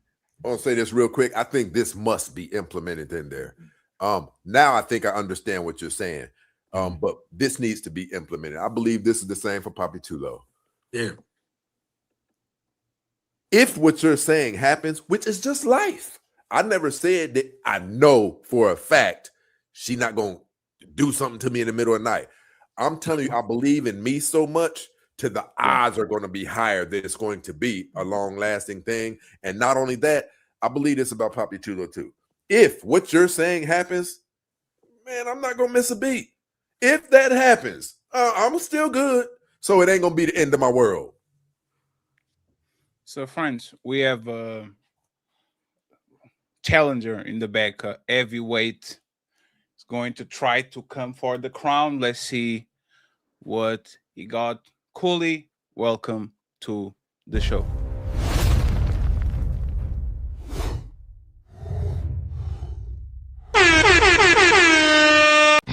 It's time to do. How are you doing, sir? Hey, what's going on? Can you hear me? Yes, sir. 100%. All right. Yes, sir. What's going on, my brother? Uh-oh. Uh-oh. Your internet connection is a little bit shaky. It's a little shaky. Now it's good. Give me a 1, 2, 3 testing. Okay, 1, 2, 3 testing. Yes, perfect. Now, Coolie, what do you want to challenge, my man? Hey, listen, man. I was just back here listening a little bit while I was eating some good Spanish food. But I think I had a question for both. I would say for both. Okay. So, what do you want to ask first? The question. Yeah, about the real Stacey Prince. He said something about the red pill. I think Ali, you asked a similar question too. I believe that your understanding of the red pill is they view women in a disdain way. Maybe they're angry and they're always on the defense about women and stuff like that. Is that your overall view of the red pill? Brother, I'm not even sure. I don't know the true definition of red pill, but the people who claim red pill, I'm not on that. Like the hate and all of that, calling the young girls, 19-year-olds, bitchs. It's my opinion. I'll go so far as to name a couple. Fresh and Fit, whatever. These people stand firm on red pill, and I'm completely opposed to probably 80%. Let me say this real quick. If you even go to Andrew Wilson, like that hate that he has in him, he's living the exact opposite of it. So I'm not with any of that. I'm not with that. Got it. And would you put me in that category? Red pill? I don't get a lot of hate from you. That's fair. I appreciate that. So I would say this. I would guess maybe it's really not a point of contention since you really don't have a true understanding of red pill. So red pill, what Rollo Tomasi would call it, he would call it a praxeology. I would call it just, it's a set of descriptors that men utilize to understand the psychology behind women's behaviors and also men's behaviors as well. So it's just a set of descriptors. Red pill itself does not give any prescriptors. It's the content creators that gives prescriptors. Like you brought up Andrew Wilson. For an example, Andrew Wilson, he would say that yes, he does agree with the red pill descriptors because they're rooted in biological truths between men and women. But the prescriptors that he gives prescriptors based off of Christian ethics, right? So if he's given prescriptors based off of Christian ethics, I don't see how, you can view that as being, mean or degrading women and things like that. But that could just be your observation. So no hate on that as far as that being your observation. You said no hate on Andrew. Is that what you were saying? That there's no hate coming from them towards women? I don't believe it's any hate at all coming from Andrew Wilson's end in regards to the way he looks at women and the way he deals with women. If anything, I would say that if he's coming from a Christian lens and using Christian ethics and giving oughts about how women can self-improve and better themselves in the dating market and actually get what they want, that wouldn't be hate. That would be love, because you're telling women how to move to live a better life and prosper in regards to dating and relationships. So what do you call it on that last thing where he got exposed for having a multi-tier baby mama? What do you call it? If you say it's not hate, what do you call it? Calling this girl all kind of funky bitches and is that love? No, I would say that is matching energy, as he would say as well. Now, once again, I'm not here to defend the content creators themselves, but I was here to defend the red pill of what it means. You get what I'm saying? The descriptors of what it means and things like that.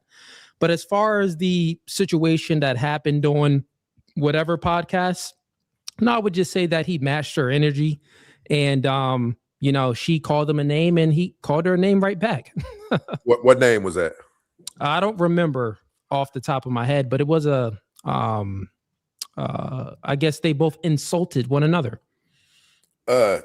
You said he matched energy. From what I saw from that clip, I watched it a few times, the interview, she was very well poised. So I don't see how he could have been matching that. She held herself there was a lot of stoicism in the way she was moving. She kept her voice low. I myself personally, bro, because of who I am, man, I can't even see myself coming to a place where I'm calling these women bitches and hoes, man. That would affect me, man, because I'm deeper than that, right? Yeah, I get what you're saying. So I thinking about it now in regards to that clip. So it was about a 4 to 6 hour podcast, I believe, and it was a debate. In the debate, she could not comprehend his argument. She was continuously moving the goalposts. She was losing the debate the entire time. And then what he didn't make an ad hominem attack to discredit her argument. He just stated the fact that, I think he said that she was dumb. I think that was the word that he used, if I remember.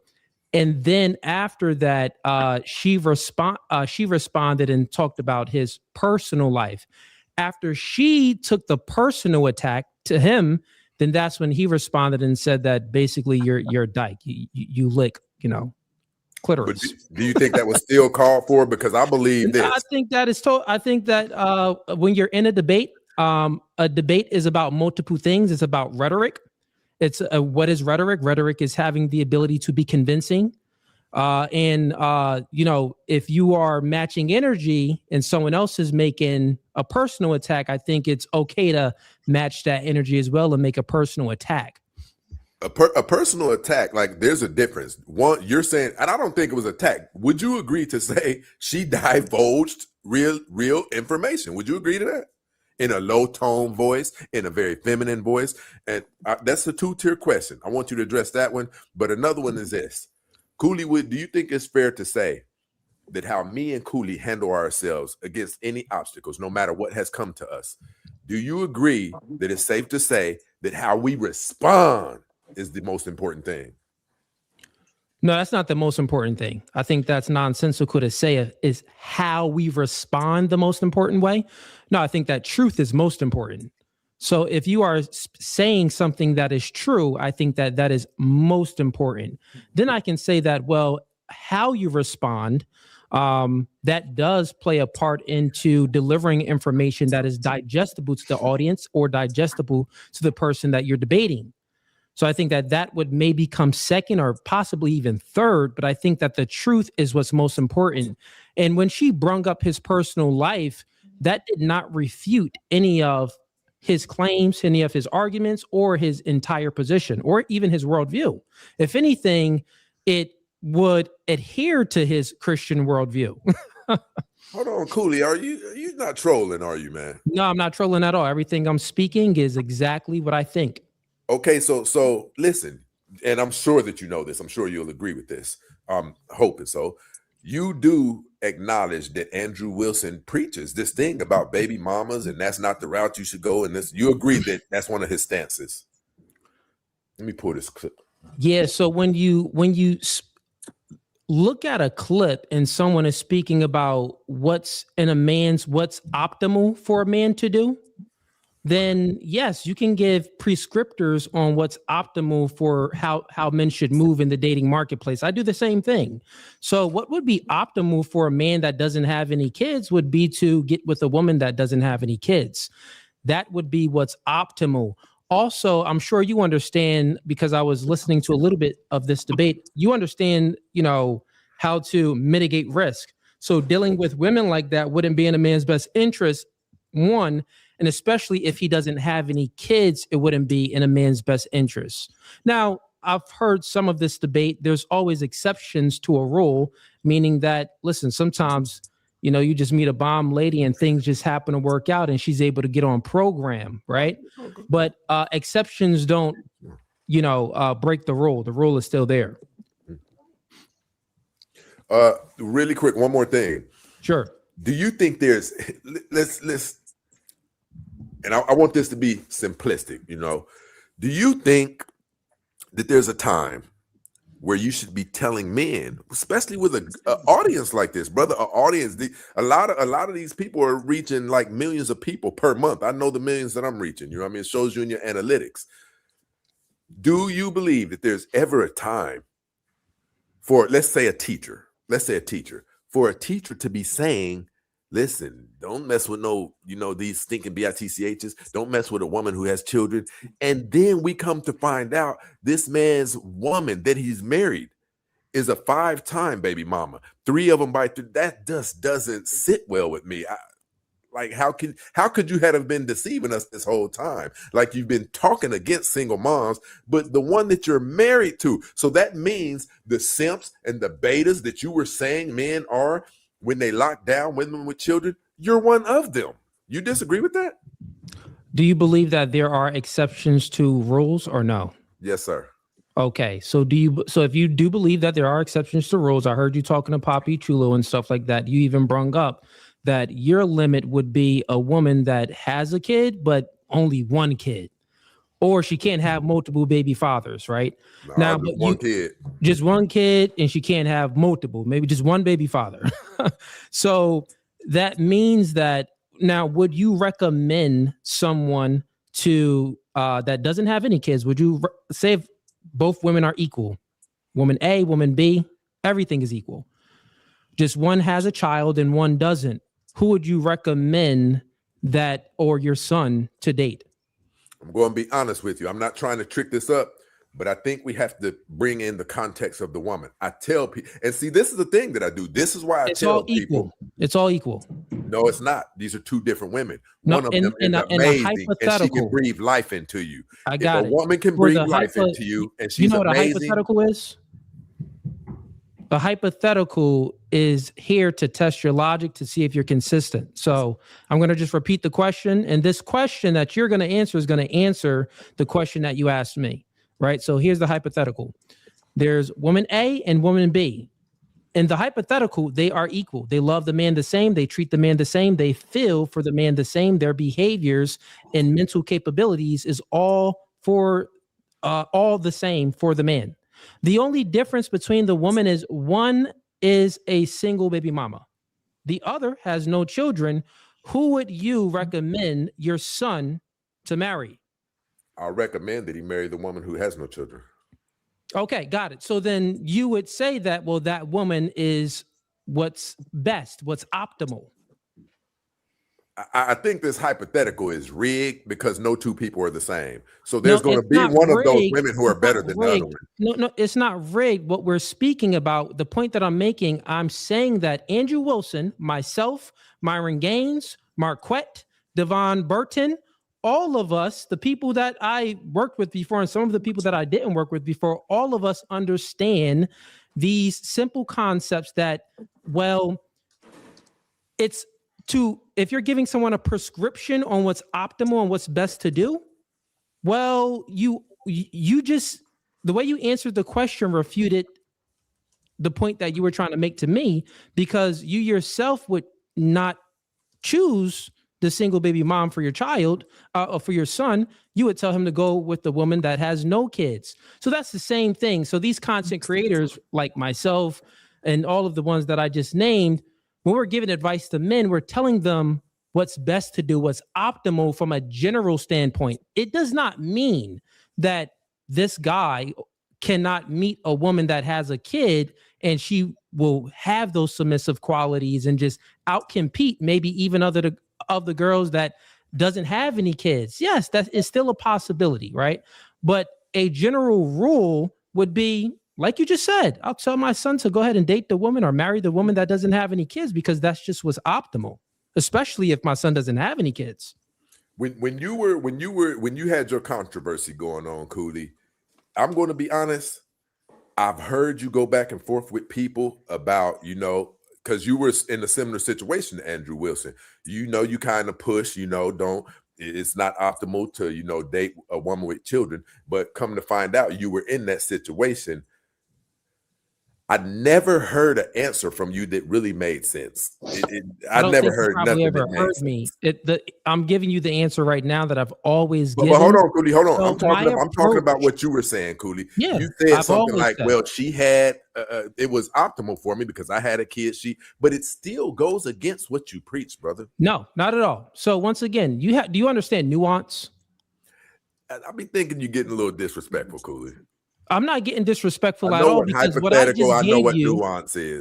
I got you, but what I just gave you was nuanced. I have a nuanced approach, especially when it comes to dating single mothers, and it's no really nuanced approach when you're talking about a girl that made your situation even better? What made your situation that's any better? On OnlyFans and things like that. The point that I'm making, and that I've always made before, is that, well, it wouldn't be in a man's best interest to date a woman. I'm sorry? No, go ahead. Okay. Yeah. So the point that I've always made and that I'm making now, and that you just made yourself because you just agreed to me, it wouldn't be in your son's best interest to date a woman that has kids. And same thing here, wouldn't be in a man's best interest to date a woman if he doesn't have any kids. It wouldn't be in his best interest to date a woman that has kids. right? Okay. So if that's my position, right, and I wouldn't be hypocritical, I wouldn't be contradicting myself because I'm actually one of the men that has children. You get what I'm saying? So that would fit right into what I've been telling men. Okay, if you don't mind me asking, the mother of your children, or your child, or whatever, children or child, I don't know how many you have. If you don't mind me asking, how many children does she have that's not yours? None of that has anything to do with the argument that I'm making. You answered it. No, my personal life has nothing to do with the argument that I'm making. Why don't you contend with the argument instead of wanting to know about personal? Because it truly doesn't matter. Because we're all grown adults. I don't have anything to hide, but I'll go ahead and elaborate. My life is out there. I'm sure many people know. I don't hide my life, so you can just go on social media, and I'm sure. Well, I was just asking you as a man. Like, if you ask me a question, I have no qualms with it. But the question is not. I want you to. Okay, see, so Coolie, you don't know where I'm ever going unless you rock with me. Unless you rock with me, you never know where my stuff is going. Totally fine. We can get to anything you want if you can see this point, right? The point that you made was, well, guys like Andrew Wilson, he has a family and stuff like this. How can he tell men not to date women that have children, but he has children, right? I just gave you a hypothetical that you yourself would tell your own son not to pick the woman that has children. Can you concede to that point of the debate? Yes. That you are incorrect? Incorrect. You were incorrect. So Andrew Wilson's position would be correct, and your position would be incorrect. Can you concede to that? You're saying that because you're in the same position as Andrew Wilson? No. Anybody would give the same answer that you gave. No, brother. So you brought this up yourself. So do you agree where there's times where there's an exception to the rule, where it would be a very good move to date this woman with a child? Do you agree that exists? Yeah, we've already spoke about that. I think maybe you're not keeping up here, right? I want you to do this. I want you to concede so I can move on to PAPI CHULO. I'm not conceding to that. Okay, but you already did. Just be a man and say, you know what? My point to the was rule. I'm saying if there's an amazing woman with one kid, I'm going at her. Even my son, I'm telling her this girl's impeccable. Maybe I'll say it this way, right? The argument that I'm making is key to this. You said that men that tell women not to date single mothers, right? But they are in a relationship with a single mother and stuff like that, then that's like, you didn't say hypocritical, but I'll stand on the word hypocritical though. Okay, totally fine. So basically, I know that's what you were saying. You didn't use the word hypocritical, but I understood that basically that's what you were saying. That would be hypocritical. And then what I posed to you was, well, men in this space, we say that because we are giving men advice on what's optimal. And what's optimal is what Andrew Wilson tell women and tell men, right? You yourself, when I posed the hypothetical, you gave the same answer that myself gives, Andrew Wilson gives, and most of these red pill content creators give, right? So can you concede that your view on the prescriptions that Andrew Wilson was giving was actually correct? It was hypocritical, big time. That's why I asked you about that's why I asked you about your personal life. When it's multiple, it's worse. We all know that. Okay. How is it hypocritical? So if I I have cancer and I tell people, listen, don't get cancer. You want to stay away from getting cancer. Would I be a hypocrite? No. Okay. If I'm a smoker, right? And I say, listen, man, y'all young cats, you shouldn't be smoking. Try to stay away from smoking as much as you can. Would I be a hypocrite? If you're smoking? I'm a smoker.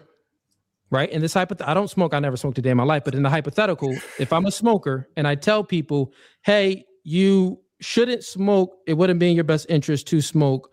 Am I a hypocrite? You're a hypocrite with some decent information. The dictionary definition for the word hypocrite: behaving in a way that suggests one has higher standards or more noble beliefs than is it's the dictionary. Are you looking at the urban definition of hypocrite? No, I'm not. Looking at the And dictionary. fellas, by the way, give us the better one. But I'll give you more 5 minutes. We have to go to PAPI CHULO with Coolie, and then we open the panel for the rest of the challengers. Trey and Mr. Fantastic, thank you very much for being here. Okay, so 5 minutes on the clock, and then we have to move on to PAPI CHULO. Go ahead. Give us a better definition for the word hypocrite. Sure. So, one, you want to look at the Merriam-Webster definition, because the definition that I believe that you've read, I think that was the Urban Dictionary definition, where the Urban Dictionary the Urban Dictionary says cool means like, oh yeah, you have status and people like you. So read the definition that you gave again, and I'll compare it to this is Merriam-Webster right here. That says the same thing. Characterized by behavior that contradicts what one claims to. See, Coolie, I think you're trying to change words for manipulate. This just says what it says. I can't change those words. Let me read this. Go ahead and read it. This is Merriam-Webster. Got it. Characterized by behavior that contradicts what one claims to believe or feel. Believe or feel.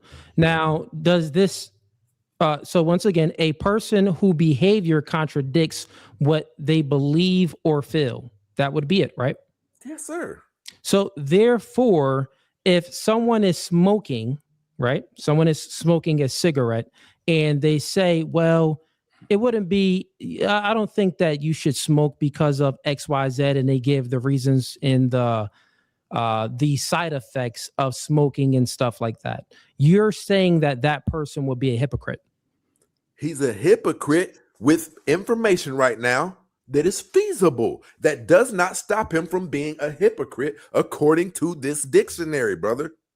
Okay, got it. So once again, if the person is telling, I don't think you understand, is speaking about a person's behaviors contradicts what their stated beliefs and feelings are. So his stated beliefs and feelings would have to be in contradiction with his behaviors. Do you get what I'm saying? If the person, so listen, listen, let's go through this again, because I don't think you truly understand. I just read this dictionary. If the person's behaviors, right, is I'm smoking, right? They understand that the side effects of them smoking is it can cause this to happen, it can cause that, and all of these side effects, right? They tell someone else the same thing that they believe and that they feel. How is that a hypocrite? I just want to say this. Does the I'll use the rest of my time. I want to see what Ali thinks about that. Does the behaviors contradict their own feelings and beliefs, or does the behaviors align with their own feelings and beliefs? You know what a contradiction would be? You know what a hypocrite would be? A hypocrite would be if you are doing the opposite of that. Isn't having a woman who has multiple children by multiple men the opposite of that? No. Does he say, bro, don't go out there and have women with, choose a woman that doesn't have any kids? Or does he give more of a, no, stop it. He gives a more nuanced approach. He's speaking about specific types of women and also specific types of men as well. This does, even Andrew Wilson even said there's exceptions to the rule. Well, everybody can say that. Hold on. Hey, really quick, Ali. I'm going to yield the rest of the time. I would love to hear what Ali says about does that quantify as a hypocrite? No, it would. If you are telling someone to do something that you yourself aren't following, that would be a hypocrite. Definitely, absolutely. We would have to concede. That means everything would be a hypocrite. Because look at this: if you are telling someone to do something, can you address that part? So we have other intellects. Hold on, I'm not the only intellect. Your intellect, Stacy's an intellect. You got it. If you are telling someone to do something that you don't do yourself, you're saying that that's a hypocrite. So if I do not have, let's say if I never let's say jumped off, never went skydiving, but I say, hey, you should go skydiving. I never did skydiving, but go ahead and skydive. That's not the same. From what you said, from you just read it, you gave a different definition. You gave the Urban Dictionary definition. It was Merriam-Webster, Coolie. It's Merriam-Webster. In his last 20 what seconds. Ali just gave was the Urban Dictionary definition. What you gave was the Merriam-Webster. What's your definition of a hypocrite? Right. Which one should we be using? No, hold on real quick. It's the Merriam-Webster definition. But what would that be? We're going over. Can I solve it real quick? Both of y'all agree. Y'all just disagree with the number. That's it. Stacy is willing to be a stepdad of one kid.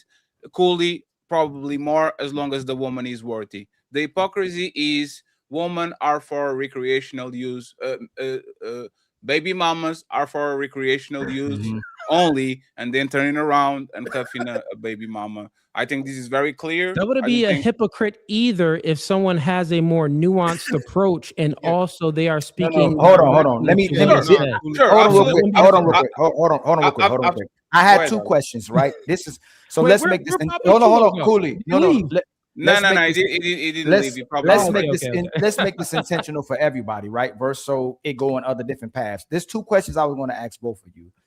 Is the desire when we're having these so-called values that we have and rules that we set, is the desire for the person greater than their values and rules set not only for themselves and society when they break these rules? Because you'll say there's exceptions to the rules, but when we say we're setting laws for society, the second one I would say is, does it hurt society not holding onto those rules and following those rules or laws set for a better society and people if they're repeatedly broken? So if we set laws for ourselves and we tell people, hey, don't go for these type of women, don't go for these type of men, but then those rules are constantly broken, it destroys the fabrics of a society, especially if we become hypocrites. So if I tell Fantastic that if he is broke, if Fantastic is a womanizer, he'll never get a wife, but women are constantly wanting to be his wife, then wouldn't it hurt the fabrics of society when we're trying to have intentional men if women are keep rewarding the men that we said we shouldn't reward? So if we're telling brothers that sisters, you're only for recreational use, you won't ever get a husband, you're not going to get a husband,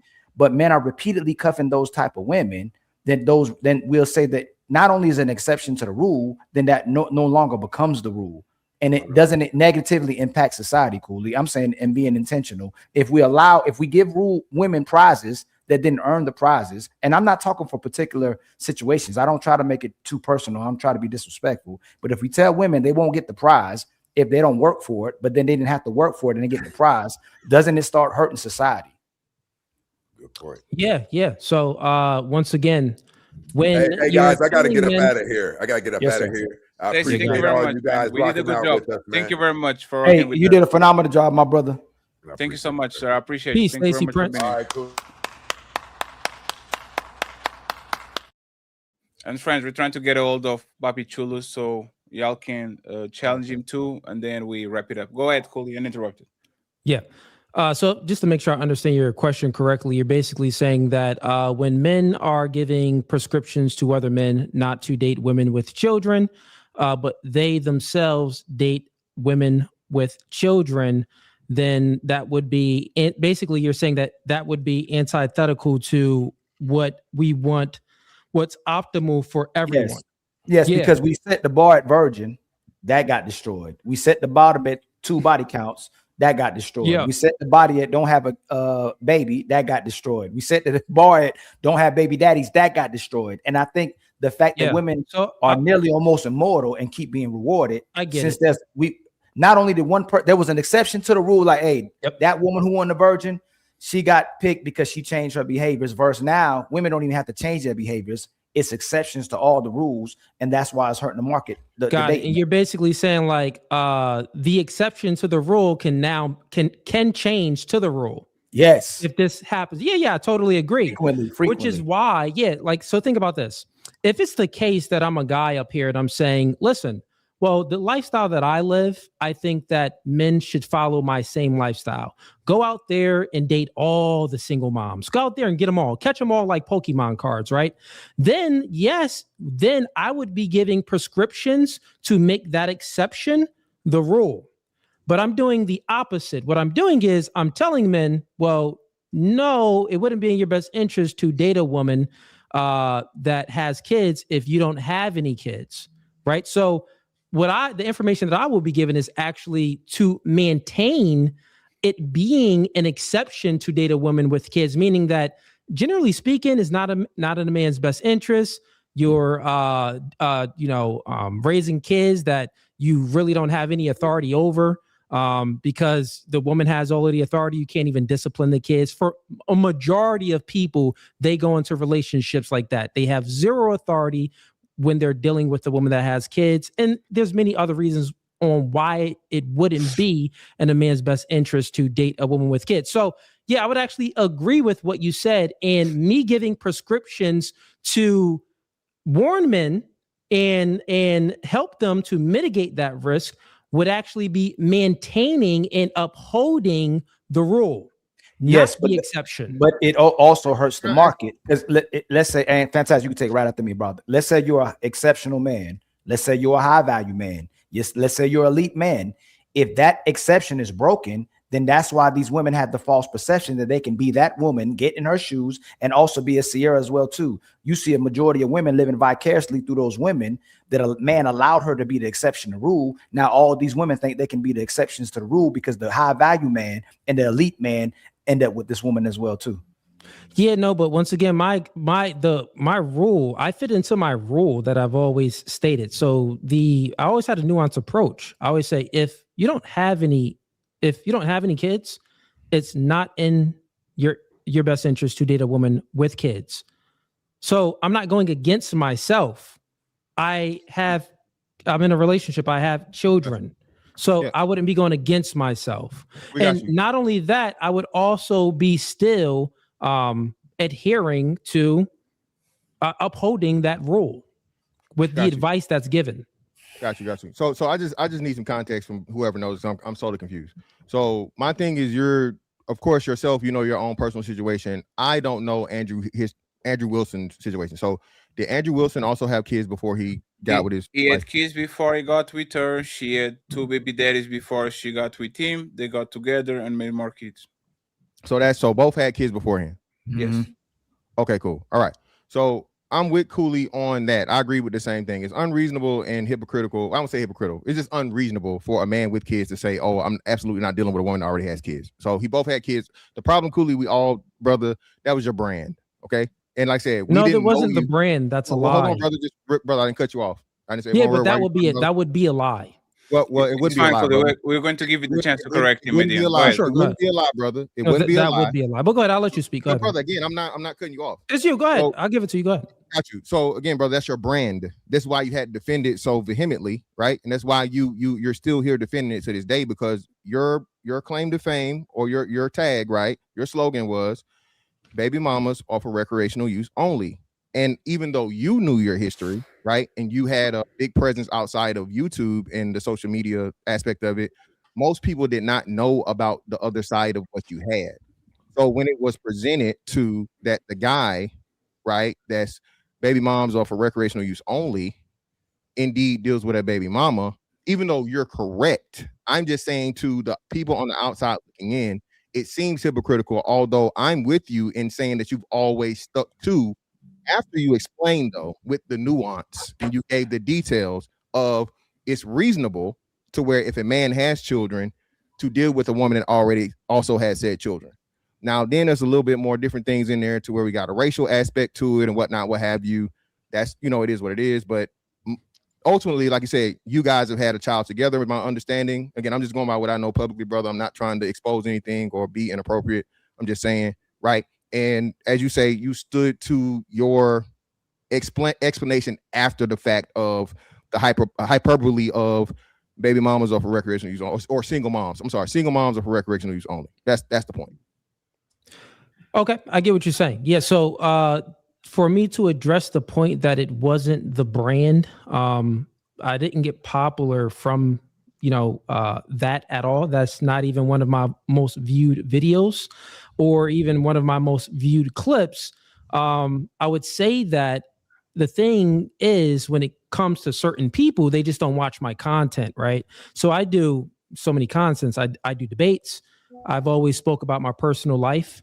I never, shied away from it, or because I don't feel any shame about my own personal situation in my own life. So prior to like the viral thing happening with, me and my personal life, I've had so many videos telling women that come on my podcast, those single moms, even the clips that went viral, they're clips, but if you watch the full episode, I've already told them like, but yeah, you're a woman that has kids and you don't want a man that doesn't have any kids.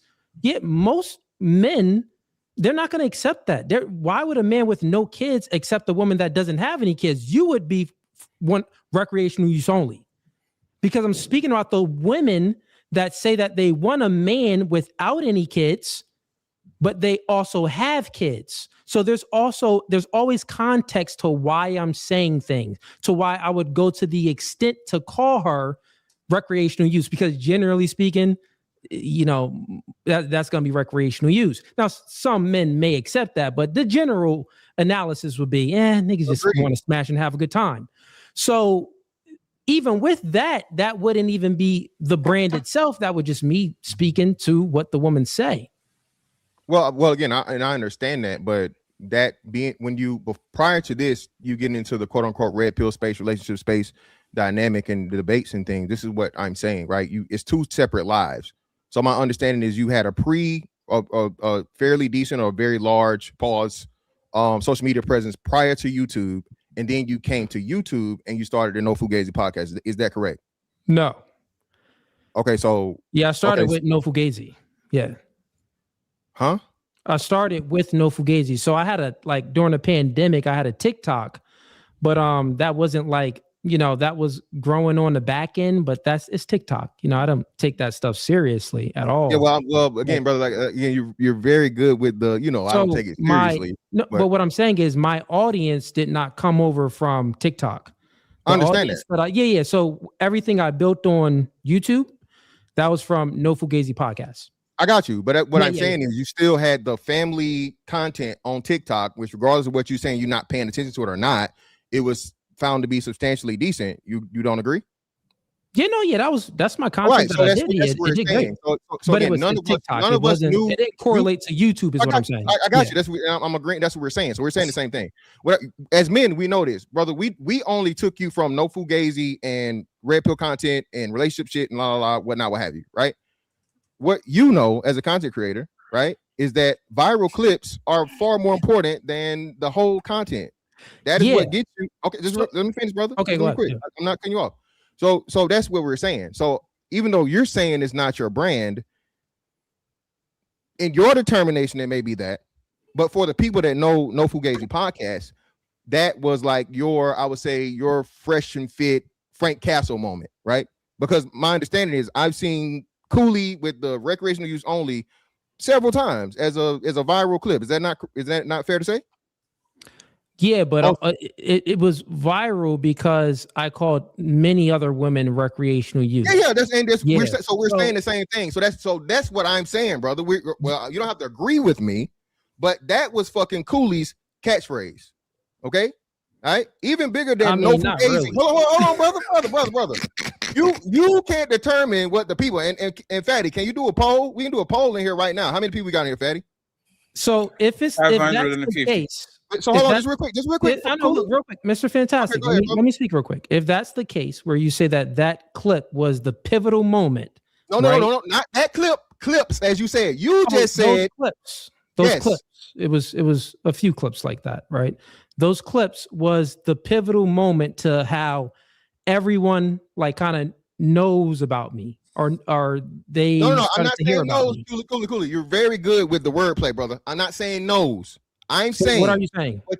I'm saying what Coolie's claim to fame came to be was recreational use only. Your biggest thing in the Coolie quotable of all Coolie quotables is recreational use only, brother. Got it. So the truth is, that's not even. I would say that I'm not even the originator of that. I would give it to other people, but let's just say that's the case, right? That's what you think. Cooley's claim to fame was recreational use only, speaking to these women that these single moms and telling them, or these strippers and OnlyFans girls and telling them that they're recreational use only. That was your claim to fame. And when that happened, people thought that you were hypocritical because they found out that you was in a relationship with a woman that had children. If that is true, then why didn't I lose any subscribers? And I've only kept gaining subscribers. So if that's true, so look, I can answer that, brother. No, real quick, listen. If it's the case that I was being hypocritical and like lying to my audience, or I never wasn't said, being listen, real, Coolie, that's not my argument. My argument is you're not being hypocritical. I'm saying is that but I know you don't, but you said that that's how people viewed it, though. Yes, got it. So listen to this.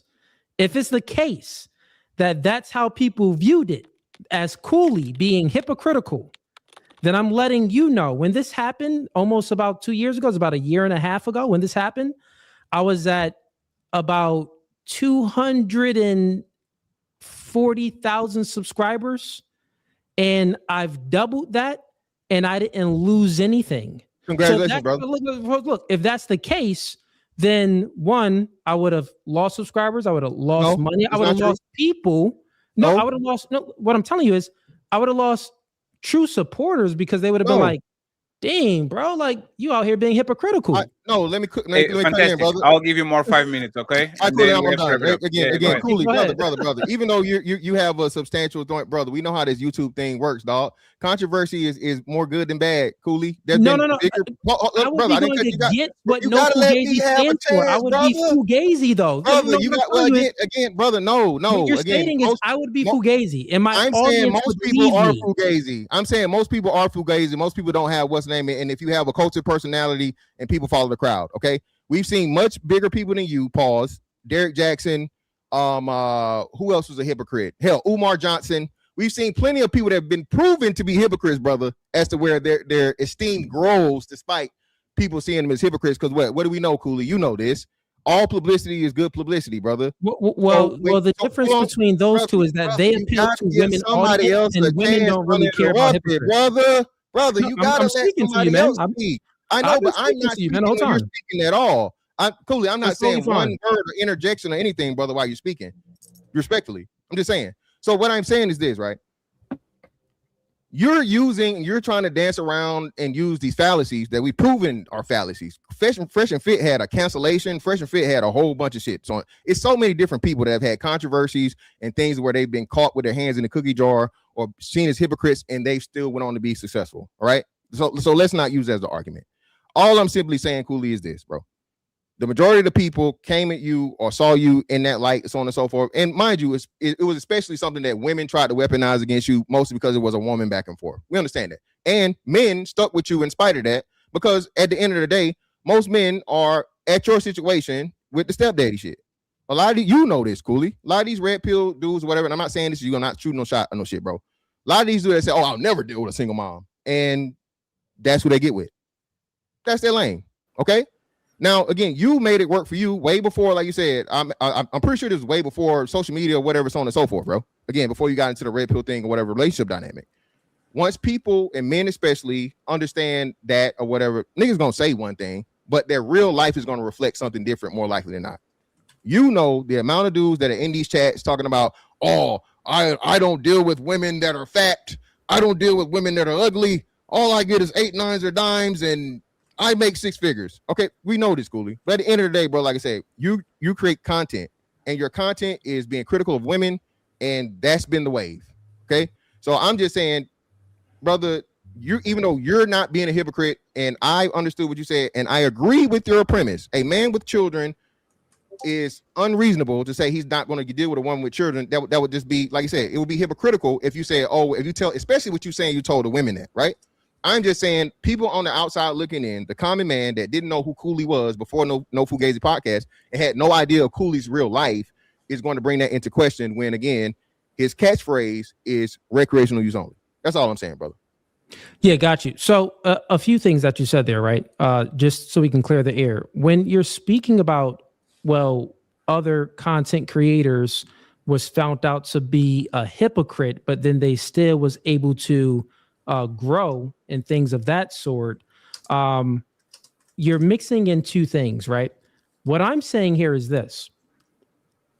If it is the case that I was a hypocrite and that's what the light showed about me, right? Even though you don't believe it, right? And good for being logical enough to understand my nuanced take and everything that I've always stood on, right? But if it's the case that that's how the outside audience viewed it, then, well, that doesn't mean, like, that's a negative light, right? That doesn't mean that I would be growing in audience. That wouldn't correlate to that. It doesn't correlate to all publicity is good publicity. Yeah, in a way. But what I'm saying here is the way I grew my audience and continue to grow my audience, it would be in contradiction to what you just stated. Because the name of the show, like, listen to this. If the name of the show is No Fugazi and someone is new looking at it and they say, oh man, he being Fugazi himself, why would they even follow me? Why would I get new followers based off of that? I wouldn't get, because they ain't fucked up about following a Fugazi. Yeah, listen, hold on. I wouldn't get new followers based off of that.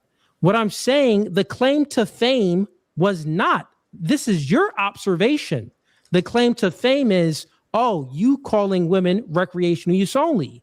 No, the claim to fame, it wasn't really any fame. It's the work ethic that I put in, me being consistent, me being practicing what I'm preaching, me being no fugazi, me doing these debates and obliterating people. And not only that, when I started the dating and relationship content, only 6 months after that, I got into debates. So it's basically like debates and dating and relationship content. On Instagram, yes, we can say that, yeah, it grew a whole lot from dating and relationship content. Let me get the last 30 seconds, brother. Pause. No, I'll let you uninterrupt it. Fantastic. I don't want to belabor it. You speak way more than I speak, and I.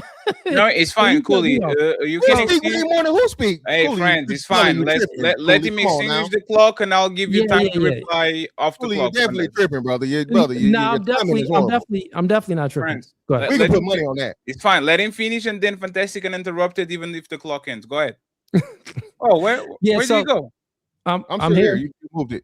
Damn, that's crazy. Go ahead. No, he's here. He's Yeah, he just moved. I got you. Yeah, so what I'm refuting, my argument is on the claim to fame. The claim to fame being the recreational clips of me talking about single mothers. You're saying that, well, that was the claim to fame. If it's fame, then I would see people following me from that. But I'm not seeing people following me from that. What I'm seeing people follow me from is the debates that I do and the conversations that I have and how I've always been a stand-up guy, basically practice what I preach. But for the most part, niggas try to practice what they preach. Niggas ain't perfect out here. But then also not being fugazi. You get what I'm saying? So that's what I see Slimmy in here too. What's going on, Slimmy? Yeah, bro. Again, like I said, bro, I'm gonna end it with this. You got it. Again, all I'm saying is your base is your base. Your base is your base, bro. Like I said, and starting out, a lot of it was red pill content in the back and forth interaction, real life, real time interaction. Coolie, again, brother. You're successful in the the YouTube thing or whatnot, what have you, but we all know how this thing works, man. Every 6 months you get a new fresh eyes of people that have no idea who you were 6 months ago, right?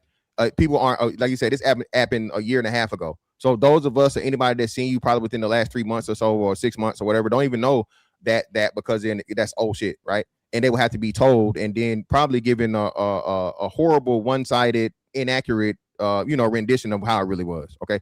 All I'm saying, brother, and again, I don't even know why you fighting this. Again, because at the end, like you say, you up. You're successful, right? And you're living proof. You're living proof of a scandal can only help you, especially in these YouTube streets, bro. Again, that's all we saying, dog. Listen, you got to own it, man. It was cool. And again, I'm not saying you were a hypocrite. The scandal didn't help it. Brother. It doesn't. That's a lie. it doesn't help you, but we can see, for example, with Anton right now, he's under fire and he's getting tons of subscribers. Nothing but eyes and eyes. Look, This space is actually built on building a hero, dropping him down to villain status, and then building up again. So you just went through the trials of tribulations of being a hero in one day and being the villain on another one. That only is going to actually make people stronger, because Fresh and Fit is not going nowhere. Let them get monetized tomorrow, and they'll be the most super chatted channel on YouTube again, just for a reason. So it's just the trials and tribulations. Derek Jackson didn't go anywhere either. Yeah, that's what I said. I named all those people. But hey, you got it, brother. Yeah, but then I'll just end it here with the last 30 seconds then. And essentially what I'm saying here is none of this even refuted the main argument that I had with what was the guy, Prince? Stacey Prince. Yeah, Stacey Prince.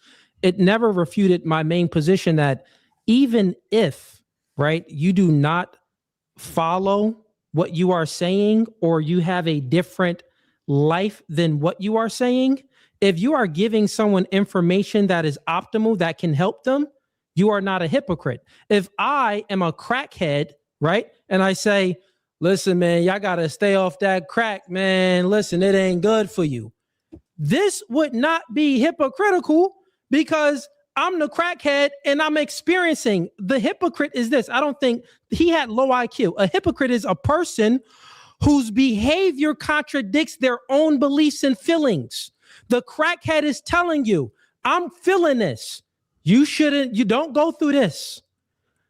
I believe exactly what I'm feeling because I'm feeling it. Don't go through this. You can do better. That's giving optimal information. If that's the case, everybody would be a hypocrite that, sells something. If you're working in the sales industry and you don't have this bank account and you tell them to open up the bank account, oh, you're a hypocrite. You don't have this certain type of bank account that you can invest money in. Why are you telling other people to invest in this bank account?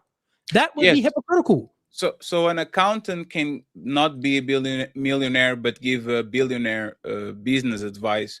But for example, there's people on this space. We have Donovan Sharp saying that women over 40 are done, and he gets a woman over 40. We have Fresh saying you need to get genuine desire, and he gets a woman on taking arrangements and then says she loves me for me. Like, these are clear hypocritical statements, because if you say baby mama is recreational use only, I know that you're trying to push a message for a certain particular people, and so the message can be delivered. But when you talk in absolutes, and you are a part of that group, you are going to be God. That's all. Fatty, real quick, I just need 20 seconds. I got the best way to explain it, because I don't think y'all even understand, or even the chat understands.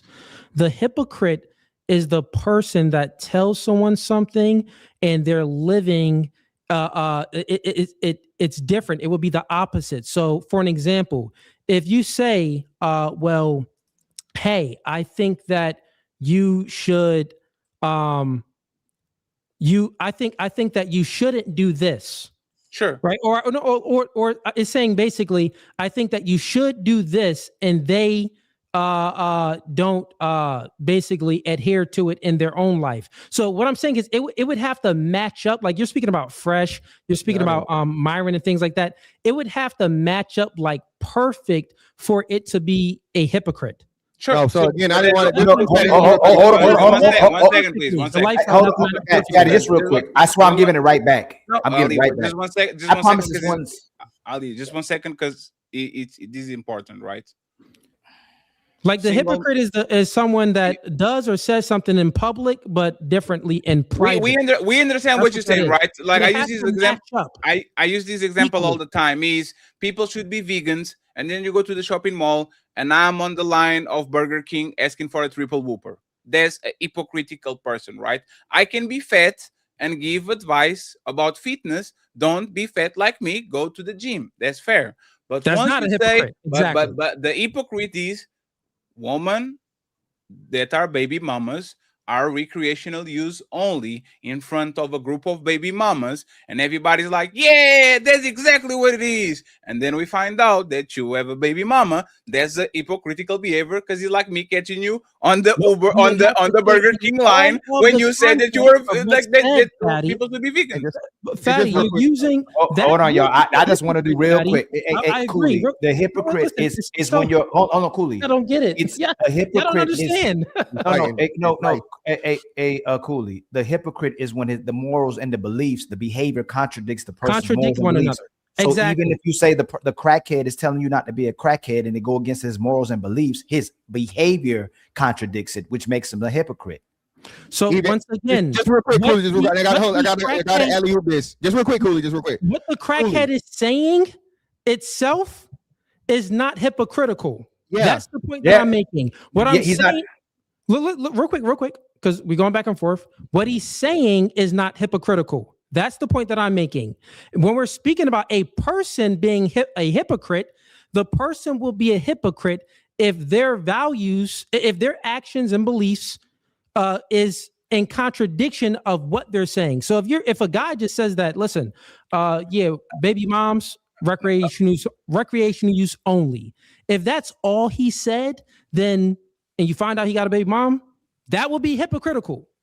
But if the guy says, listen, men that date women and he doesn't have any a man that's dealing with a woman and he doesn't have any kids, but he's dealing with a woman that has kids, then that's different than men without any kids dealing with the woman that has kids. Yeah, we got you. So just real quick, to Ali's point, right? So you're saying it, but then you're not actually like nailing it down and sticking to it, right? No, so, I truly nailed it down, and I don't know how. Just real quick, much it can be nailed down. Brother, it has to be full. It has to be all of the information. You swear I'm fucking more than you.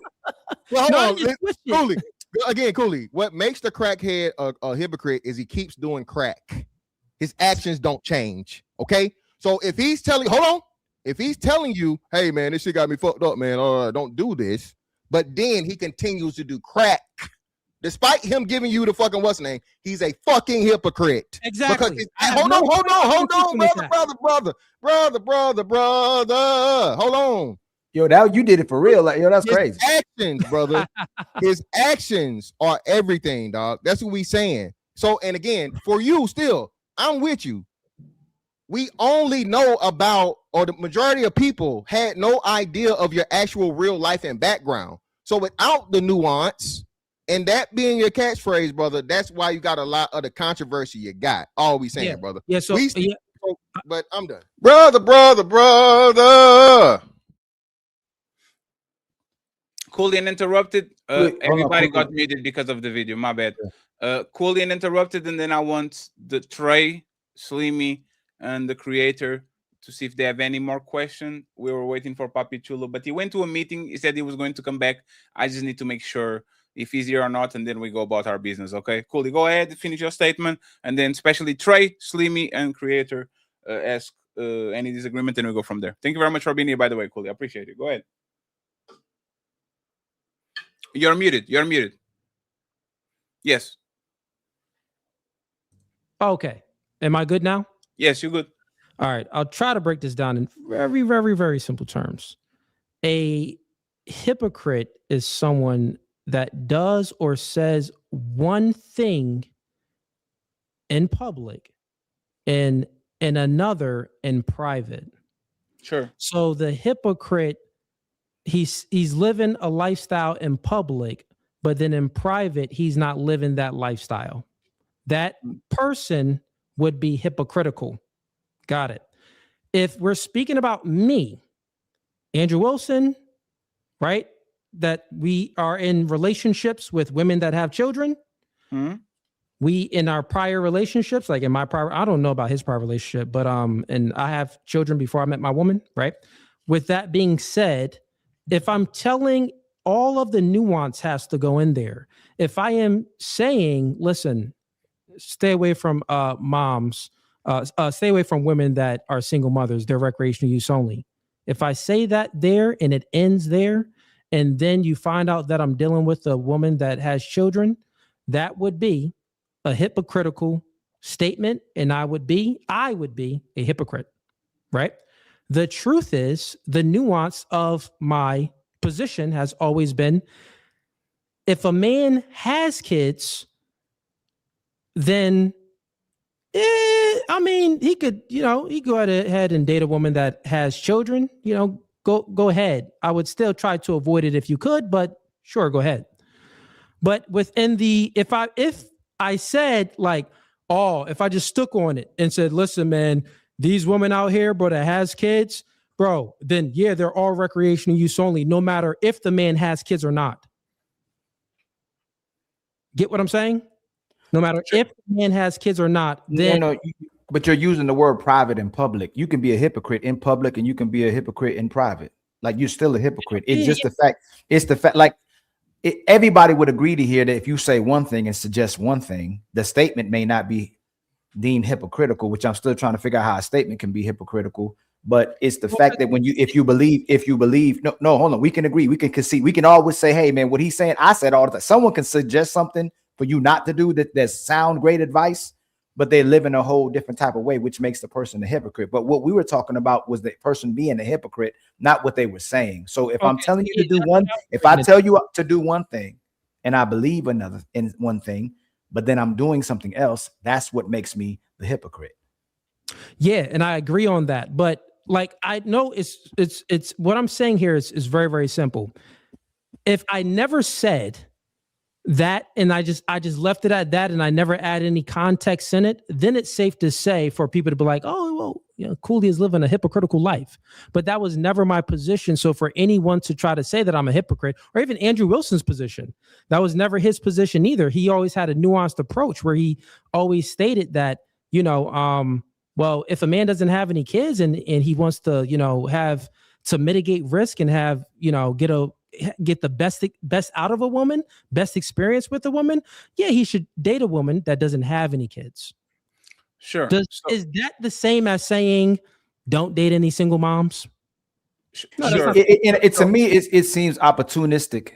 And because you only change it if you have a kid or if someone has a kid.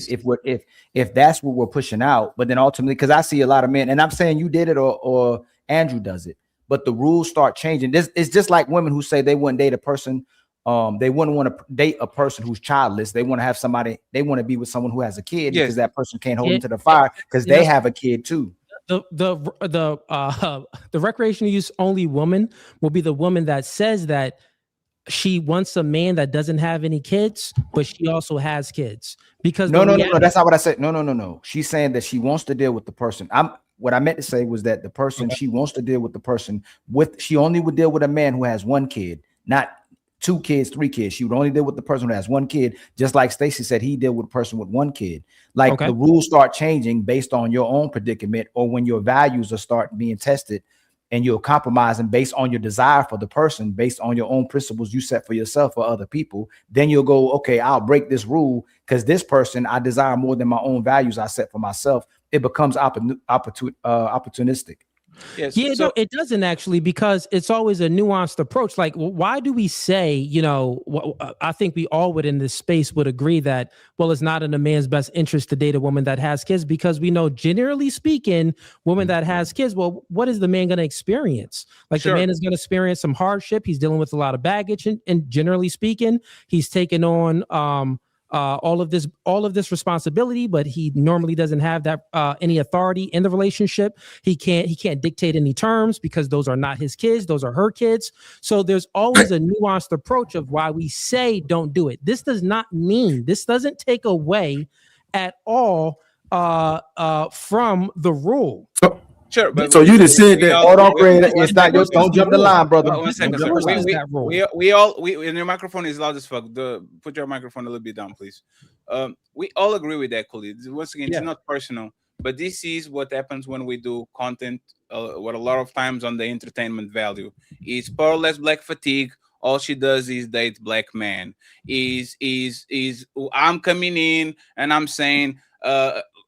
Happens a lot. Women that are doing content for men that are complaining about modern women and they're dressing like sluts. They were ex-strippers. Like, this is hypocritical. This is like me coming in and saying I'm a crackhead. Don't trust no crackhead. And then you find out that I'm saying to people that, hey, I'm a crackhead, but you trust me. The message is very short and very simplified for the audience. You and Andrew are on tape shaming single mothers a bajillion times. So when we have this pattern of behavior, 1 woman, 7 woman, 10 woman, 8 woman, and you keep shaming them, and there's no nuance about it, and they are baby mamas, and this is how we're going to judge them, and all of a sudden we find out that you and Andrew actually are with the same woman that you criticize. We're not saying these women are not exceptional. We're not saying these women are not to be cuffed, but you can't ask for nuance on your situation when we saw you and him multiple times shaming women with kids without asking no explanation. Now they got baby mamas. If they were, like, you see what I'm saying, is the cost of doing the entertainment shit. You're going to dunk on people and you're going to grow rapidly. But when we actually look at you and now the zooming is on you, we are not going to give you nuance. We are going to say you didn't give nuance to them. We can give it to you. We shouldn't give nuance. And you know what? Can I just reply to that? I 100% agree with that. I truly 100% agree. And the reason why I agree, because then that would make sense, but that wouldn't be hypocritical. The hypocrite is if I say I'm rich, but you find out I'm broke. If I say I don't date single moms, and then you find out I date single moms, that would be a hypocritical statement. If I tell men it wouldn't be in your best interest to date a single mom if you don't have any kids, that isn't hypocritical if you then find out that my lifestyle follows exactly what I just said. You get what I'm saying? Because I don't say the hypocrite is this. All of y'all was off on the hypocrite part. The hypocrite is someone that they life. If I say I don't date single moms and then you find that I date a single mom, that's a hypocrite. If I say that I am rich, but you find out that I'm broke, that's a hypocrite. Do you get what I'm saying? So listen to this. Listen to this. So if we read from because what we're doing is we're equivocating on the definition of the word that we're using with hypocrite. It took me a little bit. It took me a little bit to figure this out during the discussion. But we're equivocating on the definition of the word that we're using. Some of you are using the Urban Dictionary definition of hypocrisy. I'm using the Merriam-Webster definition of hypocrisy, which is the real definition of hypocrisy, which is a person whose behavior contradicts what they state, their stated beliefs or their feelings. So if I say I'm rich and you find that I'm broke, hypocrite. If I say I don't date single moms, right? And you find that I date single moms, hypocrite. If I say that single moms are recreational use only, and I'm speaking about a single mom that wants a man with no kids, well, we already know most men is just going to use her for recreational use only. So one, this would be a true statement, and the person that is saying this would not be a hypocrite. Ali, just to unlock this situation, the label is kind of, that's why I want to drop the label. Practice what you preach. That's what it is. Let's do the appearance of hypocrisy. Let's not do the word per se. Let's take that back. You might not be a hypocrite, just like I can be giving fitness advice to somebody and I'm overweight, right? Let's take that out of the way. But it's on the practice what you preach. If you book a session with me and you saw me talking about fitness all the time, and now you came on my booking session and I stand up to get something to drink and you see I have a belly and some love handles, you're going to look at me kind of funny because you're not practicing what you're preaching. So let's dig into that because I think everybody can agree with it. Let's not go back to the real quick. Just a circular. I know it was a circle real quick, but this is for the audience for education. Can you please share the Urban Dictionary definition of hypocrisy? It says someone who tells people to not do things they themselves do. Do you see that? So that's the Urban Dictionary. So when we were having this conversation, you guys kept equivocating on the word hypocrisy, but using a different meaning. You was using the meaning, the Urban Dictionary definition, and in the Urban Dictionary says that sweet is like, oh man, that's sweet. Like that's cool. Like nice style. Like I like what you're doing. Instead of sweet, like something is tasty on your mouth, like the taste of sweet. So the Urban Dictionary definitions of things are wrong. You have to use the Merriam-Webster dictionary, which why I stated very clear. A hypocrisy and a hypocrite is someone that says, I don't date single moms, but then you find out that they're dating a single mom. I'm rich, living this lifestyle. Then you find out this nigga rich. You know who was a hypocrite? Derek Jackson. Man, I don't cheat on my woman. I'm faithful. I'm this and this. This is what he's saying. But then you find out that he cheated. Did you ever hear from Coolie? I don't date single moms. Heck no, you ain't hear that. I said, pass me all the single moms. So you people were speaking, you were equivocating on the word. You didn't know what you were speaking about this entire podcast. Now you gaslighting because you said recreational use only. As soon as you take it off the streets, it's not recreational use only. You are actually going again. No, you said it. Still Baby mamas. No, hey, Coolie. Coolie, remember? Still Coolie, one second, Coolie. Remember that shit started because I went to your show. Remember that, right? I have a very vivid memory. I remember exactly what happened. I ask you,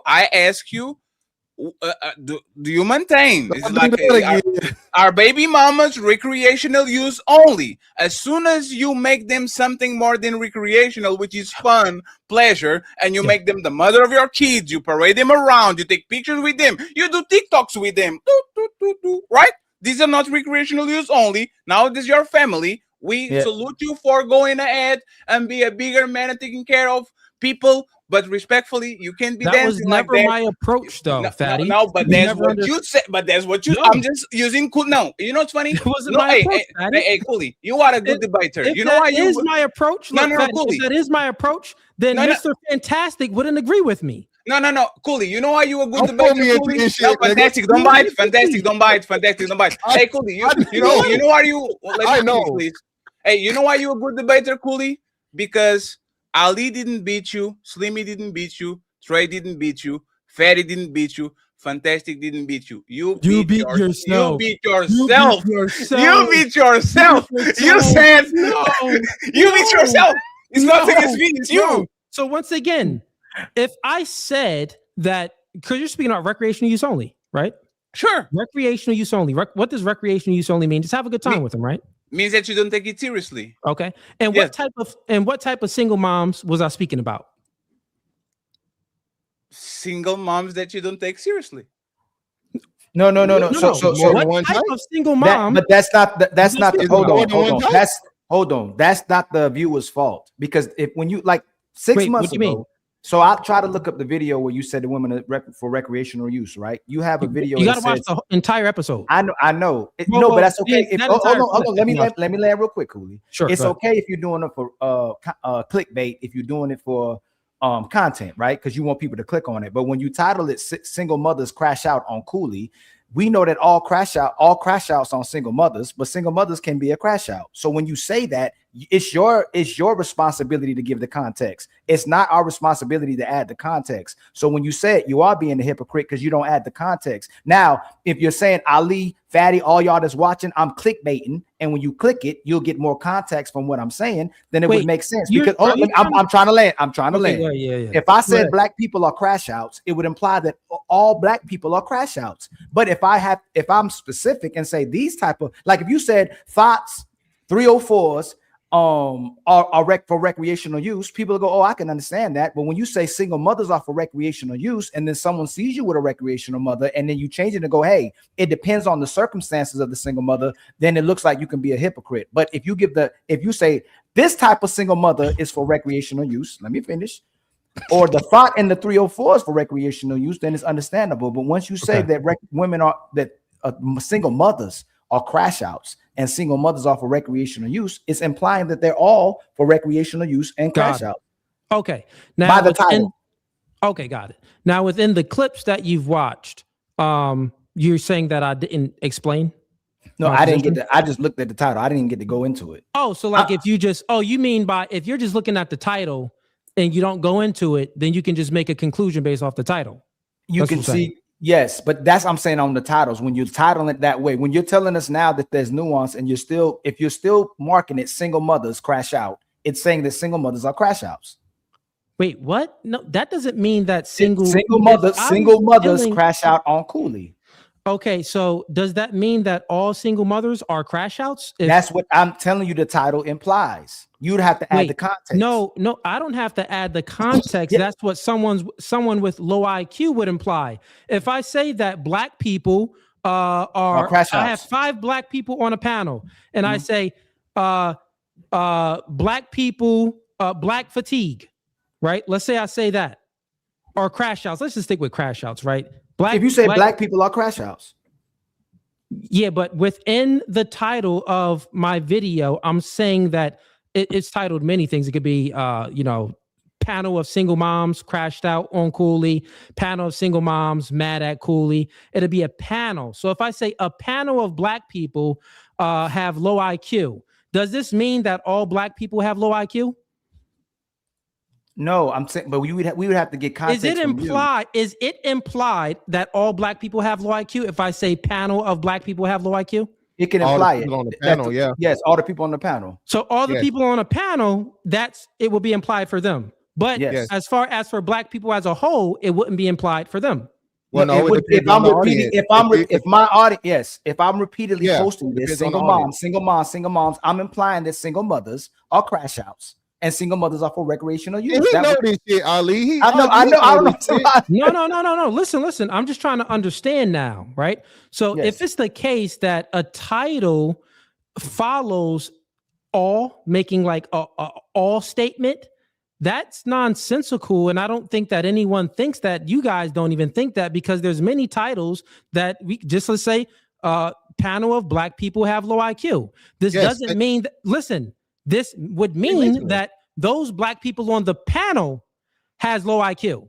Okay, this would mean that those listen real quick. This would mean that the single mothers on the panel are crash outs. This would not mean, listen, stop it. This would not mean that all black people have low IQ, and it wouldn't mean that all single moms are crash outs. That's what you were just trying to illustrate, which that is untrue. No. Okay, so it's not untrue. Because again, the audience matters. So the person, the red pill guy that's looking for the fucking Frank Castle and the baby mamas ain't shit, for them is all. Okay? No, who thinks all? I don't never think all. Who thinks all? That's stupid. I just told you who. They are stupid. Coolie, you say this all the time. Your number one thing is low IQ people. Do you think there are more low IQ people or more high IQ people? What do you think? In America? Period, across the board.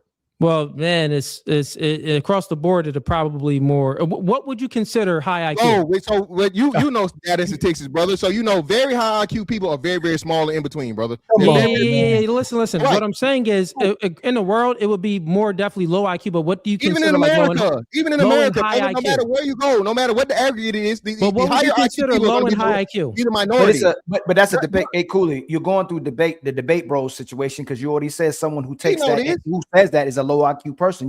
We didn't ask for your people are low IQ across the board, regardless of the region, regardless of what I'm saying is people won't listen. If you see, like, that's just if you read a title. Listen, bro. Listen, if you read a title and it says like this about this specific thing, you're not going to take away all from it. Okay, so now you put yourself because you, again, another one of Coolie's catchphrases, low IQ. I'm going to ask you again, Coolie. Are most people low IQ or high IQ?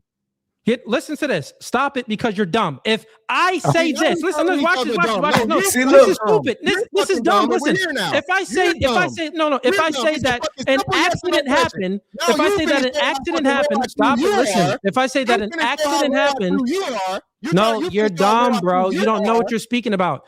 People do not cipher information like that. I'll put money on it. You want to put money on it? Okay, got it. So if I say this, let me give you an example. Debate it. Yeah, let's debate it. Debate it next week. Let me ask you a question.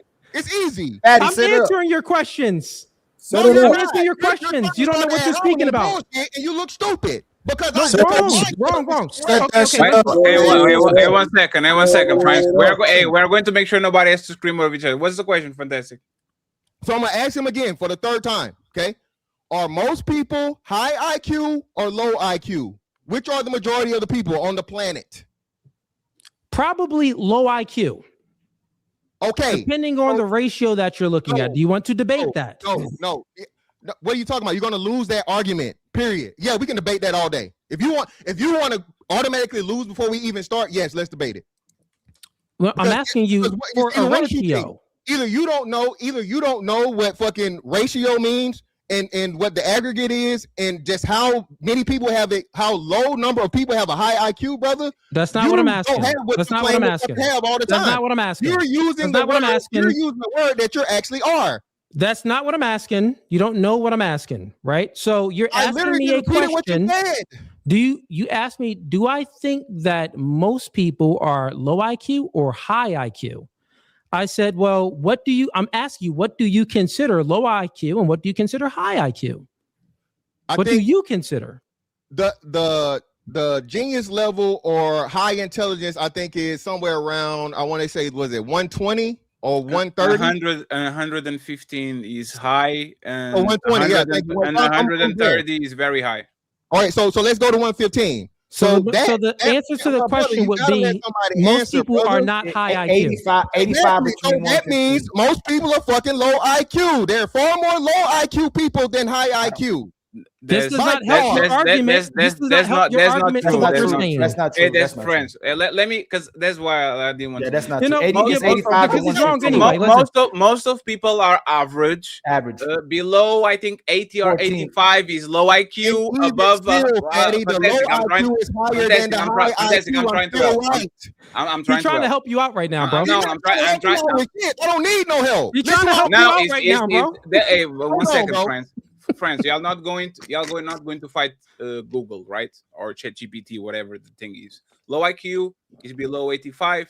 High IQ, I think, is 115 and 120. Okay, so now hold up, now Patty.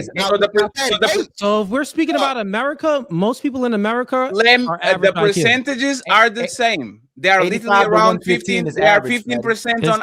They are 15% on the top, 15% on the bottom, and most people are average. That's what I'm saying. Most people have an average IQ, Mr. Yeah, Fantastic. most people have average, like a 3 times more.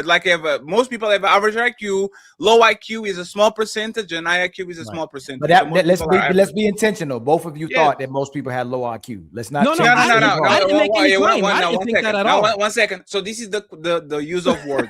I was asking him questions. Most people you didn't say most people have low IQ. No, I said based off of what he said, most people would have low IQ. 1 second, please. 1 second. 1 second, please. 1 second. What Mr. Fantastic wants to say is most people are idiots.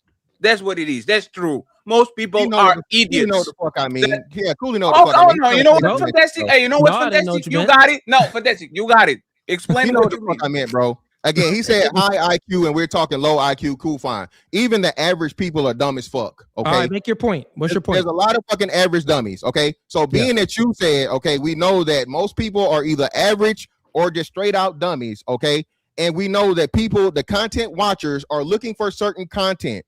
If you are a red pill rager or a red pill guy and all you want to see is fucking baby mamas ain't shit and baby mamas ain't this, you're going to believe and you're going to go into the narrative without looking for any other context other than baby moms crash out and baby moms ain't shit and so on and so forth. Same thing if you are a racist person or you are a person that didn't like black people and you do a black fatigue thing, they're going to believe most of the people that are looking for that content are going to go along with the narrative without any nuance or without any extra fucking whatever to the point of the logic in it is what we're saying.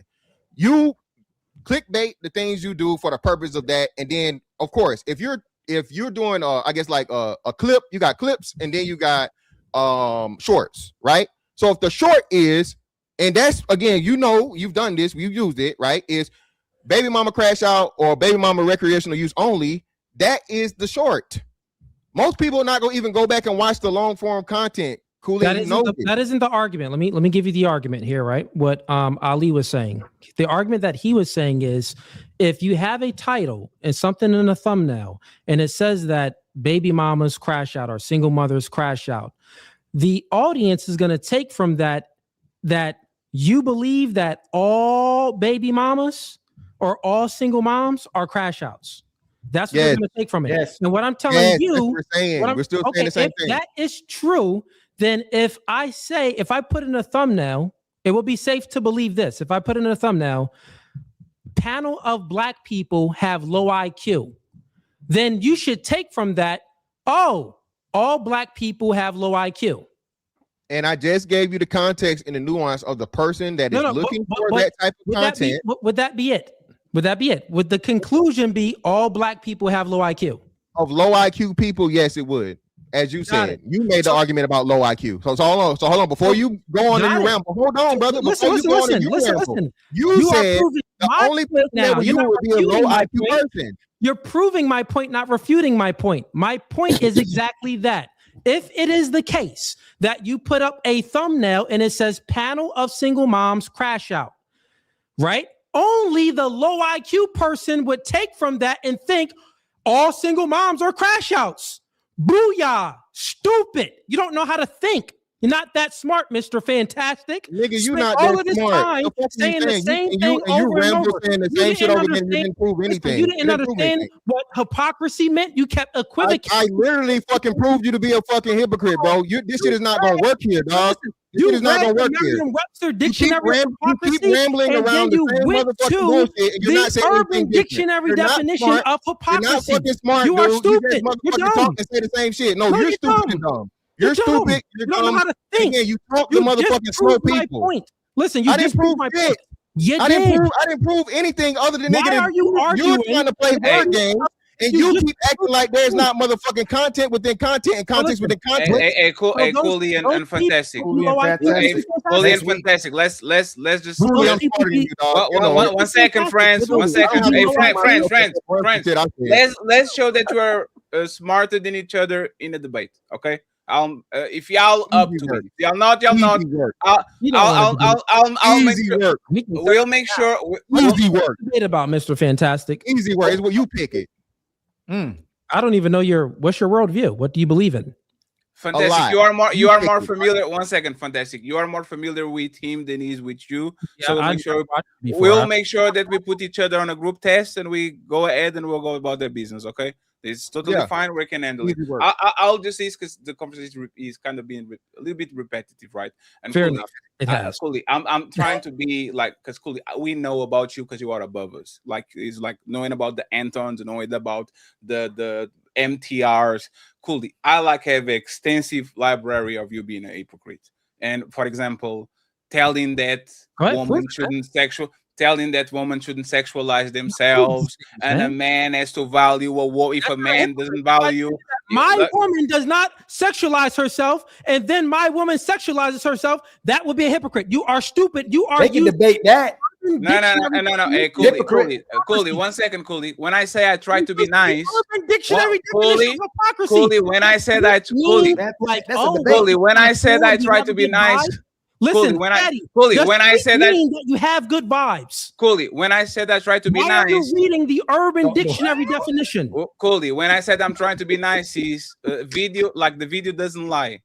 Like no, we don't have Fatty, please explain to me again. What's the definition of hypocrisy? Hypocrisy means you say one thing and then you do another one. Urban Dictionary definition of hypocrisy. So everybody would be a hypocrite. You stupid dork. If a doctor tells you, now you have to go there. You see what I'm saying? Coolie. Listen, let's go there then. No, hey, Coolie. Okay, so no, 1 second, please, everybody quiet. Hey, everybody quiet, please. Everybody quiet. Coolie. Once again, man, you are not familiar about my work. And this is the problem a lot of times with all of y'all big content creators is y'all talk more than your mouth can chew, and then you have a problem, right? So, Coolie. What's the definition of hypocrisy? No, Coolie, this is what we're going to do. We're going to let the video play for the video is going to No. What's the definition of hypocrisy? No, because you don't do it right. You can't sexualize women. You got it. Everyone knows I love her more. No, Coolie, you got it. Coolie, you got it. What's the definition of it? Coolie, are you afraid of tape? Are you afraid of tape, Coolie? What is the definition of hypocrisy? No, Coolie, are you afraid of tape? No, Fatty. The definition. Hey, Coolie. I literally said this. I will take the word hypocrisy because you are playing the word game, and I will say that you are somebody that is not practicing what you're preaching because you talk about these women in a certain way, and then your real life shows other things. For example, you 1 second, please. You you talk about women sexualizing themselves and showing their bodies on the internet, and then you post videos with your woman like this, right? And this is what we're talking about. I have several of these videos. I have multiple of these. Coolie, I have so many videos of you saying something and then something happens and you contradict yourself. Coolie, please let me finish. I don't want to do this today. I don't. Let's do it. I got time. Coolie. It looks like an ambush. We want. No. Listen, Fatty. It isn't actually an ambush. right? No, it's So not. I'm letting, Okay. so look, I'm letting you know real quick. Let's do this. Let's have So some can I play this 3-minute video? No, Coolie. You can Coolie. play, Fatty, real quick. Let me just get 10 Go seconds. ahead, uninterrupted. You got it. Uninterrupted. You can play anything that you want with the clips. I don't know what you have prepared, but you can play anything that you want. But first, can we agree what we're debating right now? Because I believe that we're debating You who are is a hypocrite. Let's right? agree. Okay, You are saying things in your show to certain woman, and then when we go and look and zoom in on your real life, your woman, you're doing the same thing, and you are allowing her to do that. Can we agree with that? Oh, real quick. Now, the definition of hypocrisy that you are using, are you aware that that is the Urban Dictionary definition of hypocrisy, which it is not the right meaning of hypocrisy? Well, just give it to us one more time. Give it to us. No, it's not. No, fantastic. It's not, because I'm not using. But let him give it to us, Fatty. No, Fatty. So Coolie, give us the Urban Dictionary version of the definition that you're using one more time, brother, for the public. Tell us. It's not needed because I'm not debating the word hypocrite. Can y'all stop? Can y'all stop? Everybody angry. I am the only person on this conversation that literally said, let's not use the label of hypocrite because it's going to skirt around the word. Let's use, you are not practicing what you're preaching, and you are giving us the illusion of hypocrite. It's not that you are. I don't care if you are an hypocrite. You are saying things and you are passing an image that you are not practicing what you're preaching. If that's an hypocrite for you or not, I don't care. I'll let the public decide. I'm not doing that. Okay? So now that we got that, my problem with you is that you're preaching things that you are not practicing in a real life. I have a 3-minute video proving that shit over and over and over and over again. Can we agree with that? Okay, listen. If it's the case that now you do not want to debate on, because you're not calling me a hypocrite. You're just saying that, well, Coolie. Oh, man. Hey, you got it, man. Y'all got it, bro. Listen, y'all got bro. it. Why are you? No. It's Coolie. Yo, Fatty, don't run. Let's do it. Fatty, don't run. No, Coolie. That's not my debate. That's fantastic debate. You should have let him nail himself, though, Fatty. But fantastic. That's the thing. I'm not going to let him commit. I'm not going to let him commit to something that I don't want to commit. You are not going to take me where you want to take me. Once again, I know that Coolie says something to other people, and then he doesn't practice it. Can I show proof, or I can't? No, we go back. Papi Chulo is here. We can go back to the debate, and everybody can talk about each other. I don't want to do this. You call me stupid. I hold myself. I didn't like crazy. I just let it go. Do we do this now, or we go back to what we're doing? Yeah. So once again, Fatty, you can do. I think this is your platform, right? So yes, it's my platform. Fatty, listen. You can do whatever you want to do and play any clip. I'm totally fine with it. I'm just asking you, what is the prompt of this? We were just speaking about hypocrite, but now you moved it. But now you moved it away from hypocrite, and now you're just saying that Coolie, you don't practice what you preach. Hey, Coolie, I will make it as clear as possible. Coolie doesn't. Sorry, Echo. Stop. Coolie doesn't practice what he preaches. Is this fact or fiction, Coolie? No, that wouldn't be a fact, or that wouldn't be a fact at all. If I tell men to do something, so listen. So we disagree. We have a prompt now, right? You have a prompt. We disagree, right? Yeah, listen. Totally fine. Do you want me to? Can I play clips on here too that explains things? Oh, absolutely. No. Absolutely, you can play whatever you want. We agreed with the prompt. Coolie doesn't practice what he preaches. Fatty as the affirmative and Coolie as the negative. Can we go with that? Wait, real quick. Do I get to play clips too? You can play whatever you want. That would affirm everything that I'm saying. As long as he doesn't go against the OS, you can play whatever you want. Okay, so we can just once again, do you want to stop it right here and we go back to what we're doing, or do you want me to continue? I'll give you the floor. Fatty, if you just allow me to play my clip first, then it would explain everything in any clips that you pick out. No, but you need to see it, right, to respond, right? No, I don't need to see your clip. I know what I say and I know what I do, and I have clips that I can just play for you. Hey, so this is what we're going to do. Coolie, I'll tell you. No, one second. If you are saying that, well, my woman sexualized herself, did I ever say that my woman does not sexualize herself? You said to other women. You said to other. Let me answer. You said let me answer. Fatty, I'm not done. Answer. You asked me a question. Let me answer. I wasn't done yet. I was still speaking. Let me finish. Right? If I say to someone that, did I ever say, you never caught me say that my woman does not sexualize herself? One, you never heard me say that. Then two would be this. If I told women, listen, it's not in your best interest to sexualize yourself and have an OnlyFans and be on a strip club and things like that, then that's me speaking about specific things. I can play you a video where I speak about, I do content. Me and my shorty got a TikTok. We have clothing brands and stuff like that. I'm in clothing brands and I make money from these brands. And my shorty, she wears the clothes that I approve, that I want her to wear. And that's what she wears. And then we make money off of brand deals and all of these things. If it was the case that I viewed my woman as sexualizing herself, then I would not be practicing what I preach. But if I put on the clothes if I put those clothes on my woman, then obviously I don't think that she's sexualizing herself. Now, you as Fatty, you can believe that, man, your woman got some big titties. I like that booty. That's sexualizing herself. You can believe that she's sexualizing herself. I don't believe that. So therefore, I would be practicing what I preach because I don't believe that she's sexualizing herself.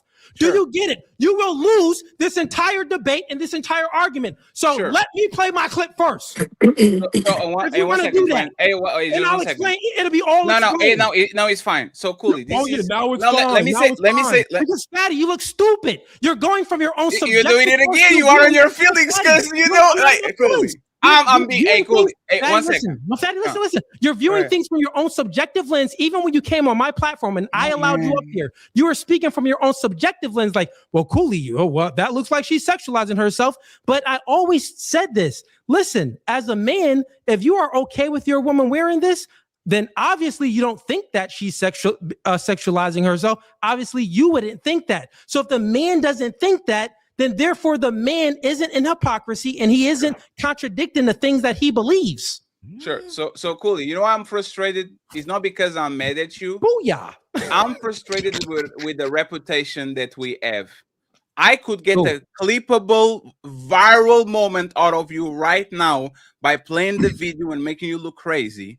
And because we are 1 second, let me finish, please. No, it will be out of context. Let me just finish. And because me and Ali are not on the type of time of social climbing just for the sake of doing it and we go viral so you can get more subscribers. I am sparing you right now while you're calling me stupid over and over and over again when I didn't insult you in any shape or form. I just say you didn't practice with, huh?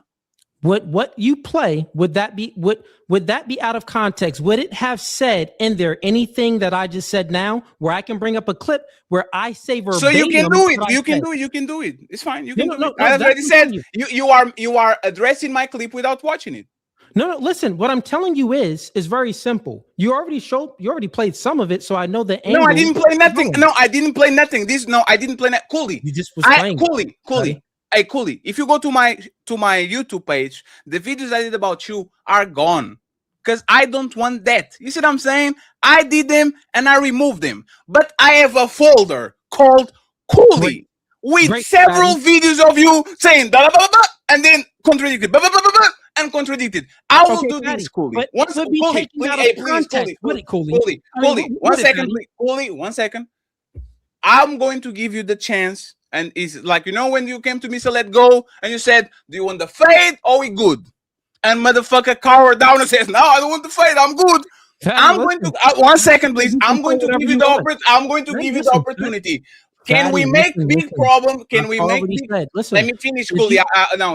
At this point, you just interrupting me. No, I will give you the opportunity.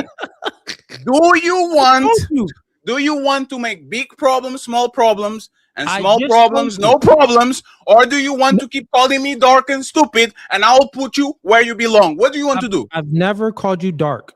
So just stop, Fatty. I said stupid. I never said dark. Why would I say dark? Dark. You are dark. Oh, dang, it's the accent. Okay, dork. Yeah, I did call you dork and stupid. Oh my God, man. But what I'm saying here, Fatty, I've never ran from a fade and I never ran from a debate. So this is like I don't know how many times I accepted it.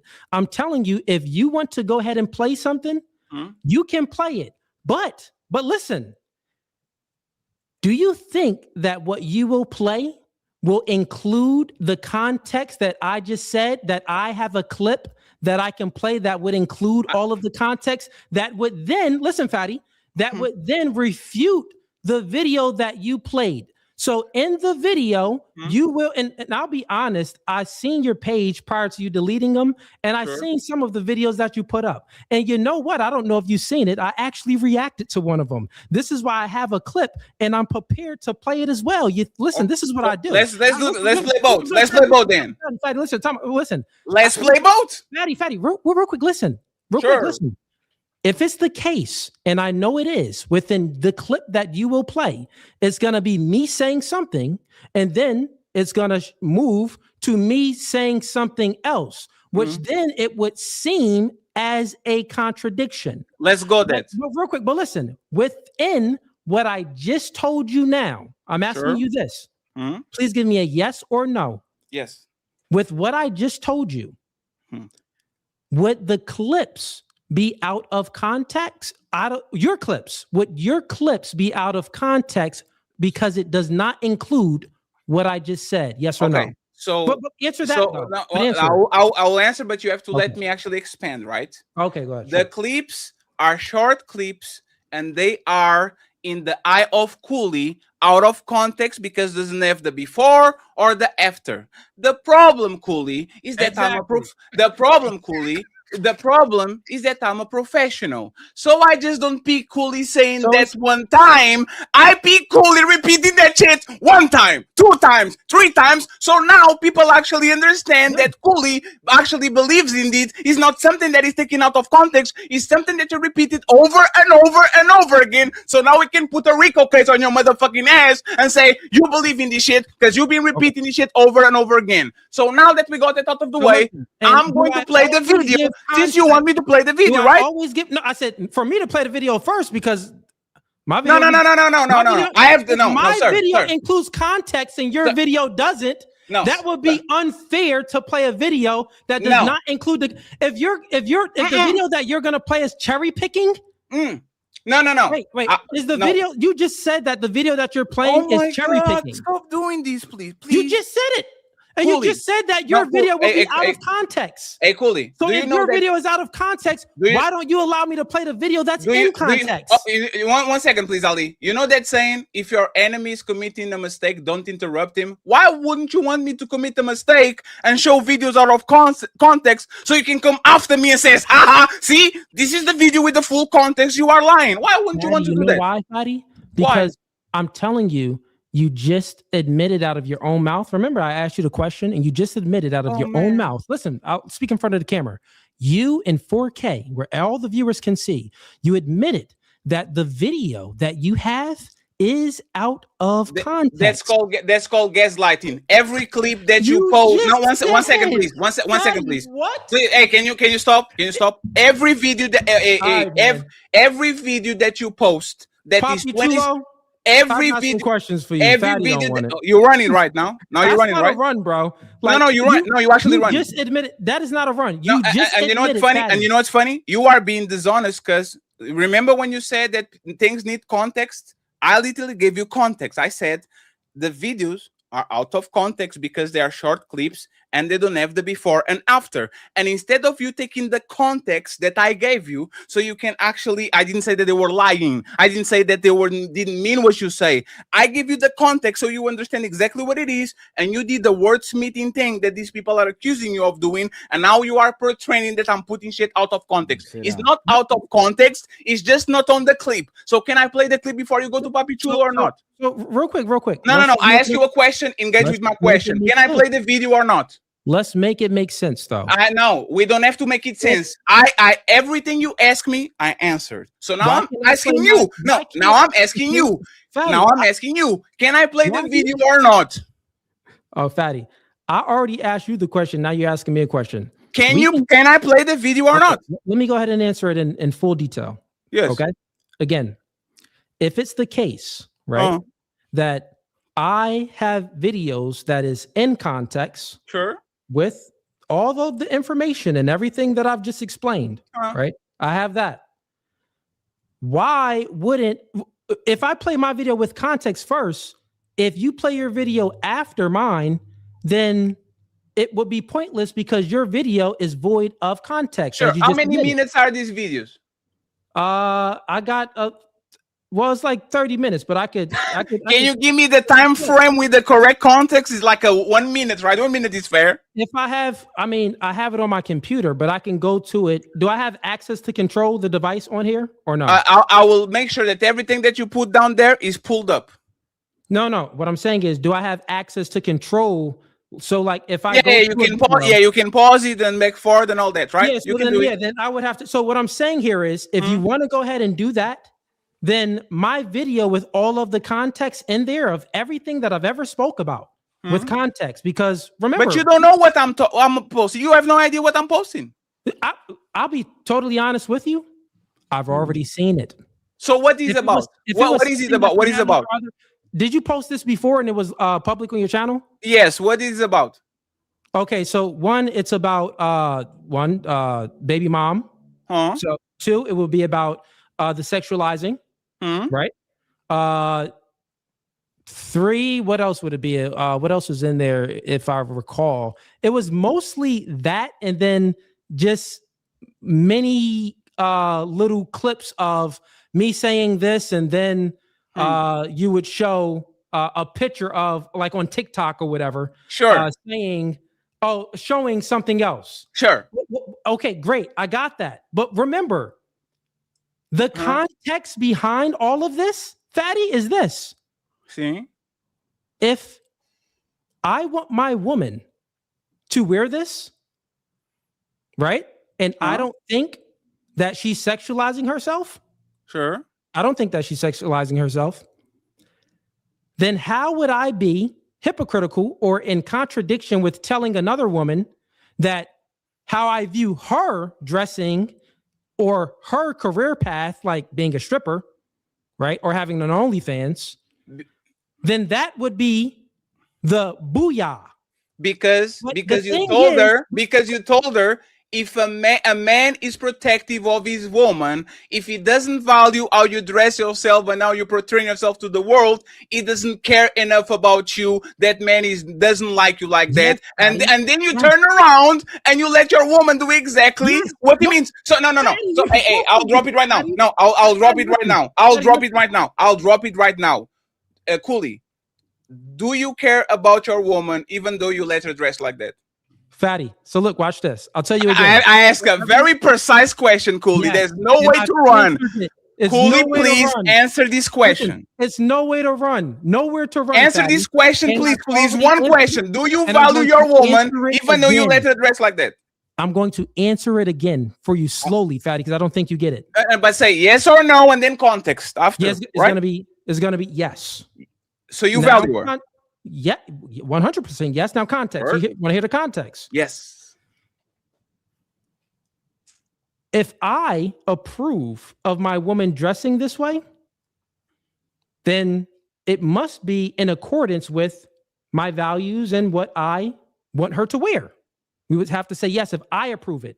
If a man, like say if I didn't approve it and my woman just dressed the way she wanted to, then I would be like, dang, I ain't really want her to dress like that. So then I will be going against my own stance and my own beliefs. But I'm telling you, listen real quick. Listen, Fatty, let me give you context. The TikTok was 100% ran by me. All of the brand deals and everything, the clothes and everything, Fatty, all of them. Every single piece of material. Every did brand deals with workout equipment, with microwaves, with refrigerators, with desks, with so many things, like things that house appliances, video cameras, all of these things, and even down to the essentials of what I wear and what she would wear, everything I approved in everything. I was 100% okay with myself wearing and doing, and with her wearing and doing, Fatty. That's what I'm telling you. So therefore, if that's the case, if what I'm telling you is true, Fatty, therefore, if you pull up a clip, your clips will be out of context, because the clips that you have is me telling other women how they dress on a podcast, or how they dress in their Instagram photos, or them being a stripper and having OnlyFans and literally having sex on their OnlyFans and stuff like that. That would not be in accordance to what my woman is doing. Is my woman on OnlyFans? Is my woman a stripper? Is my woman any of these things? Not at all, Fatty. So where is the contradiction? No, they're not, because you said if these men value you, it will protect you in the way that you dress. Yes. Hey, you know what's fun? Hey, Coolie, I tried. I think that Coolie, I tried. Let's watch the clip. Look, Fatty, I think that everything that my woman ever wore. I tried. Fatty in here. Let's bring a Fatty. I tried. Hey, prepare your video. Why would you want me to play my clip Welcome first, back, Fatty? brother. You here again? Hey, Coolie, I tried. Prepare the video. You said to the person before you Fatty, that why you wouldn't are you want a me thought to leader. share my Is clip that first? correct? I tried. You said it's 30 minutes. Okay, It's cool. 30 minutes. Go get your video and I'll play it. I promise to God I'll play it. Let's watch it. No, he said that I'm a thought leader. But I can just reply back to all of this. Okay, so let's go ahead and let's fine. finish. Hey, Leave Coolie. I don't want to do nothing to you that you think Fatty, I'm muting you. Coolie, I was on your show, you dropped me, you called me a bunch of names all day. I'm not dropping you, I'm not muting you, I'm not doing nothing. Totally let fine. Let the video play and don't overtalk the video, please. No, Fatty, listen. What I'm telling you is this. Since you're playing the video first, sure, it's no reason for me to even play mine. I'll just refute everything because this video is out of context. Okay, make notes. It's a disingenuous video. Okay, Fatty. make notes. Is it 3-minute video? Is it 3 minutes? Make notes and you can reply. Don't overtalk it, please. Yeah, sure. Don't overtalk it. There's no notes that need to be made. No notes? Okay. I'll mute myself. Go ahead. Thank you very much. So let's watch Coolie contradict himself for 3 minutes and 20 seconds. And friends, eat the Cash App. God damn it. We need $95. Oh, we got Fatty in here. Let's bring a Fatty and then we're going to end it. Okay, Fatty, welcome to No Fugazi Podcast. Welcome back, brother. You here again. Round 2. So you said to the person before you that you are a thought leader. Is that correct? No, he said that I'm a thought leader. Do you agree with him? A thought leader? I never had much time to think on those things. Yes, but what's up? Get to your point. Yeah, because you called me low IQ the last time, right? And my question today is a little bit different, right? How do you feel when you come on this podcast and you tell every single woman that they shouldn't sexualize themselves on the internet, and the top 10 posts that your wife has on her IG is showing her ass or her titties?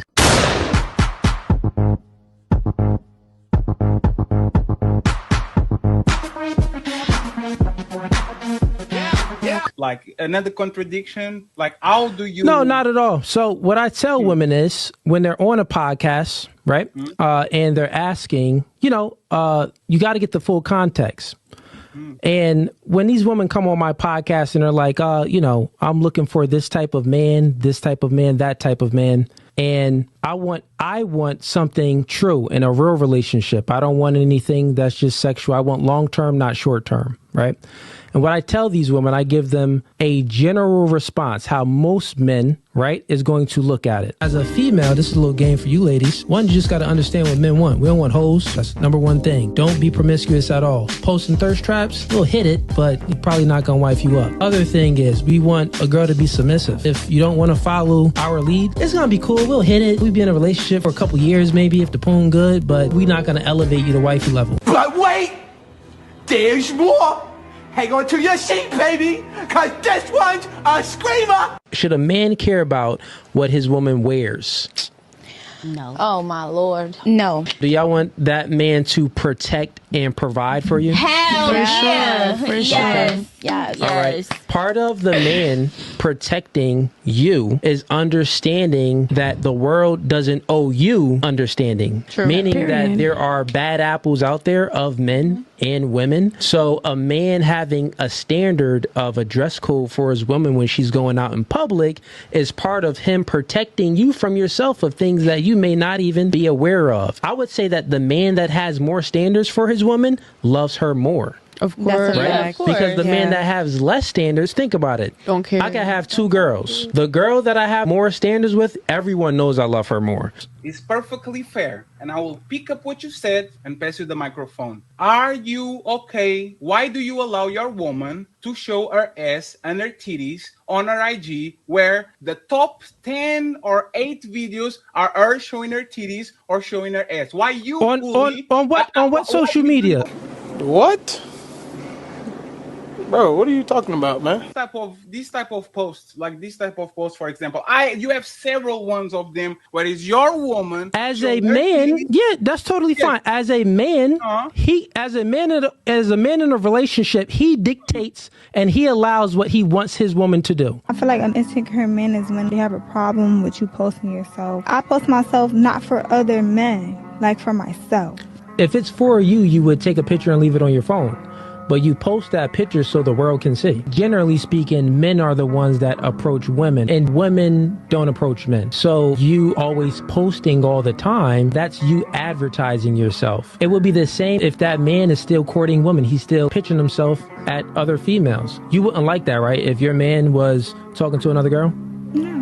Okay, just like the man wouldn't want his girl posting thirst traps. Stop it, fatty. I understood Stop, what you no, said. stop it, fatty. Stop If it. they're single is one thing. If they're married Fatty. is another thing. I understood that. Answer the question. Okay, like so man that fatty. you are. So I already answered that question, fatty. No, you didn't. Now my Why question do for you you allow is: your do woman- you have a woman, fatty? No. And why don't you have a woman? Because I'd rather be single than cuffing a woman with 2 kids by a white Okay. Gotcha, bitch. You're disgusting, fatty. Come in here with some better tactics and some better debating skills. You washed, bro. You washed. And now that we got Peace. This guy, fatty, got washed, man. Came in here, making ad hominems, had to wash him real quick to get him up out of here. Didn't want to answer any. He's like, wait, what? I want to smash Amber Rose. Then he tried to switch it up. No, oh yeah, I want Amber Rose. No, I only want to smash her. I wouldn't wife her, but you would wife her. No, fatty. No, Amber Rose is on a stripper pole, fatty. You said that you want to smash her, bro. You said that you would want to do more than that. Then I caught you and you said that, oh no, that's just a chick that I want to smash. Yeah, fatty, you're delusional. I just wanted to play the whole thing to prove that I show you way more grace than you ever show me on your show. You dropped me twice. You call me so many names. I stick to the point and all that. I will repeat my claim and you will have an interrupted time to play whatever video or to actually say what I said. Coolie is somebody that is rules for thee, but not for me. He will talk down on women that come on his podcast, sexualize themselves, do everything and anything, dress promiscuous, show their titties and their ass, say that if a man values you, he's not going to let you walk around like that because he's protective and all that shit. And as soon as we look at his personal life, left and right, from the baby mama just for recreational use only, to the way that she dresses, to the way that you allow her to post on the social media, you are somebody that doesn't practice what they preach. This is my statement. I will not try to recant your statement. You can go ahead and interrupt it and do what you need to do. I will not reply to anything you say, even though I'm stupid in the dark. You got it. Okay. Fatty. You had another clip. Don't you got a better clip? That's the only clip you got? Am I muted? I am muted. Oh, well, I'm asking you a question. Wait, is that, I thought I seen a more detailed one. You have more detail, or that's the only one you got? There's another one that I don't want to play because once again, I'm not trying to go viral. I think this one is good enough. There's another one there's another one that is actually bad. This is me playing politics. I'm eating you on the gut, but I'm letting you stand up and walk away. I'm not trying to. Okay, so go ahead. Go ahead and respond to the claim, and we move along. I'm going to be on mute again. I'll be quiet as a good host. Let's play the other one too, Fatty. Go ahead. The answer is no. Why not? Because I want to address these. Now, sir. I'm with all the smoke. Let's play the other one This too. is a debate. No, sir. This is a debate. I make a claim, and you talk to me. I'm not going to move the goalposts. I don't want to talk about any other things. We are here. Let's stay right here and talk about what I played. What is your counterpoint that makes what I saw and I said obsolete? Go ahead, please answer. Okay, got it. So, one, I've already refuted the video itself, so I don't even have to play my video. But before I go into anything, right? I seen another video, and since I'm with all of the smoke, do you want to add the other video in there and we can tackle both of them at once? No, I concede you won. No, You okay. undefeated, Coolie. Wait, you won. I lost. Listen. This totally. Do you want me to just respond to this one then? No, you don't even have to respond. Do you ever respond? Yeah, I can respond to it. Do you want me to, so let me mute myself without stuttering. 1, 2, 3, go. Okay, got it. All right. So what you witnessed here, ladies and gents, was Fatty playing a video where he thought that I contradicted myself. Once again, it's stated very simple. I said to the young lady, a single woman that's looking for a man, right? So these women on my panel, they single, right? These women on my panel will be looking for men in that one little small clip that he played. So giving advice to the single ladies that's looking for a man, I would tell them, well, it would be in your best interest to not sexualize yourself if you're looking for a man.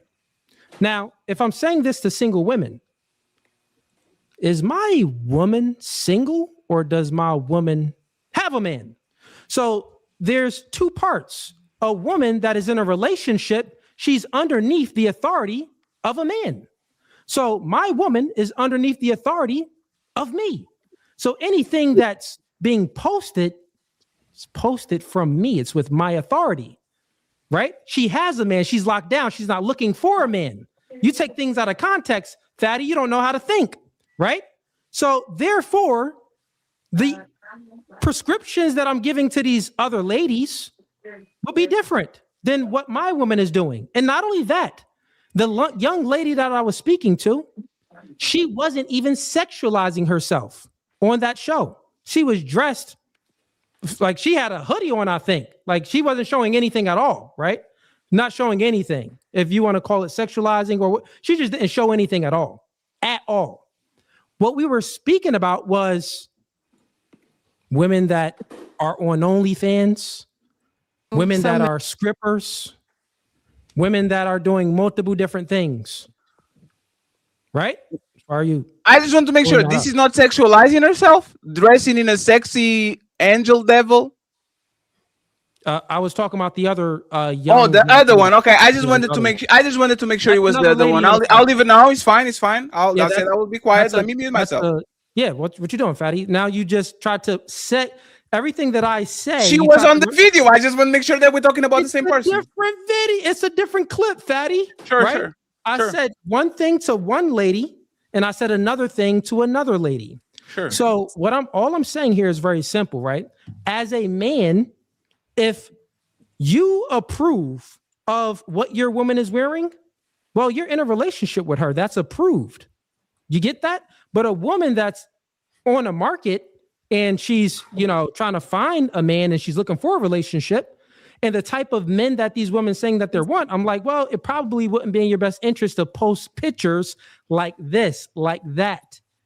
And the pictures that we were speaking about was very provocative pictures. The videos that you showed of my girl, bro, that's us doing brand deals. Like, what are you speaking about? Like, even all of it was every clip that you showed was a brand deal and making money. Now, does a brand deal help it?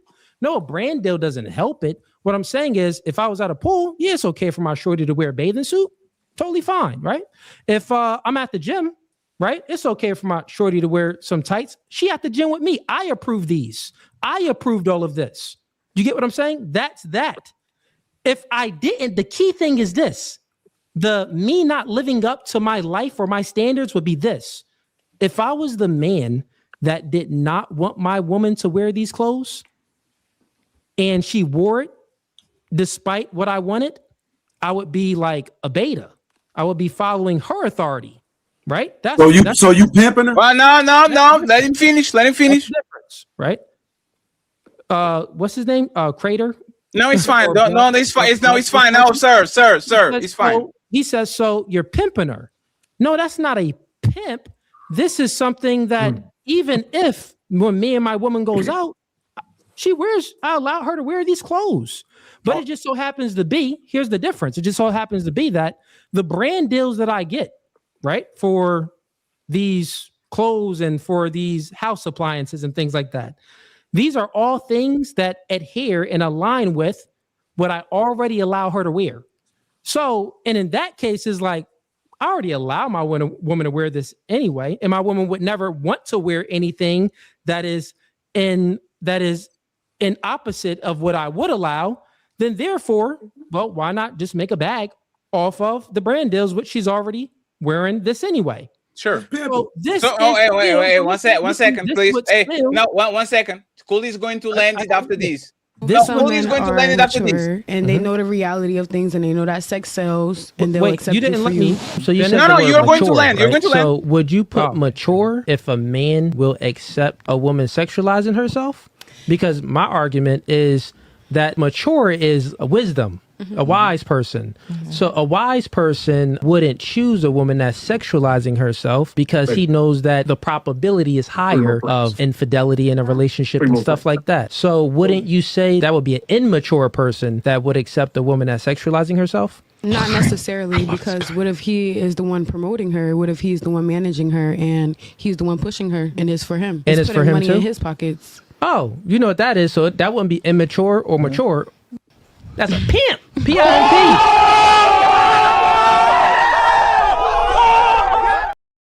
Check motherfucking mate. You said that he asked you if he was a pimp, and you literally said on the video that the man that lets that woman with his permission is a motherfucking pimp. So game over. No more talk. Let's go back to the show. We done.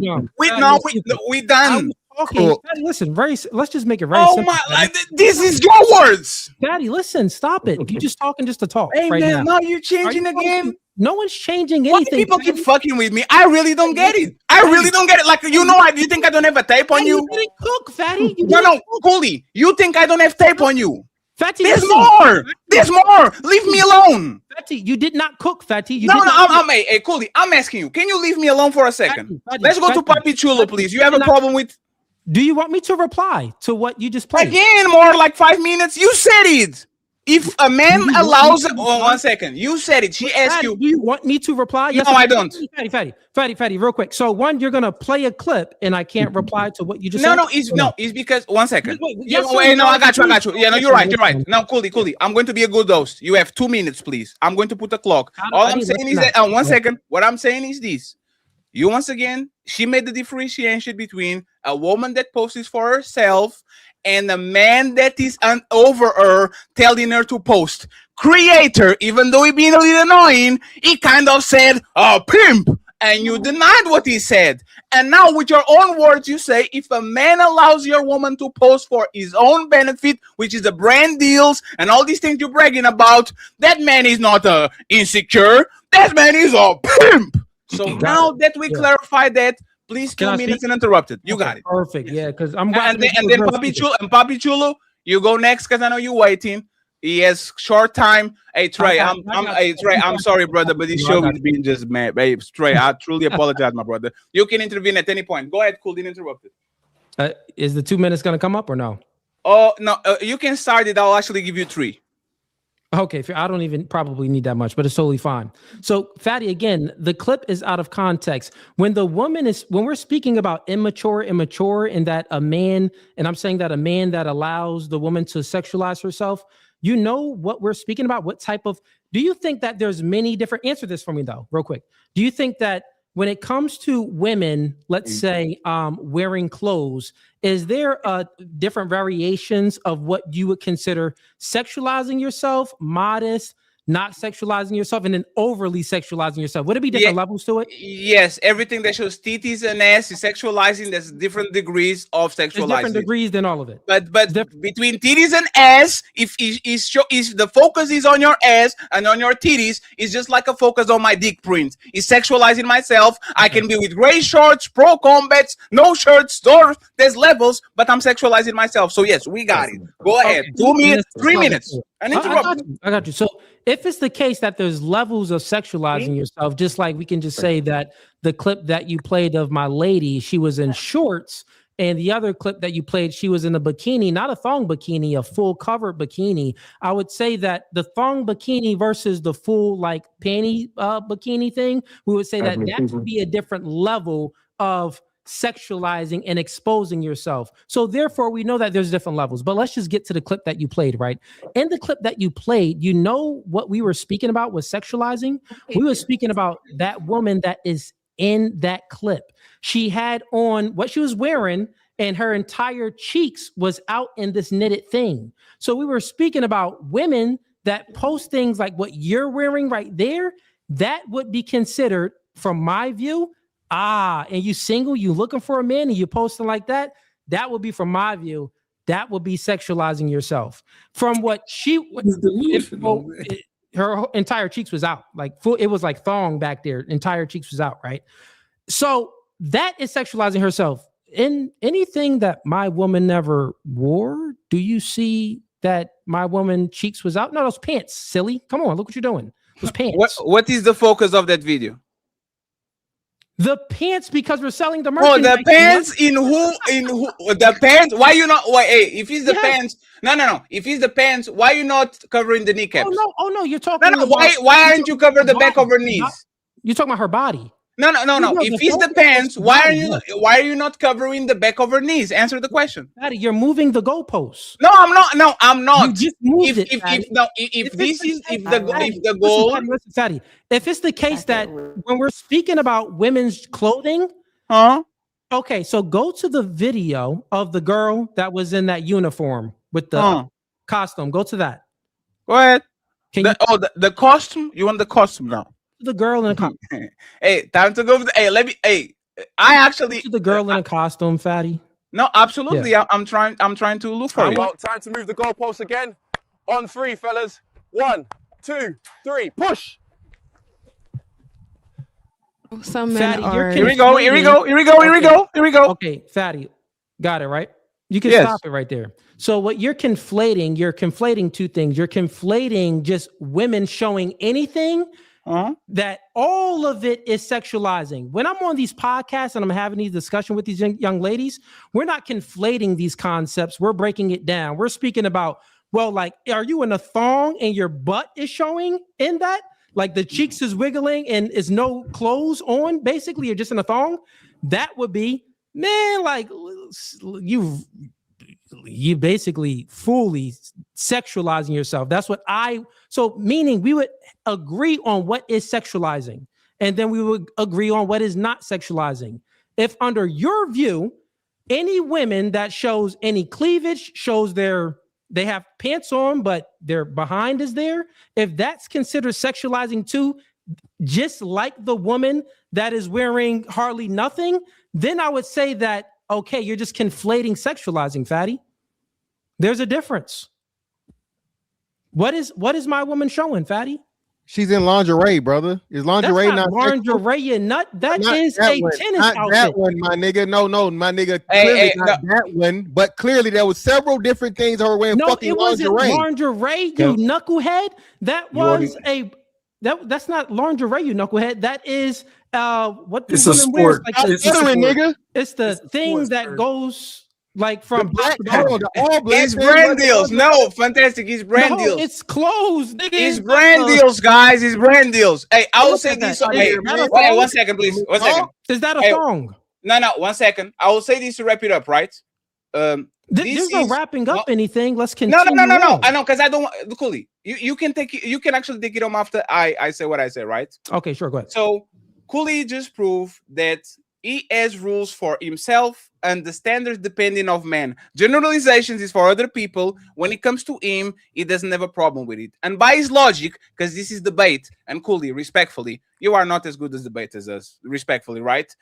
If your case is, if your case is, if you think you're winning, let me finish. If you think that if a woman does something and is under her man coverage and authorization, is totally different than them being single, congratulations. Adam 22 and Lena the Plug are very okay with doing the bullshit that they're doing, sucking dick, go around, share the woman, give some ass, because one is brand deals and his business. They are promoting their porn shit. And the second part is, once again, if I'm benefited from him and he's under me and she's already picked, all those things get nullified because your rules are just for single woman. Your rules are not for married woman. Since Adam and Lena are married, it's okay for her to give her asshole to Jason Black and dress like a hoe and talk like a hoe and quack like a hoe, because everything they said was under his guidance. Now, you please can take it on. Hey, Coolie, I promise I will not respond to this. Papi Chulo is literally waiting. I need to see a point of contention you have with him. I want Trey and Creator to get it on, and then we have to go, friends. So go ahead, Coolie. I tried my best to be nice. You don't want me to be nice? No, we are not nice. Go ahead. Fatty, I don't consider anything you said to be not nice. So just, I'm not a sensitive man. I'm actually glad that you said saying. Yeah, everything that you, once again, I'll be for the audience too, because some people can look at this like, oh, wow, like, that's on my social media. So if you know what's not nice, Coolie? These people in my not eating my Cash App. I still need $100. Hey, friends, be nice to my Cash App, please. $100. Go ahead, Coolie. Hey, he's still and I need 5 more members on my side, and Fatty needs 4 more members on his side. That's I already have my members. I just need my Cash App so Ali needs somebody to hit his Cash App too. I just need to stuff my ass. And friends, don't clip this. I don't want to be famous this way. Don't do it. Thank you very much. Go ahead, Coolie. No, you won't get famous off of this because you're just conflating things. So I'll explain it again. Sure. If it's the case that you just conflated brand deals and men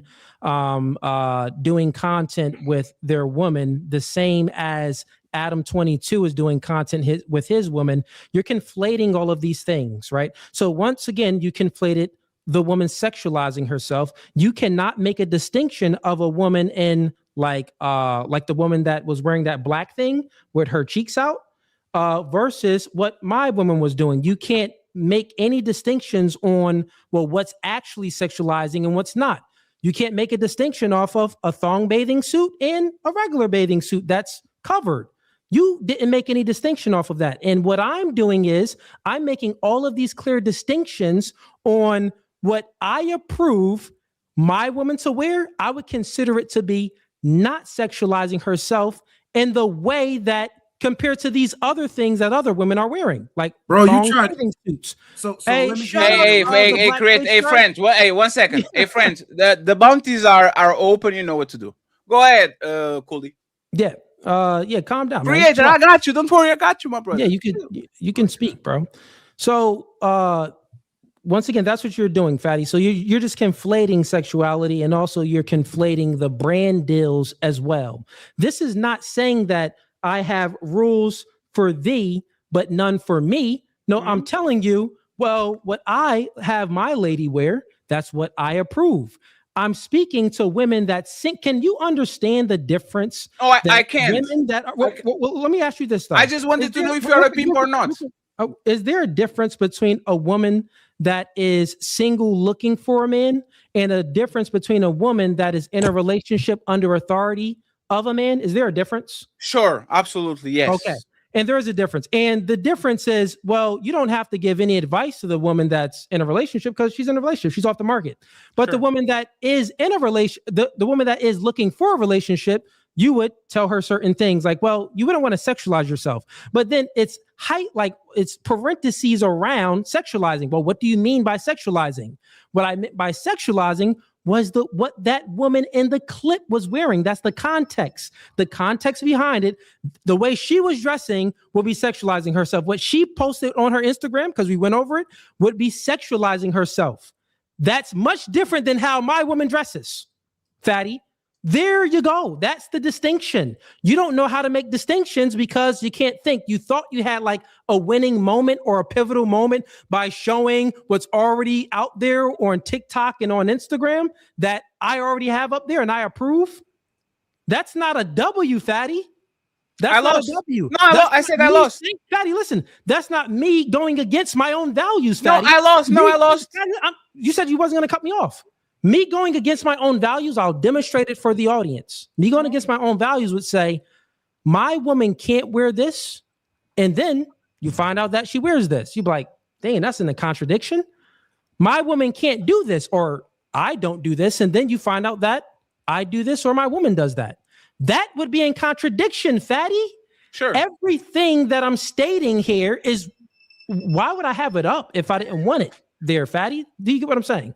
No, but you're right. anyways, yeah, that's it. Yeah, that's. I lost. And by the way, friends, Coolie doesn't give advice to married women because they have a relationship already, but he gives advice to married men all the time, which is another contradiction because he coaches married men and tell married men all the time, you shouldn't do this, you shouldn't allow that, you shouldn't do this. But all of a sudden, when it comes to women, the conversation is just for single woman, is not for married woman, which if I go through your content, I guarantee you that I will see you react to several married women doing some bullshit. But it's totally fine. Well, fatty, you're just lying right now, fatty. No. We have both the ability to lie. But fatty, we have a true lie though, fatty.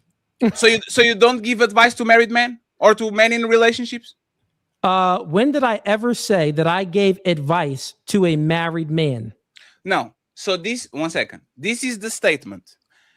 I don't give advice to women that are already in a relationship because they're already picked, right? And my statement is, my statement is, if that was true.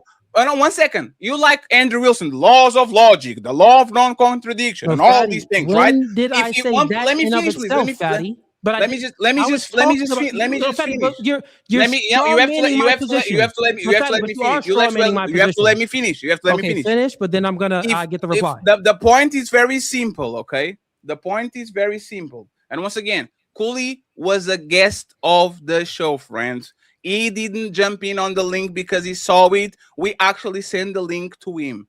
Papi Blanco, Papi Chulo, Coolie, and Prince are not going to be able to be bountied off. I already told that in the chat. Y'all didn't catch it, okay?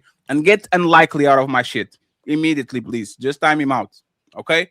So save it as credit. I'll make sure that you can use the credit, and I'll leave it on my side all the time. So, Coolie, my statement is, sure, by your logic, if your advice is not for a woman because they're already picked and already in relationships, so they don't need it, you shouldn't be talking about married men and what they allow on their relationship or men in relationships overall because they are already picked. So there's no problem with what they allow or they don't allow. It's my logic. You can go ahead and make a statement, and then please let's go to your disagreement with Papi Chulo, please. Okay, got you. So what you just said doesn't make any sense, and it isn't what I said, right? If I'd never said that my advice isn't to any married woman, I was speaking specifically about that woman and that she was single looking for a man, right? Now, I wouldn't say that, I never said that I never gave any advice or that I did give advice to married women or to married men. I spoke to married men and married women, but it's different things within the relationship other than just, how your woman dresses, right? Sure. That wouldn't be an issue there. For a married man, what I would tell him is, if you don't want your woman wearing something and she still wears it, she doesn't respect you. That's what that would be clear, because you tell her, no, she still does it. She doesn't respect you. For me, no, my woman, I don't even have to tell my woman not to wear something that I don't want her to wear because she already aligns with my values. Our values align. Do you get that? So this wouldn't be pimping out my woman and anything like that. That wouldn't be pimping her out. If it's the case that my woman already dresses like this and our values align, this would be us making money off of what we already do and how we already live. That isn't pimping out. Sure. Pimping out would be if your values don't align with, say if the woman didn't want to put on this outfit and you're like, man, shorty, put that on. Like, we can make this bag. Let's go ahead and do this OnlyFans. We can go ahead and do this. This would be pimping her out, doing something for money against the values. Everything that I did, well, real quick, listen, everything that I did what aligned with the values, not against the values. So you are false on all of the whole pimping out your thing. values agree with And this is why I brought up Adam 22. He just confirmed once again. Why did you just cut me off? If Adam 22 and his values is letting other people fuck his woman and sexualizing herself and being a porn star, he's not pimping her, and there's no problem because he goes to his values that she should be a whore, so he's fine. Once again, as long as we agree with that, we good. Fatty, you just conflated what I said. Oh my God! Can we go back? You lost. Fatty, stop. What you talking about? Listen, Fatty, listen. Does Adam 22 doing OnlyFans and things with his woman and having other men smash his woman? That, from my position, would be immoral, right? From my position, would be immoral. From Adam 22 position, it isn't immoral. So from his position, he wouldn't be going against his own values. So you're not refuting my point. You're making the point. So what I'm saying is, listen, Fatty, listen. If you considered what my woman does, like sexualizing herself compared to what Adam 22 woman does, if you can compare it to that yourself and you think that they're both immoral, that's up to you. That's what you got to do. You want a Christian. But you want a Christian, right? No, listen. No, you want a Christian, right? Time out. Listen. I did not say that at all. So you're conflating two different things. That's what you're doing. You want a Christian, right? Pimping out would be the woman does not want to do it. You won that one. Convince, or you have to do something, and that would be pimping out. You won that one. I don't have a problem with that. Girl wants to get smashed. She's not. Listen, if anything, she's pimping him out. What are you talking about? You won. So listen, Fatty, listen. Let me just finish because you talk so much, and every time you just be rambling. You just be talking. I'm refuting. Rambling. Okay, Fatty, that's fine if you think I'm rambling, but what I'm doing is, for the audience can see out there, I'm refuting each point that you say. So even under the case of Adam 22, if Adam 22, what would be pimping out for Adam 22 if Lena, the plug, did not want to do it and he was convincing her to do these things and get smashed by men and take the money, then he would be pimping her out. That's what pimps do. There's a clear definition to things, but what you do with your low IQ, you conflate everything. Everybody's a pimp if you do this. Every woman is sexualizing themselves if they wear this. You're wrong. You are wrong. Okay, so any Christian on the panel? Any Christian on the panel? Hey, Trey, using Trey and Mr. Fantastic, using your woman titties and ass to promote brands and get money and get views, does that goes against morality of a Christian? 100%. What about you, Fantastic? 10,000%. Do you agree, Coolie? 1 million. 1 million%. Do you do it? Stop it. If it's the case, is nuance in there. If it's the case that you're conflating sexualizing your daughter. Hey, if it's the Mr. case, Fantastic, wearing Trey, something what you said that is like a thong or something crazy, then no, I'm not doing that. Yeah, no, I'm not doing that. Hey, Coolie, wait, hey, I want to hear what his explanation. No, you don't. Respectfully, man. PAPI is next. Hey, respectfully, man. We tried this for 2 hours. Wait, already. What happened? Okay, no, it's because people came in and we love them and respect them, but we're not going to do the whisper shit. Okay. Okay. Will you allow me to reply or no? No, Coolie. I'll put Papi Chulo over here. Okay, because he's the man.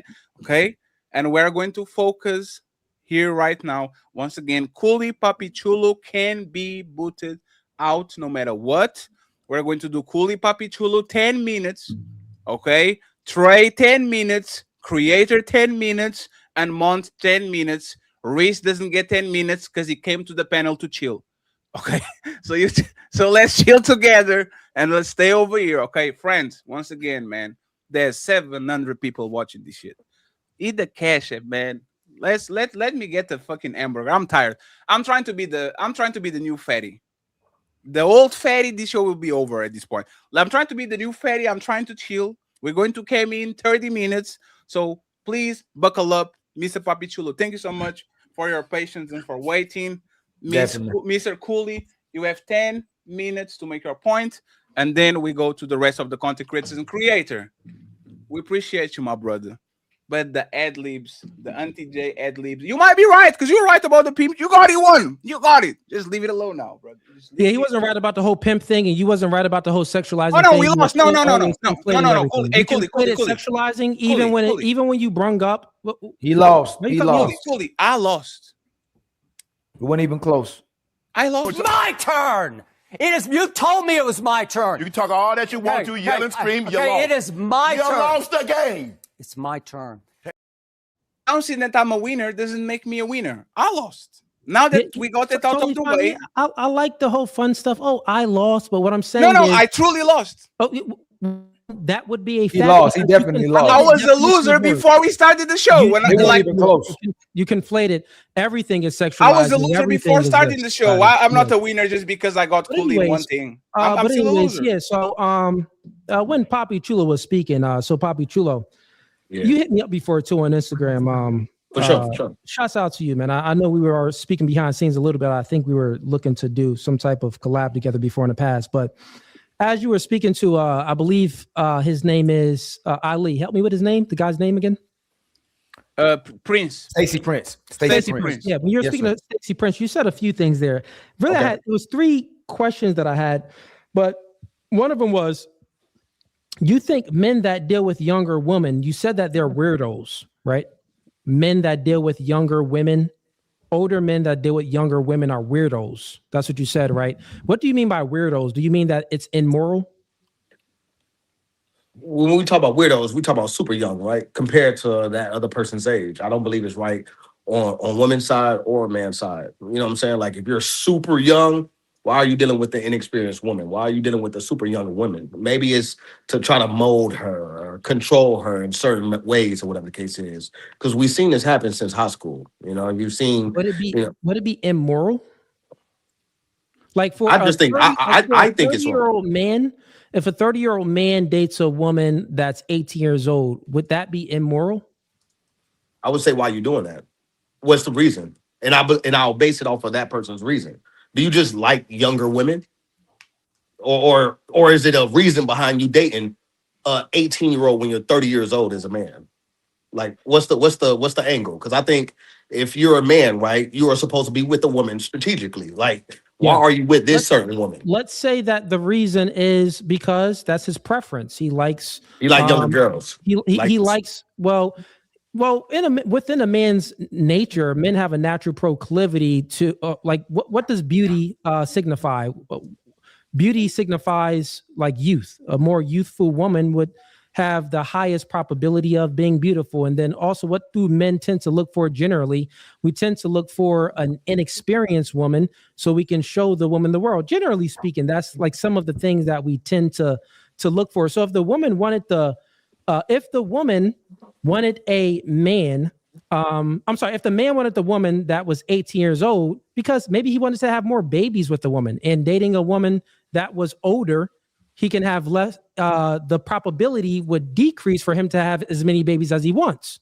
So let's just say it's just based off of his preference.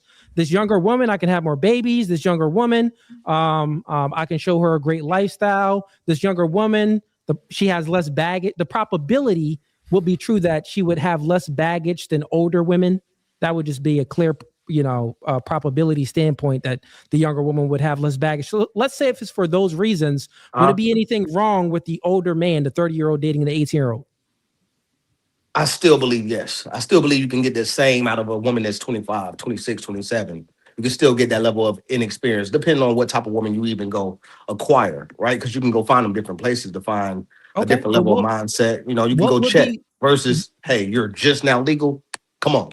Like, but you're giving me reactions and using words like weird and like it's wrong from my view. I want to know why it's actually wrong though. You can go find the same thing out of a woman of age, because you as a father, right? So would you want your daughter to bring home somebody? She's just freshly 18 years old. Would you want her to date a man that's 30, 40, 35? Would you be okay with that? As a father, would you want your daughter to go date a man that much older? Yeah, me, myself, and I personally, I have daughters. I would be fine with that. But I'm asking you, I still need an answer to the question, right? So what is wrong with the man so let me ask you this. Would the probability be higher for the man to have, let's say 5 babies when she's 30 or when she's 18? You can still have 5 babies at 30. But look at not possibility, look at probability. The probability would be higher for the man to have 5 babies with the 18-year-old and experience less, problems with pregnancy. The woman would experience less problems with pregnancy because once a woman reaches 30, it starts to go up to high risk pregnancy, and in 35, I believe it's fully high risk pregnancy. So it's like, I'm asking you, if the man do you believe this is? So you're giving me one scenario on what a man could want an 18-year-old for. Hey, I want a lot of kids out of you. One scenario is that. I don't think that's the general reason why men want to date a younger woman. I never hear men, hey, I want 10 kids and I want it from an 18-year-old. I never hear them say that. What I'm saying is, if the man wanted many children, then for him to get that, it would be optimal for him to choose the younger woman rather than the older woman. Oh yeah, that's common sense, right? Like, hey, this is what, but I highly doubt, in my opinion, a man is with a woman that young because he wants 5-10 childring from her. I highly doubt. You said beauty. You said beauty. So listen, even if it's the case that he doesn't, I brought up many other scenarios. So even if he doesn't, even if he's not looking at it from a reproduction standpoint, and he's looking at it from a beauty standpoint and less baggage standpoint, would he experience more baggage? Would he experience less baggage and more beauty with the younger woman, or more baggage and less beauty with the older woman? Beauty is in the eye of the beholder, so I can't answer that. I don't look at young women and say, oh, she's more hotter because she just became legal compared to a woman who's already understands her body. She understands what looks great on her body. She already understands life. I don't see beauty the way I guess everybody else see it, because people can say, oh, that hot 15-year-old, I'll do something with that because she's young. No, that's weird to me. Okay, so then why do women wear makeup? Women wear makeup to look more youthful, to cover up blemishes. Makeup is to cover up blemishes so they can look more youthful. Women are always trying to look as youthful as they can.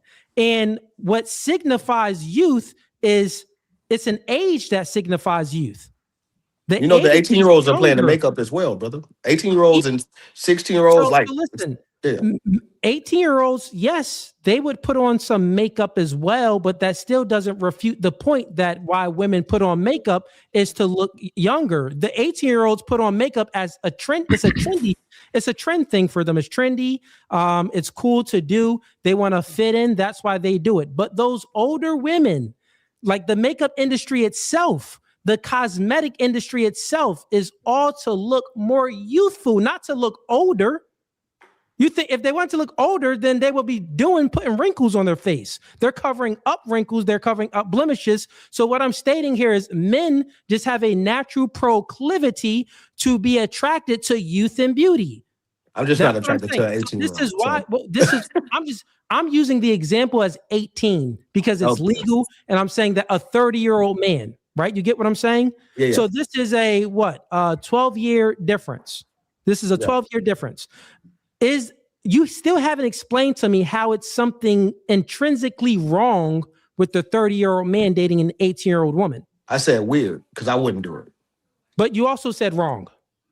And it is wrong because, for one, for a fact, you may be taking advantage of that inexperience, because you use the word inexperience and hasn't experienced a certain level of life. You're taking advantage of that, mainly. Mostly. So men take advantage of youth. We've seen it happen so many times.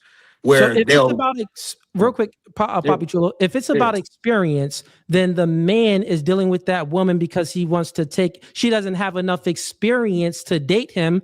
Well, then why do women get to vote when they're 18? Do you think that 18-year-olds have enough life experience to vote presidents in? Do you think 18-year-olds have enough enough experience to what can they do when they're 18? But they can vote, they can drive, they can do so many other They things. can go to prison, goddamn. They can go to prison.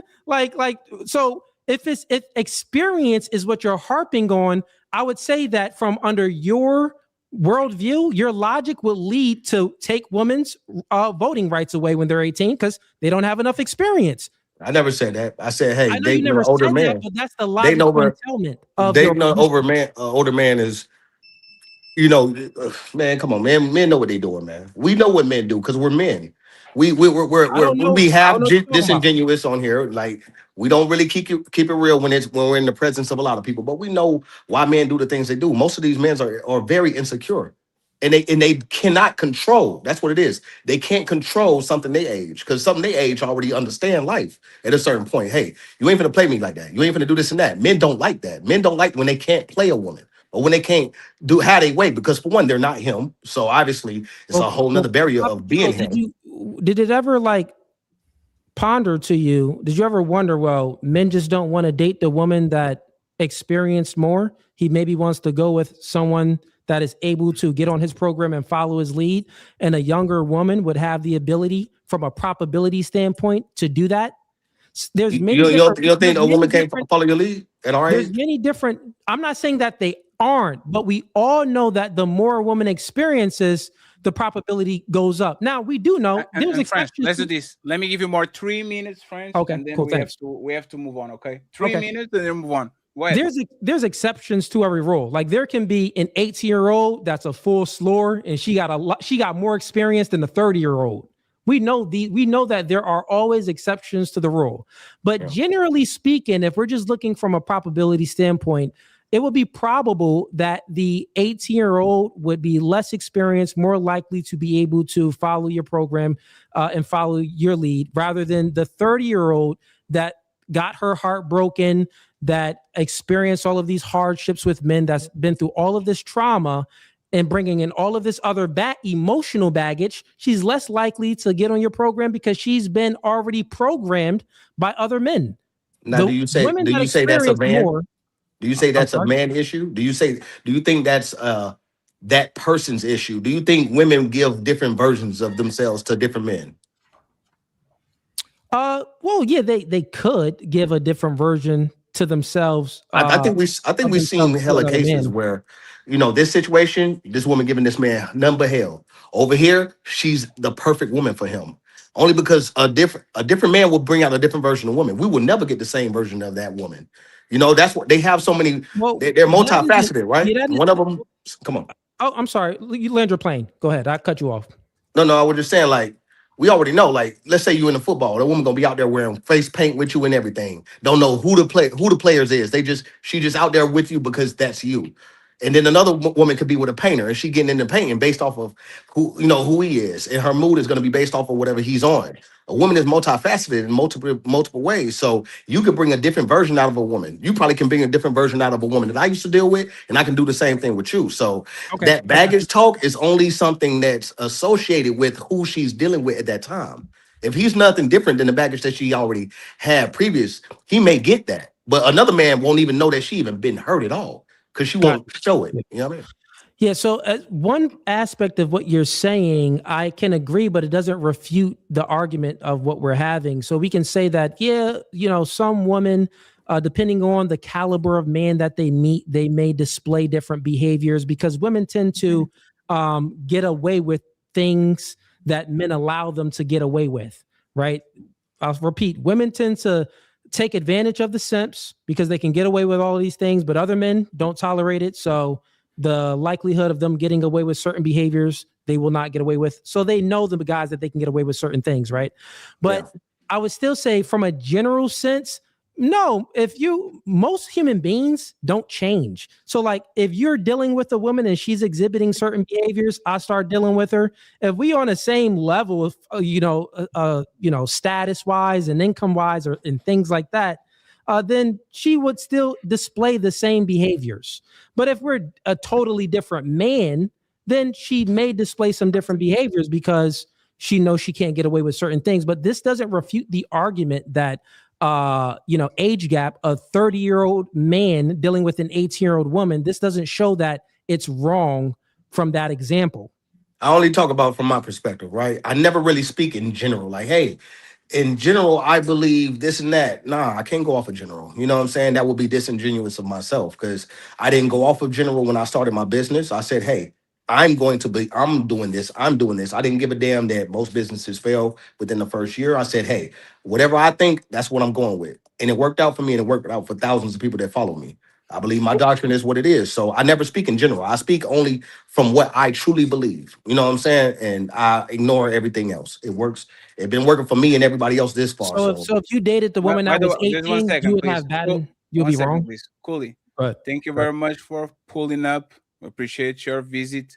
Final thoughts. Even if you have a question, you can ask him one more question, and let's give a final thought because I have to get the people in line. Yeah, I know the other people. Yeah, and thanks for having me up, and because I just had a few questions for PAPI CHULO anyway. But I guess we can just end it with this one then, instead of getting into a whole nother topic, which will go into a whole nother conversation, which would be like 5 to 10 minutes long. Then would you date?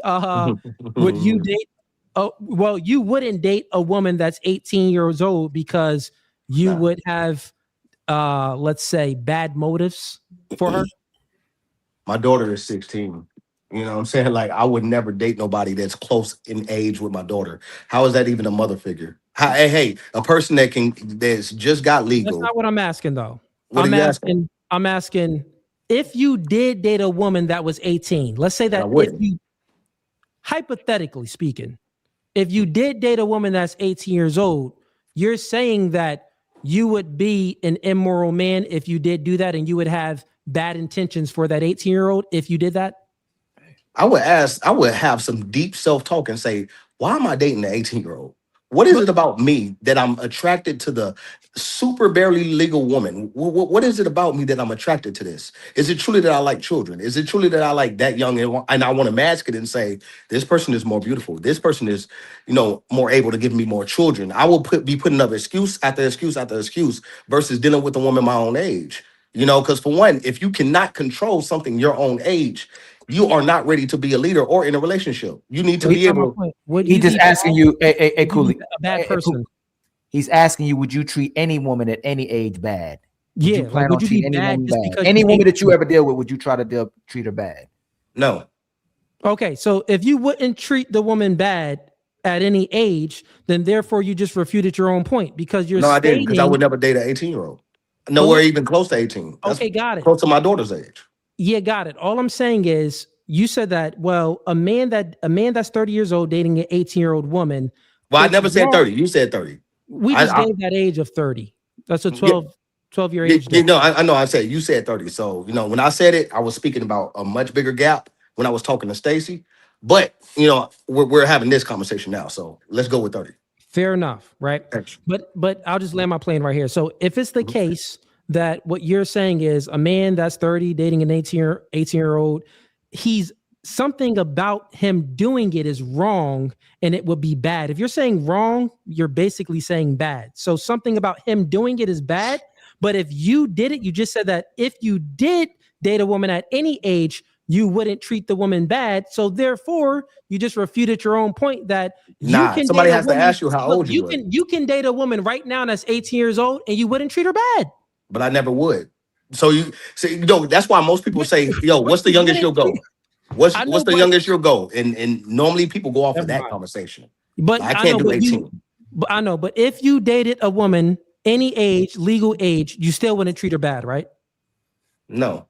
Okay, so therefore, it's not a men aren't a monolith that they would just treat women bad that are 18 if they're 30 years old. You wouldn't even do it yourself.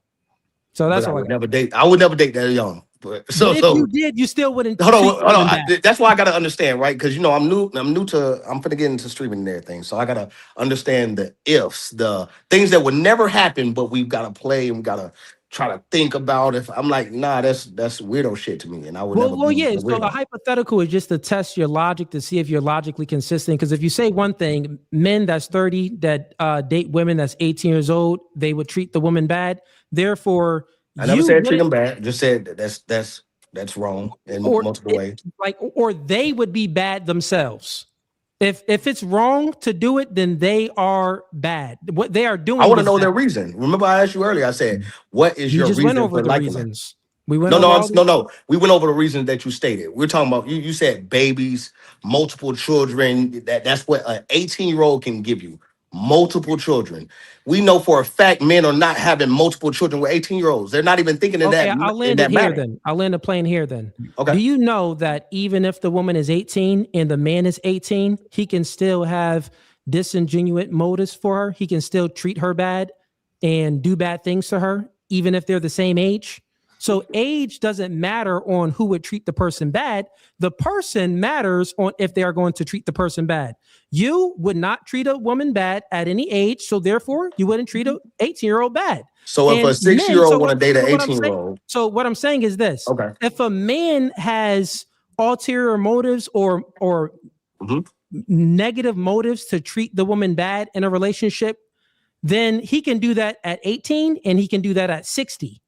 but you just made a point. You made your point yourself and said, "Hey, this person is inexperienced." That's the first one that you have to lead off with, which is exactly what you said. Hey, this person wants to get with this woman off of inexperience alone. Is there nothing disingenuous?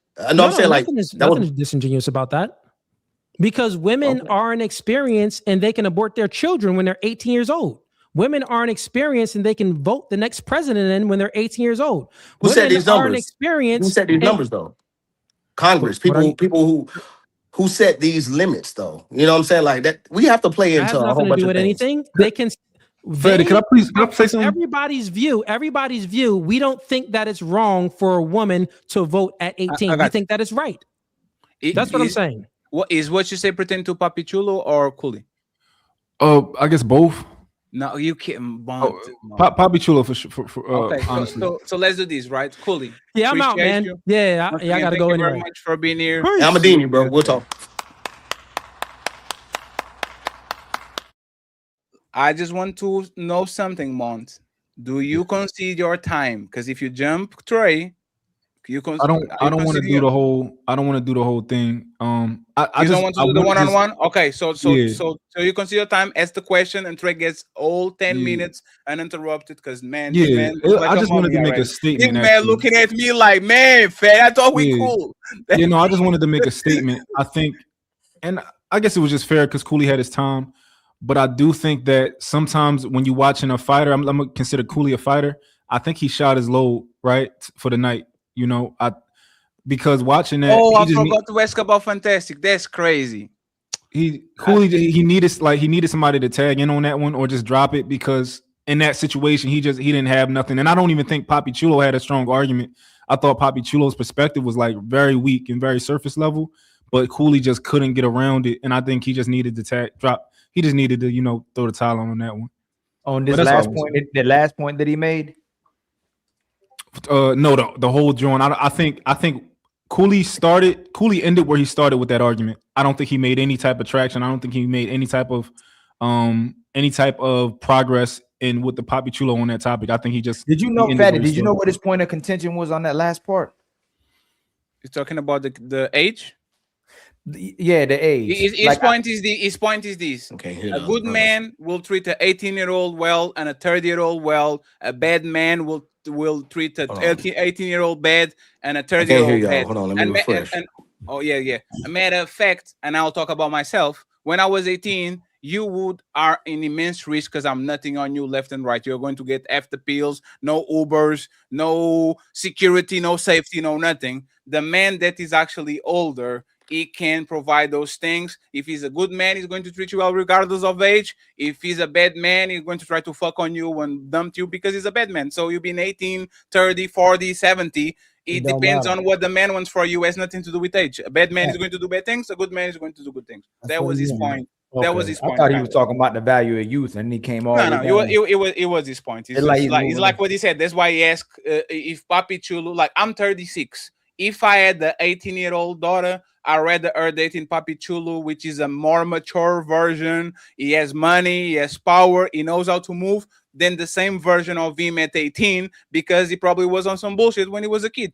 So if I want security and safety for my daughter, I will put her around the older more man. valuable older man that knows how to move than actually put her around the kid that is going to do the same bullshit that she does. I But think women that's kind of women say that themselves as well too. They'd rather deal with Yes. the older, more experienced, mature man than the younger man who's Yes.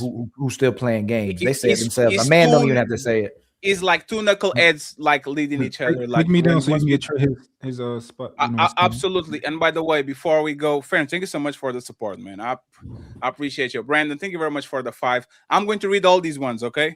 Thank you very much, Royalty Productions. We appreciate you for the 10. Thank you very much, my boy Twisted Pup. Thank you so much, my brother, for the $50 ball. Thank you. Bright Phantom, thank you so much for the $5 ball. Thank you very much. Monstar, thank you once again for the $5. Thank you. And my boy Carl Anderson via PayPal. Thank you so much. We appreciate you. We need 5 members on Ali's side, and we need $35 on my side. Just 5. All Just 5. the goals. I appreciate y'all. Great show, phenomenal show. And friends, I want to tell you this, right? We are not thirsty, man. We could make this shit a bloodbath today. We could make this shit such a fucking bloodbath. But I don't like when people tell us Fatty and Ali doesn't know how to moderate.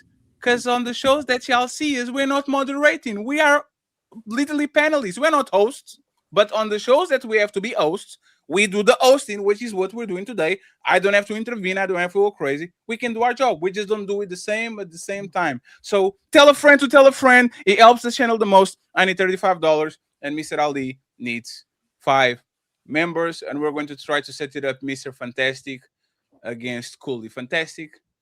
Sorry for losing my cool. But it was not losing my cool. I respect Mr. Fantastic as one of the... respectfully, friends, we kind of better than most of y'all. Mr. Fantastic is our peer. Peers sometimes buck against each other and all that.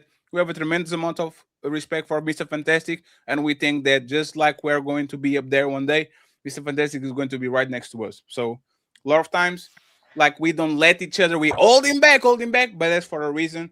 We're going to try to set either on Wednesday or Saturday a debate with Coolie. He said no problem. He just have to debate the poll. So Mr. Fantastic, either Wednesday or Saturday, 5 p.m. That's 2 Coolie versus Mr. Fantastic. That 2 points. Brother. And Mr. Mr. Ilkan Ali is going to be here with me moderating too, because he gave me a great alley-oop this week. So my alley-oop goes right back to the brother. This is the Untouchable Empire, baby. The Untouchable Empire, baby. Now, Mr. Trey, can I finally give you 10 minutes, my brother? It's all good, man. You know I don't be tripping like that, man. Thank you very much, my brother. I appreciate it. It's time to do. Any smoke for Mr. Coolie. And friends, we're not going to leave before reading the super chats. So Heck no. I promise you. Go ahead, Mr. Trey. Go ahead, drop Trey. Link in the chat. He's an upcoming content creator. He might not be an official Untouchable, but he's a part of the Untouchable family too. So make sure you drop his link and make sure you support him. Go ahead, Trey. Do you have any disagreement with Mr. Bobby I just had a question, Mr. Chulo. Do you how you feel about Shannon Sharp? Do you consider him a widow? Chulo, can you hear us? No, I heard him. That's the brother. So you know what I'm saying? And I actually know that brother personally. So, you know what I'm saying? Hey, he just know he shouldn't have dealt with nothing that young. Look what happened to him. He already know that costed him what, $10+ million dealing with that person that young, that inexperienced, because we already know some. I ain't gonna say, let me say most older women know how to keep it down. They know how to move around. They know how to, because they got experience versus, hey, I dealt with this person. Because it's a popularity contest versus a grown ass woman that know how to move. They moving pretty right. So the reason I asked that, I'm just trying to see, because you know a lot, and I'm not saying you pick and choose, but a lot of people pick and choose based on the individual. So I'm just trying to see, would you hold him to the same standard you'll hold a regular guy that's 30 years old dating an 18-year-old? He definitely know. You know what I'm saying? He definitely got that text. He already know, like, yo, you know, you shouldn't have did that shit. Because that's exactly what's gonna happen. You know what I'm saying? I got you. I'm rocking. Trey, don't let him sidestep. Hold on. No. You heard what he said. So we ain't got to over pursue. So, question. So you made a statement about that you can make any woman, right? And quote me if I'm wrong. Correct me, please. That you can take a woman that a man had and make her better. Correct? For sure. And then Ali came back and he mentioned your wife. So I'm not trying to throw shade because that is now you good. The context that Ali presented about how that why didn't you elevate her and make her a better woman when you said that you can make somebody else woman better? So kind of explain that a little bit more, because when you went into it, you talked about, you blamed it on immaturity. I think if you're going to make that statement, it should stand across the board, no matter if she's immature or not. You should be able to mold and elevate that same woman regardless. It doesn't matter if she's immature or not if you're going to stand on that statement. No, 100% true, right? Listen, I could have sat there and dealt with it as long as possible to teach and mold and stuff, but a person at my level, I don't have to. Mm-hmm. That's the point of it getting to any level. It's like, yo, if you know for a fact it's certain levels of chaos that you just don't want to deal with at a certain age, you don't have to. A woman can move on. With you, but so is this safe to say that wasn't a factual statement? No, it was definitely a factual statement as far as anything else, anybody else. I'm talking about me at this age. The next relationship you'll see me in is going to be my last relationship. Okay, like you'll see that now. So how long you been divorced, if you don't mind me asking? 1.5 years. That wasn't that long ago, though. It depends on how people look at 1.5 years. I work every month like it's a year, so it's been forever. But so is it safe to say that wasn't a factual statement? In what regards? When I said, hey, the fact that you can tell any woman that I deal with at my current understanding of life, at my current understanding of wisdom and knowledge, I can get a way better woman, a version out of a woman than any other person can. Yes, I can. Because for one, again, like I said, I've been with a woman since a child.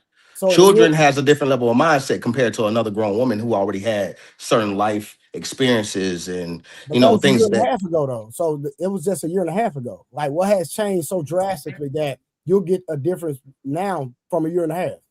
Because every other woman has already went through life outside of me. Every other woman has already seen what's out there. They didn't seen the playing field. They didn't got played, probably played people. They didn't already played around enough. Remember, when you play around enough, for one, a certain woman gonna know what she want regardless. And a certain woman with experience, I'm talking about with that age experience, dealing with multiple people, not just one person, but dealing with multiple people. CHULO, that's gonna make some women. Not for me.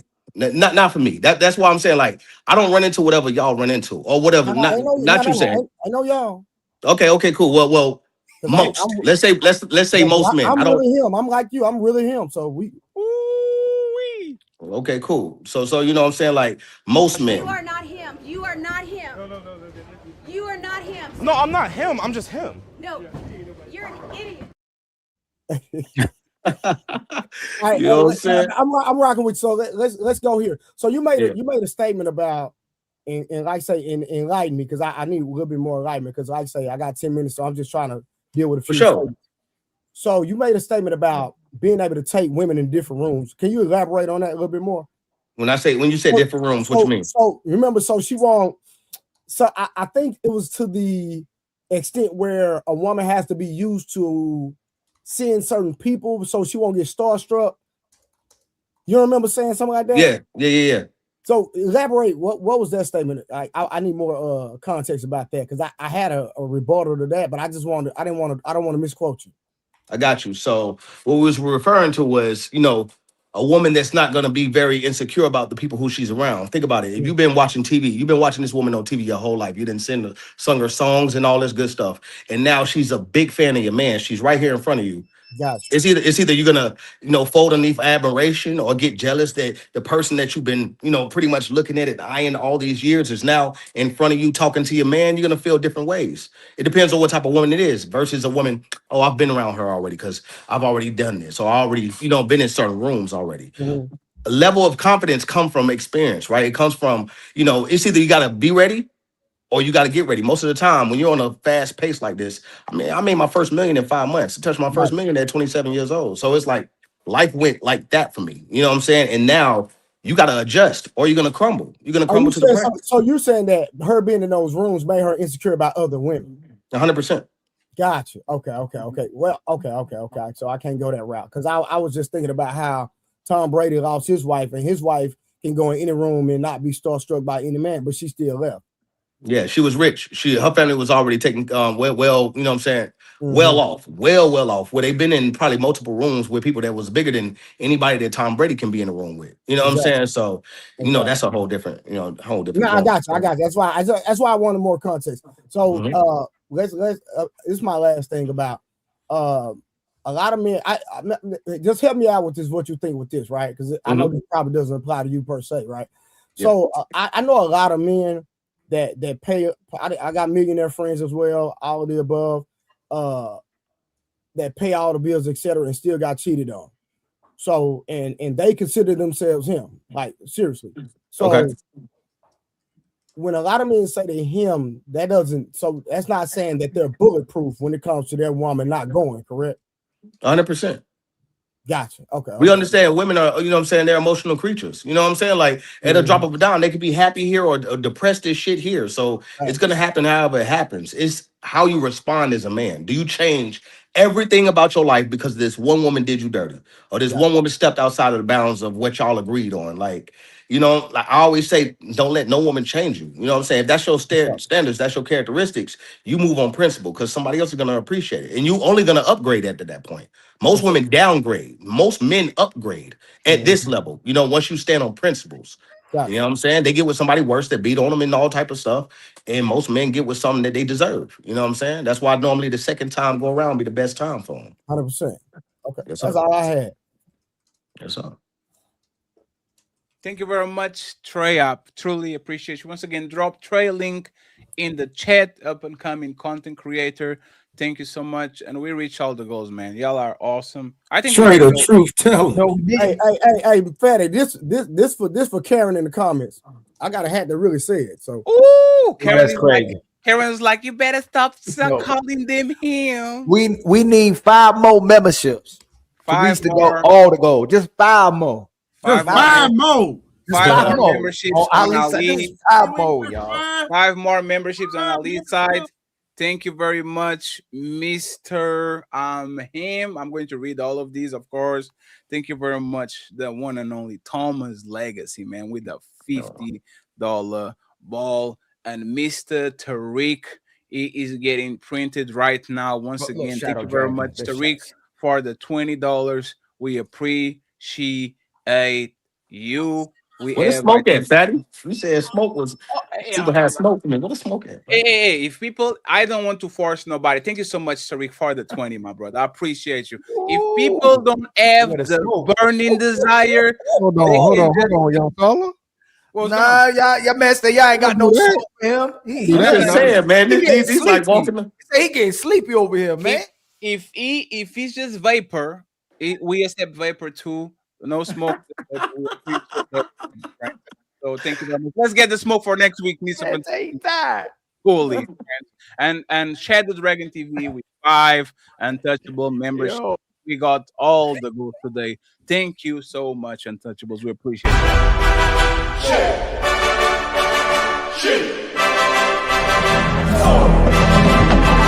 Evacuate the city.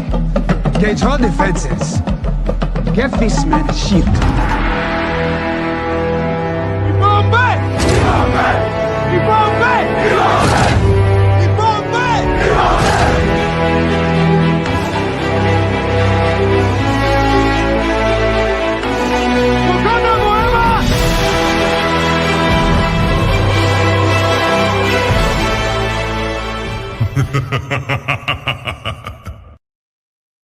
Thank you so much. We have a final challenger.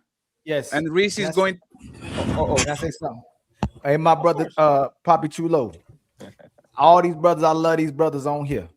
But if somebody gonna give some smoke, That's why we love my brother Creator, boy. You about to have all the smoke you can handle, my brother. Hey, Creator is You a asking school, for some smoke? Creator is a school Creator, shooter. Even he if he created likes you, smoke. you're going. He doesn't He discriminate. created smoke. He He created sprays smoke. every So make sure you wake up. motherfucking Make thing. sure you turn towards the screen because he about to hit you upside the head, man. Hey, when he say something, to catch my attention, I'm telling you show now. him. Yeah. He gonna get you off guard now. And friends, after this, we're going to Cami. Okay, she's playing some games. We're going to support her. Make sure you drop her link too, so people, if they want to go there in advance, and then we're going to make sure we do a redirect to Hey, Fatty, send me the link. Yes, absolutely. I think I already sent it, but I send it again. Okay. So, Creator, last opponent. Thank you very much, Papi Chulo. Appreciate it. You And forgot about me, Mr. Rich, huh? Forgot about me. I literally told you, Mont. No, are you going to pass in front of the line? If you do, you relinquish your time. And you said no. Yeah, I said no. I'm not gonna pass in front of the line. But you did. No, I said I wanted to say. I thought you were saying like, yo, you want to take your turn now, or you want to take it? Or I Okay, just wanted so to- let's do this. Let's do this. Creator 10, Mon 10, and then Reese from Philly take us on. Super chats, and everybody go to Cami. Man, Let's go. This man. That's why he's shining like a motherfucker. I don't trust these people. I did it on purpose so I can clip it. Go ahead, Creator. You got it. 10 minutes on the clock. All right. Let's have fun. Papi Chulo, good to meet you, brother. I'm Creator. How's it going? A lot of what you said, I felt. Okay. And your opponent, actually, the guy I wanted to talk to too was that Coolie guy. But as far as you said some things, and we keep talking about money, and I'm him, and women. These are the three. This is the triangle: money, right? Women, I'm him. Now, if you got bread, I will deduce that you him. If you didn't made your money, you got some type of success, but everybody don't equate success to money. Some people can wake up tomorrow and breathe through one nostril and they can count that as success, right? Okay. Already got a legacy built. I don't have to tell you how many. I don't have to tell you 2,000 times how rich I am. I don't have to tell you 4,000 times that I'm him. I don't have to tell you 10,000 times how much I done started businesses and how many lives. I think that it should be the demonstration is how many lives. If you him, it's like LeBron. They had to convince me that while LeBron wasn't him, right? And the convince was LeBron switched too much, and he had to say that he's him, right? He had to. There was no evidence of no one else saying that is him. He had to say that it's him. So usually the evidence of somebody that's him is other people, right? The evidence and the demonstration of lives that you've changed, right? Meaning you would have some examples of lives you didn't change, right? That would be the example in him, especially women. So I hear a lot of the guys, and I hear a lot of what y'all talk about and how the women ain't really doing nothing, and then come back with I'm him. Like them two don't match. I'm him is I'm him, right? And I get it. You was like, hey, I made the conscious decision to be him and not deal with certain things. But I thought you was like done after a few years. But after a year and some change, you were conscious about spending time with this individual. And unless you made your millions within the last 2 years or so, they were with you while you was generating that revenue. So how could this person, you being him, and this person that you was with not have the capacity as y'all was coming up? But now that you up only a year and some change in, and I got to deduce that they may have even helped you get to that point. How would that be? Why is that the one that failed? I guess is what I want to know. Why was that the one you couldn't quite buckle down? Why didn't she accept your patriarchy? What happened? Why couldn't you get her to see what these other ones, basically you're going to do the same thing? It's going to be the exact same woman, but for some reason, because that woman is not 100%, this woman that you left was under your tutelage. You see what I'm saying? So in order for you to get right, I can't twist, change, or tune the one that's under my tutelage. I got to leave this one that was under my tutelage to go to one who has juices from another man to get her to come up under your tutelage. For me, if that was my woman, I've been with her that long, I'm not volunteering to leave this thing. The him is the one that convinced that woman, right? However you got to do it, that my way is the only way, right? And if you feel like you need to go somewhere else, this woman is forever, especially if y'all had kids. She's forever in your legacy anyway. So leaving her, it said to me would say more about you than it would say about her. All right, so I know you said quite a bit, so let's try to unpack some of those things. You know, like you said, being him is leaving the legacy behind. I think my legacy, for those who know me, which is millions of people at this point, it's already been stated out there. I've changed thousands of lives, thousands of households, been able to, you know what I'm saying, go matriculate and turn their life into so much more. You know what I'm saying? 150 millionaires confirmed underneath my belt alone. You know what I'm saying? And that's been proven. Packed rooms with them and everything. So, you know, that part of that is there. But you got to understand, right? Like, over some time, certain people ain't happy for everybody's success. Remember, it took a certain type of woman, right? Like Coretta Scott King, let's take her for example. She knows her man is out there leading multiple people to what he believes is salvation, right? You got some women that don't understand that get jealous of that, to say, why are you trying to help them? We only need to focus on ourselves. But if we're good already, you know, and that comes from how your upbringing is, this and that. Like I said, hey, anybody can be a passenger in your car while you're driving. Anybody can be a passenger. At some point, you may start to listen to this passenger a little bit closely and say, you don't belong in this car, baby. You belong in a Toyota. This is a Rolls Royce. You belong in something for your capacity, your mental capacity. Because for one, I've carried this thing so much more to a certain point where I'm not dealing with certain things, right? And if I'm not dealing with certain things, I'm just not dealing with it. Me getting another woman, you know, and I don't know why men are so afraid of what divorce. You're scared of what, splitting 50-50, like, or whatever the case is. I don't care about money. I use money. Money is just a byproduct of value creation with me. I've touched $3 million days before. Days. PAPI CHULO. So your daughter, if your daughter did anything, let him land. You gonna let the brother? He was about to land, brother. Well, he start going into the money thing. I don't want to. You know. Oh, okay. We got to stay away from the money. And that's okay. I know. We got to stay away from the money. You know what I'm saying? You start flexing, and I don't want to look at your muscles. We already have a conversation. So. So they talk about. Okay, I got you. Yeah, I'm just saying. No, we gonna be straight up, because I ain't bragging about what, you know what I'm saying. And I only have to.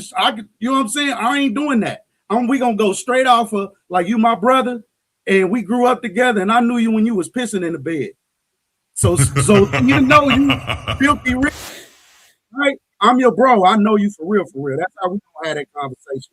So the conversation to me is, you wouldn't abandon your daughters, you wouldn't abandon your son, no matter what they did or how rebellious they are. You don't have the choice to abandon, say that your mama's not your mama no more. You don't have the opportunity to say that these other people cannot be in your life because I can't tame them, right? But this wife or a marriage, right? Or even if you freak this woman and bring her into your world, that is the same level of commitment. So now you brought her into your world. You didn't have to touch her. You didn't have to freak her. You didn't have to do shit. You could have left her in the world that she was at, because because vetting is important, and you, being a smart guy, knew what type of woman that you had before you pulled her. You tolerated, that means you would have had to tolerate certain behavior, right, for a long period of time before you just said, you know what, because it ain't no, you know what, I just came up and I'm rich now, and she just don't get it. You get what I'm saying? That in real life to me. Real life ain't no man gonna leave no woman that he been with forever to trade off for some other man's juices. And another woman. But who cares? Who cares about that part? As far as, like, think about it. When we're grown, right? No, I don't believe that to be true. Because guess what? Men that marry another woman, that the man that she dealt with before had the option to marry her. So if we're going off of that statement, that means every man in here should be only dealing with virgins, but they're not. They're dealing with somebody else that been with somebody else. 99% of everybody in here is with somebody or has been with somebody that dealt with a whole nother man. And I disagree with the statement of, hey, it's the same as children. No, it's not. Your children is the closest to DNA in the world. It's 50% of who you are, your DNA period. So if we having those conversations, your wife and your children. Woman. Okay, cool. But How many women do you freak? That's my point. So do you believe that all of them is yours? You get it? That's what it is, brother. I don't make up the rules. Everything you stick your dick in is yours. If you don't know what to do with them after you stick your dick in them, that's on you. Your money cannot make up for that. Now, if you choose, and again, it go back to dick control. When we young, we ain't thinking like that. As we get a little older, and you didn't touch a few of them out here, you know that some of them that you touch gonna wild out a little more than the ones that you may touch. You understand? I was with this woman at 23 years old, my brother. 23. What's that? I was with this same woman since 23 years old. So that's a lifetime of because you say, yo, you're a smart brother. You make smart decisions. Would you make smart decisions at 23 years old? Would you make the best possible calculated decisions at 23? But I had 2 kids at 23. And are you still with that same woman? Yes, sir. Okay, well, congratulations. That means you found a way, or you tolerate it. You know, because we could say either way, because we know every relationship ain't perfect, right? So no, that means once I committed, I surrendered to my family. I surrendered to that woman that I freaked. That I said, this is mine. You understand? So no, you tolerate it. Hold on. That means I'm gonna do whatever I got to do to make sure, because it was God first, right? Then my family, right? Then me, bro. Now everything I know rides off of me, but my order comes from God, right? So once I chose this woman, who I felt, hey, this is the one. And I dealt with everything that any man gonna deal with. I ain't super nigga. You hear me? I just know how to move, and I understood that it was my family. I'm not just gonna make it so easy while we all go through changes in life. Our flavors change, our tastes change, and I can deal with these changes with anger. I could deal with these changes with impatience. I could deal with these changes all kind of ways. But I chose to deal with that by keep walking. I had a plan. And hold on, I'm gonna keep walking with the plan. When they get the rah-rah, I can't rah-rah with her. That's not great win us nothing. We already got the plan. I laid it out before I pulled her. I'm gonna stay with the plan. Right? That means you tolerate a lot, brother. Probably not. My point is a marriage is just like one of your children, brother. You don't get to just be like, you know what? Fuck it. I can't deal with it no more. I'm gonna let her go. It's in the Bible. It's in the Bible speaking about a quarrelsome woman. It's in the Bible speaking about how you can actually, you know what I'm saying, break that vow. It's in the Bible of what you can do. You don't have to. If a person, you know what I'm saying, goes against certain things that's in that Bible, you can separate. You can sever the ties of marriage. I don't need the Bible to orchestrate the order of my world. Right? You said God, though. You said God. Even though I said God first. Hold on, I do respect it, but I don't need. We naturally know this, right? That's what I'm saying. So even if it wasn't in the word, if we wasn't Christian, we wasn't Islam, we wasn't Muslim, we set a standard. Once we take this woman, whatever religion, once I take this woman, I say she gonna be mine forever. She's mine forever. Especially what happens if she has an outside baby? What you doing? Just scenarios. Guess what? I'm gonna tell you exactly what I'm gonna do. Now, once this is me, I can't speak for nobody else. This is only Creator, right? Once my woman comes into my world, I'm gonna speak this, bro. She's mine. Anything she do is in my world, but I'm gonna be moving in a world in a sense that my woman ain't great. Never do no shit like that. So again, that means I did something. I'm moving in a way where something happened. You're not satisfying her sexually, mentally. Again, you already knew all this before you pulled her. You knew she was a slut before you married her. So either you handcuffed her and tried to not slut her, not let her be a slut, and thought that was gonna change her, but that wasn't the case. I'm not. I think here I come. Oh, here I come. Oh. Creator, we can't allow you to do that. You didn't answer the question. This is not about if you control it or your fault. If it happens, because shit happens. If this happens and you say this is your woman, if she comes on with a kid that is not yours, what is going to be the solution? We are men. We don't talk about problems. We talk about how to solve them. We have a problem. This woman has a baby by another man. What do we do? 1 minute, friends. You got another baby. Whoa, that's a brittle one. So look, I ain't never had to deal with no shit like that. And these hypothetical questions. But you said she was yours, though. You know what I'm saying? So look, I would believe, that's a little challenging. and I could give an answer that will never be right or never be wrong. My point is, you got a woman who's your woman, and no, you ain't. You want to touch Creator. We don't need the point because you wanted the creator. Hey man, this shit ain't cool, man. We don't need the point, creator. We need the answer and an explanation. I told him on my show he was on one. Hold on, creator. I told him he was on one untouchable show. Now he trying this on another untouchable show. You got to answer this question, creator. Because 1 second, because creator, you know what's funny? Creator, when Coolie was here, you were upset that he was rambling and not giving, and you're right. He needs to go straight to the question, and you made a point that actually got him the point, right? So now you are on these spots. You smiling because he got you, man. You never dealt with it, so shit. I ain't got who does she belong to? No, one second. One second. ISO. 1 second. ISO. I never went through it too, right? Cheating, I would accept that question. I don't know. I have to go through it.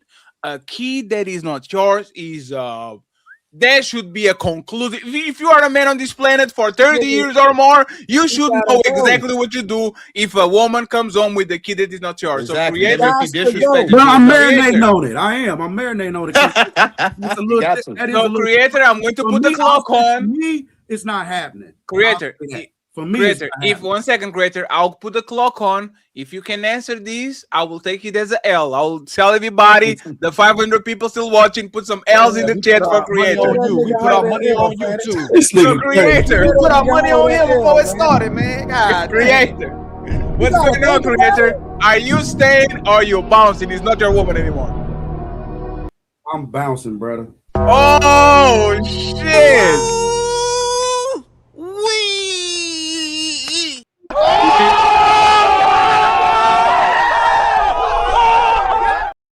This man went from "this is my woman" to "I'm out." This is mine to "I'm out." Ever? He said "my." This I will make these Sparta.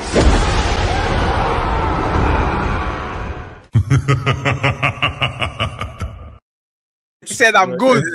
Hey, ain't no man. Listen, now. Ooh, you a victim. Y'all asking impossible questions, brother, and impossible. We're literally we talk. I'm not. We not. I gave you a situation based off of what you asked me. So we're not going to move the goalposts. We talking about if she did that to you. All right, cool, I get it. But if she didn't do that to you, why? No, we ain't say me. I just gave an example. I said because you said, "Yo, what's yours is yours." I'm talking about a demonstration of a woman that I don't have the victim I'm anymore. saying you said you was him. I'm not going by no demonstration, no fake of what we made up. You, this guy right here, PAPI CHULO, who made gangs of people millions, millionaires. We talking about you. So if she didn't cheat on you, right? If she didn't go out, basically, because all a woman is for, right, is for serving. If she's serving, then or are you not? Do you not know how to teach her how to serve? Did you not? No, creator, you can do Uno reverse. You had the chance to ask to answer. No, you actually answered, creator. I answered that no, you creator. You know what? Hey, creator. No, 1 second. No, creator. 1 second, creator. Because you waited a bunch of time. I'll give you the chance to either ask a question or make a 1 minute statement. Then we have Mont with his 10 minutes, and hey, friends, we have to go to. That's some real shit. I'm gonna hurry it up. Go ahead, man. Hold on, y'all done asked Ali to be quiet for a long time. Creator, I just want to ask you one question. I don't even know. What's that?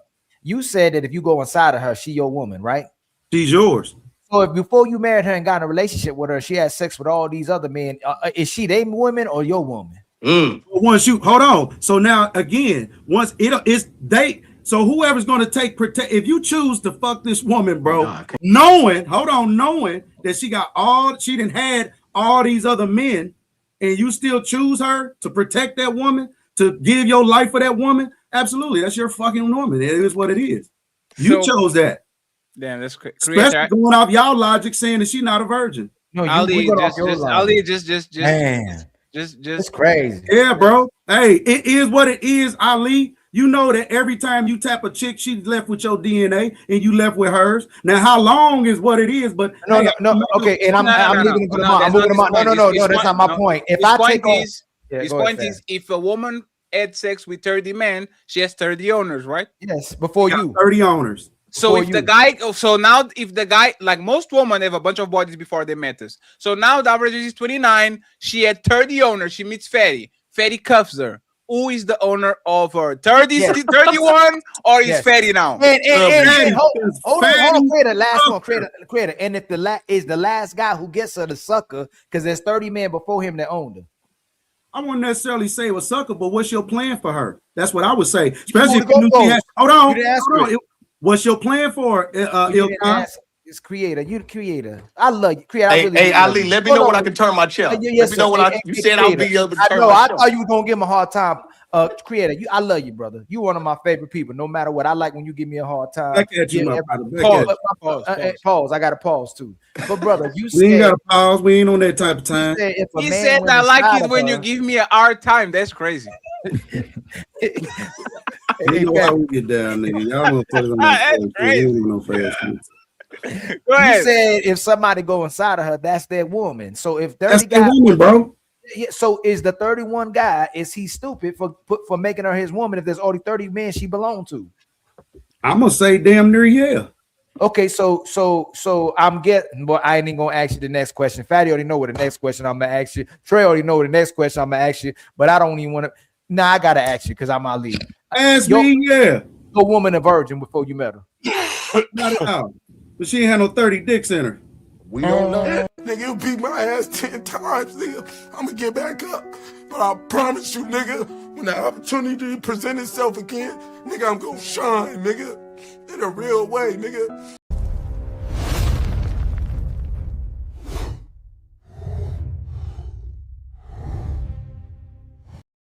Your friends, I rest my case, Your Honor. Let's get Mont in here and let's get out of here, friends, because once again we have another stop to go. Mont, Mont. This is why I lose my patience with you, brother. I like you more, like as time goes by, because now I understand you, so I don't have that like level of aggression against you. But motherfucker, you sometimes slick as fuck. You telling me that you didn't know that I was putting you, I put you in front of like says, oh yeah, I concede. It's like, oh my time, fatty. Go ahead, no. Mont. I mean, you gonna have to set up a day where it's like you can really bring I'm just saying. Agreement days, the gunlet. You just go through there. Yo, this is funny. He ain't even turned around. Mont, you better. Hey, Mont, I thought creator was gonna do it. Come on, Mont. Don't let us down. Go ahead, Mont. Well, hell, y'all interrupt. I can't do my thing. Hey, brother, you have to book a session to have a one-on-one with Papi Chulo. Yeah. Book a session with him and go about your business, my brother. Thank you very much, creator. Mont, again, 10 minutes. I'm going to reset the clock. After 10 minutes, we out, friends. So no more extra time, okay? You got it. How about Reese? Make it count. It's time. No. Reese came to chill. Reese is going to do the final. Is he stuck like that? Oh no, he not stuck. Yeah, Reese is going to do the final thoughts. He's going to. Oh damn. Okay, here we go. Go ahead, Mont. You got it. All right, he gonna say that. I just had a couple questions. So I wasn't here the whole time, but did you say that and by the way, I'm not a man. I'm 32 and I'm not interested in younger women. I don't think that I could I don't think that I would have the patience for a woman younger than me who just doesn't have a certain amount of wisdom. Right. But did you say that men who do date younger women are weirdos? Like a 30-year-old who date an 18-year-old? I didn't give an age range. You know what I'm saying? That age range was given by Coolie. But when I said that statement, I'm thinking way much older. Okay. So that age range that was so close, well, not close. It's not close at all, but that was 12 years apart. That was given by another man. But I do think if you're severely older, yeah, for sure. You think that's a weirdo? So is Shannon Sharpe a weirdo? And I said this with the last person too. I have a personal relationship with Shannon Sharpe, but he knows what he did was wrong. Because for one, that woman was out there. That woman was out there. Yeah. You know what I'm saying? I told him he was wrong. Yes or no? Let's say that. I said yes or no. One second. Let's do this. Are people that engage in the same behavior he engage weirdo? He ain't trying to mess his money up. That's I gotta get on that. I gotta get on Shay. I gotta get on Shay. And you should Papi Chulo. This is my friend. This is Shannon Sharpe. He's 55-year-old. He's a soccer player. Makes a bunch of money. Has a podcast and all that. And he got into with the 18-year-old OnlyFans model. Is he a weirdo? Yes. Okay, we got it out of the way. Go ahead, Mont. Yeah. So that would mean with respect, you didn't answer my question, brother. Is Shannon Sharpe a weirdo or no? No, come on, you can't do that. What? I can't do what? Hey, Mont, we Papi Chulo gave us 6 hours of his time. Don't the mess same the way, money up. Mont, you are in everybody podcast. It's like me asking you, is JR or DJ Amp a weirdo? I would not put on that situation. You see what I'm saying? No, that's fine. I totally respect somebody saying, you know what, I don't want to answer that, right? But then that answers that for me. It tells me, okay, he answered. Yeah, so yeah, I answered. Okay. Fetty put it in a way where it answered. makes Just sense. he took the name out. I just wanted to establish that some people will, like Papi Chulo specifically, will put on kid gloves with the people who is close to him and will not hold them to the same standard of other people. I have to intervene. That's not fair. When I was doing the video about Bruiser and all those people on the other side on the beef, all of y'all motherfuckers was quiet as a mouse. Y'all call hoes and bitches to every woman that dressed like a slut. But when I was doing shows about Ela, when I was doing shows about Bruiser, when I did shows about Amp, all of y'all were literally on the chat looking with goggly eyes like, I'm not saying nothing. I'm go Fatty. So we can do, it can be rules for me and rules for the. If y'all not truth tellers like Fatty, don't come along and ask for other people to be truth tellers and fuck up their profession. Don't ask other people to fuck up their connections, okay? This is my question, Fatty. Do I look like JR? Do I look like anybody on like I'm mine? Oh no. Hey, Mon, I don't have no allegiance to Bruiser. Sure. But this is what I'm saying is that Mon, I'm gonna refresh y'all. Yes, what I'm saying, Monty, is as somebody that was about that life, but now he's a reformed Christian, and I'm about the word. I don't want nobody to fuck up their political connections for something that 1,000 people, 10,000 people are going to watch. Come on, man. This man is in big places and all that. You don't want to ruin a $1 million view for a $10,000. I don't want him to say anything, right? I dig it, but by not saying anything, I should be allowed to say, okay, you're not consistent. That's all, and we can move on. That's not fair. That's not fair. Right, because I said, Fatty made the same example. He just took out a different name. He made one second. I literally made the same example, and it was just the name took out, and you the last person, and then you said no. But what this proves that he has kid gloves against the people that like is these people like why is I'm not talking shit about Ali in front of y'all. I talk shit about Ali on the back. Right? Listen, but that's fair to say that you. But that's fair to say, right? That like, yo, Ali, my man, I'm gonna do it. But you're not treating him the same. You saying, oh, this my homie, so he get a little bit different treatment if he do the same thing that somebody else do. You know what? I will concede to you on this. Is a little bit hypocritical for Papi Chulo to. Is like me saying y'all Americans are and then when somebody asks, is Ali the same thing because he's American? Nah, I don't want to talk about Ali. I would say that's a little bit iffy and he's fine, but at the end of the day, I think he answered the question. So he believes that the age range is a weirdo. He just don't want to call the person a weirdo because it would affect his money at this current moment. And then somebody asked the same question before you came up, or it was you. They just didn't allow you to. They didn't make sure you answered it, and it's okay. And I told him, and I texted him, I said, "Yo, you know, you was wrong with dealing with that individual." Yeah. Get to the. No, let me. Fatty don't want you to answer it. Ali don't want you to answer it. You don't want to answer it. I just want to admit that it was not answered. That's all I want to say. Oh, totally fine. And friends, next week we are going to do the same shit to Mont. Hey, Mont, I heard you're a really good friend with such and such and such. Does his head shaped like a peanut? Yeah. Let me know when I can turn my chair around. Willie, and I'm like, he's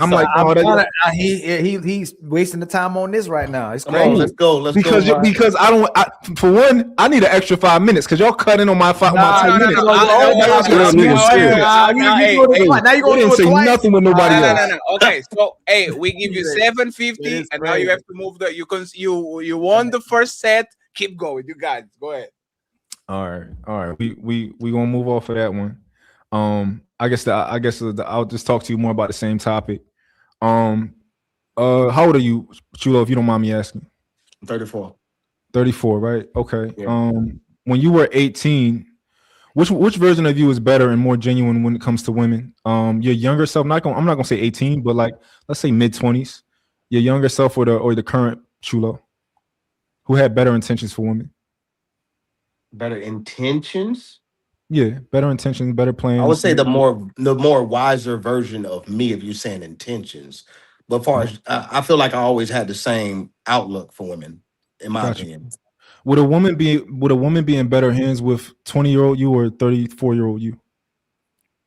Well, that's just time. So I would definitely say, okay, 30 plus, 30-year-old me. 34-year-old you would do better. Would a woman would be better with this version of you. And the only reason I'm saying this is because even though like I personally would not date a woman who is 18 or 20, whatever, right? Why? Because for me, it's purely just because that I don't think that I can tolerate. I don't like to be around people that I don't find intelligent and that I don't find wise, right? That kind of, it fucks with me. So I wouldn't want to be, that's the only reason that I wouldn't want to be with a girl that's younger. Because you would think that woman that's 18 is not intelligent or not wise. In most of my experience dealing with kids that young, or people that young, like my niece and stuff like that, it's like it gets to a certain point where it's like, yo, you stupid a little bit, but you're supposed to be when you're 18. I was stupid a little bit. Okay. You're supposed to be. Okay. Yeah, but that's the only reason. Is like, you know, that's a big reason. That's a big reason. Exactly. But that's my reason. Now, if I remove that reason, there's no other reason that I would say, oh, I would never do that. Right. Now it could be a moral standard that you got because of your upbringing and stuff like that. But as far as like a just legitimate, that's the only reason that I wouldn't do it. Right.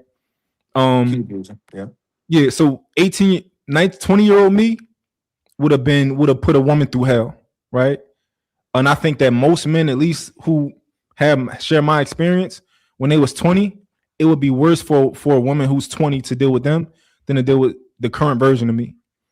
I just think that's just the truth. And I think you agree with that because you said it.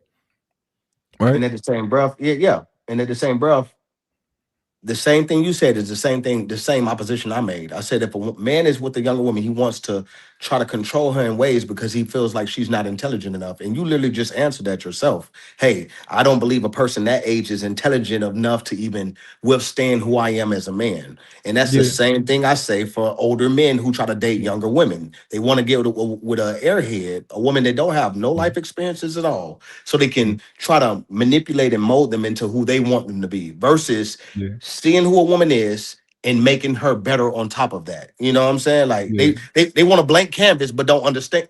And they know that this person may be not all there mentally and they still want to deal with them. So that's the weird part about it. You know, this woman ain't got the mindset to actually withstand you. Yeah, but when you say withstand me, why would a woman need to withstand me? I think what I mean by withstand you, as far as like if your level of intelligence and vernacular is way higher than that woman that you're dealing with, right? She then at that point will have to withstand you, your greatness. She has to withstand your knowledge, your greatness, and sit there and either act like she know what you're talking about or be completely like, oh my God, I don't know. Or just learn, right? You know what I'm saying? So yeah, you'll be off. Well, she could just learn. I think that's so. I think the role of a man is to teach. But why wouldn't why wouldn't you go try to put yourself through that to teach? You said put myself through that to teach? Yeah. Personally, for me, I wouldn't. But I don't think most men my age, I don't think most men, period, most people, period, are intelligent, right? So I don't think they'll have that problem being around somebody who they feel is like a little bit less intelligent. I think there are a lot of men who don't deal with the problem of like, oh, she 18, she's stupid, right? It's a lot of men who don't deal with that because they're probably a little bit stupid too, right? And that don't bother them. It would bother me. Like even when I'm having conversations and I'm listening to people, it bothers me when I'm like, oh, this person, I gotta explain all of this to this person just to catch them up to speed with the point that I'm making. It bothers me, right? But other people can deal with that. So the point you just made was, okay, she's 18, so that means that she would have to withstand you. She can't withstand you. I don't think a woman should have to do that, right? I think men are here to teach. So whether that woman is 32, 40, a woman can be 40, I'm still going to teach. And of course, we're talking about a younger woman like that y'all have explained to say, hey, this woman has inexperience, or it's more likely that she has less life experience or inexperienced. That's the woman that you will have to really try to pour into and give her some life experience of or the lack thereof, because that means they're just getting out of high school at that point. They're just getting out of high school and everything. So now you're going to try to go out there and just teach them everything about life yourself versus dealing with the woman who they already understand how to balance a checkbook. They already understands how to, you know what I'm saying, hold up a household of her own. They already understands how to cater and nurture to a man. Maybe a woman that's 32 might be able to do that. Most of them, I would say, don't do that. Well, okay. Well, that means you with whatever you will attract, right? So whatever you could get, whatever you attract, that's what you're going to receive. If a woman don't cook, I believe, like I said, it's about being him. Like a woman will learn how to cook. Exactly. A woman will learn how to cook. My woman will learn how to cook, right? But she wasn't 18, but she learned how to cook, right? So my thing is, if a woman, if I'm 32, dang, I lost my train of thought, bro. Damn, and you have 1 minute and 40 seconds. It's cool. No, it's cool. Cause I'm gonna use my time. Damn, I'm gonna use my time. Ali, but go ahead. No. I was just reminding Ali. However, I still think that it's when a woman is if a man is wiser, right, then that's better for a woman to be with a woman who's not as wise, right? A girl that's 18 versus her being with somebody who doesn't know anything.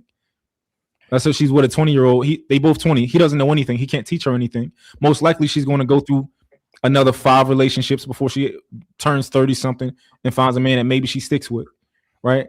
So I don't understand the angle of this person shouldn't be with somebody that young. I don't understand. I mean, but you said in the same breath, as soon as you started that statement, me personally, I wouldn't do it because she's going to be unintelligent. She's going to be a person that I don't have patience. You know what I'm saying? So that's all we're only talking from personal preferences, right? So it's like that means you kind of agree with me a little bit. But I'm not calling other guys a weirdo for doing it, right? I wouldn't call that. I don't believe that. So I wouldn't do that. So that's my perspective. I wouldn't call nobody a weirdo for doing it, but it's just I don't have the patience. But I think if a man is my age and he's willing to I want to pour into this woman, I want to teach her, then I would say that that's better objectively than her being with a 20-year-old and kind of going through that process and just break up with all these niggas. And then, y'all niggas not even old enough to teach no woman nothing. Y'all don't even know what the hell. Y'all talking about teach somebody something. You niggas ain't know. Y'all don't even know what to teach them. Damn, was that your time, Creator? My bad. Damn. Creator, you think I thought we put you to bed, bro. Lord. Y'all got go for Christmas.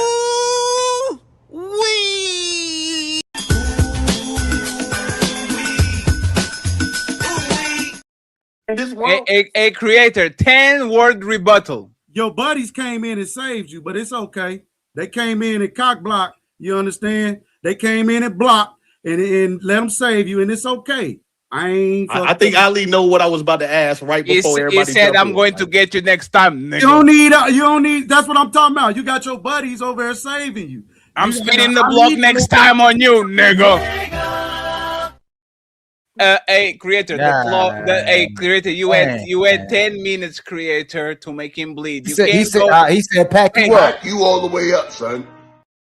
He ain't pack nothing up. Everybody going to the dressing rooms, and Creator says, "Nah, the fight is still Christmas past, man. We ain't doing no hypothetical questions. I'm talking real." Hey, Ali, you gave him a big welcome speech, man. I thought he was going. That's the Creator, and then that's real dope. That's real dope. It ain't daddy because he your daddy. It's because he a good father. I thought they had you where they wanted you, man. I thought you came in and threw in the white towel. You jumped Friends, we're going to do this, right? Ali, y'all my motherfuckers know. For $10, what is this shirt? $10. 10. 5, 4, Korea. 3. Can't hear you. Japan. Ali, now you failed again. That's the 7th fucking Ali. That's crazy. You are, Ali, you are not Turkish, brother. You need to just motherfucking leave, bro. There's no way that you are Turkish. You don't know nothing about nothing of soccer. Hey, man, let me call. Hey, man, from now on, when you do this Jersey moment, I'm calling my brother. That's crazy. This is the Oliver and Tsubasa. He American, man. He don't know nothing about American. This motherfucker doesn't know nothing about soccer. Man. He's American. I'm American. Let me say this. Mr. Mont and Mr. Creator, thank you very much for being a friend of the show and for being back at you, brother, for real, appreciate y'all. Hey, thank you so much. I fucks with you, brother, real talk. 100%, brother. Appreciate you. Hey, you can't get him on a reach around after before he leaves. What'd you say? What'd you say? No more. No, please, no more back and forth. I appreciate y'all friends, but I have That's to my kick motherfucker, man. both of y'all out. I appreciate you. Thank you very much. I see Y'all y'all. gotta quit that shit. This is Sparta!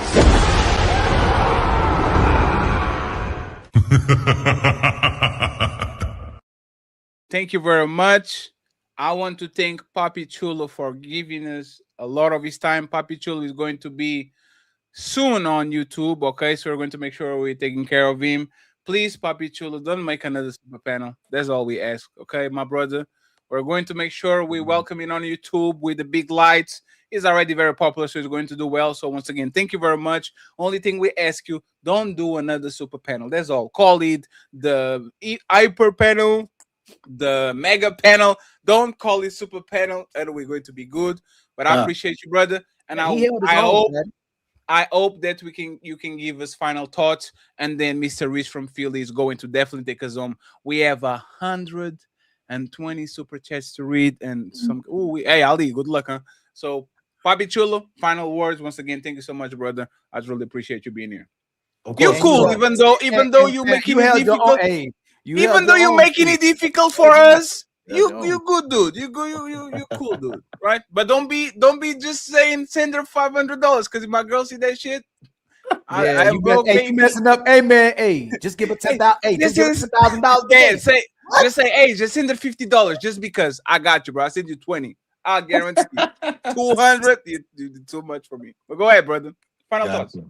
Man, listen, man, I appreciate you brothers for hosting this, you know what I'm saying, allowing brothers to get their thoughts off, which is very rare, you know what I'm saying, like just for, two individuals to sit back on their show and just let men express themselves, you know what I'm saying, with the vernacular that they have achieved over those many years. I do appreciate y'all brothers for doing that, you know what I'm saying, and this was fire, man, you know what I'm saying, like I'm willing to do this next time, Ali, if you want to bring me some more bodies, bro, that's fine with me. We're gonna do a eulogy after this. Gotta make sure I peace up to everybody that was a part of this. That I appreciate you, sir. And the thing is, you go viral a lot of times. So next time you say something controversial, we definitely find somebody to actually ash it out with you. So thank you very much once again, sir. We appreciate you. Thank you. Thank you very much for being on the Saturday SmackDown show. Come on, appreciate it. I appreciate you, my brother. Yes, sir.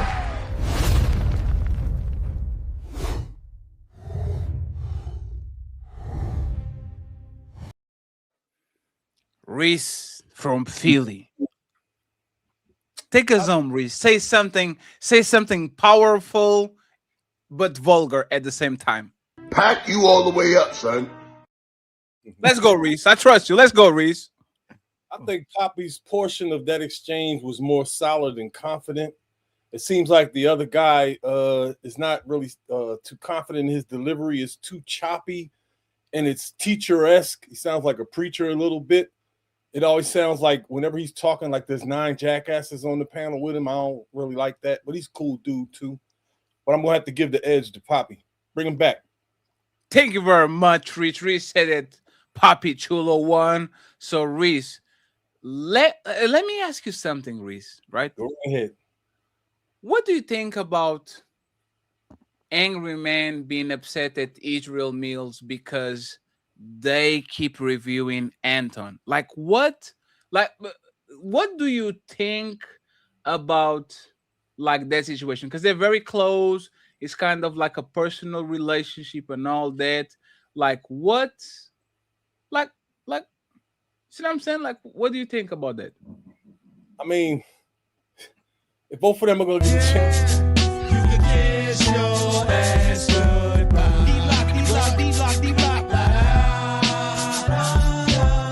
Sing the song. Yeah. You can kiss your ass goodbye.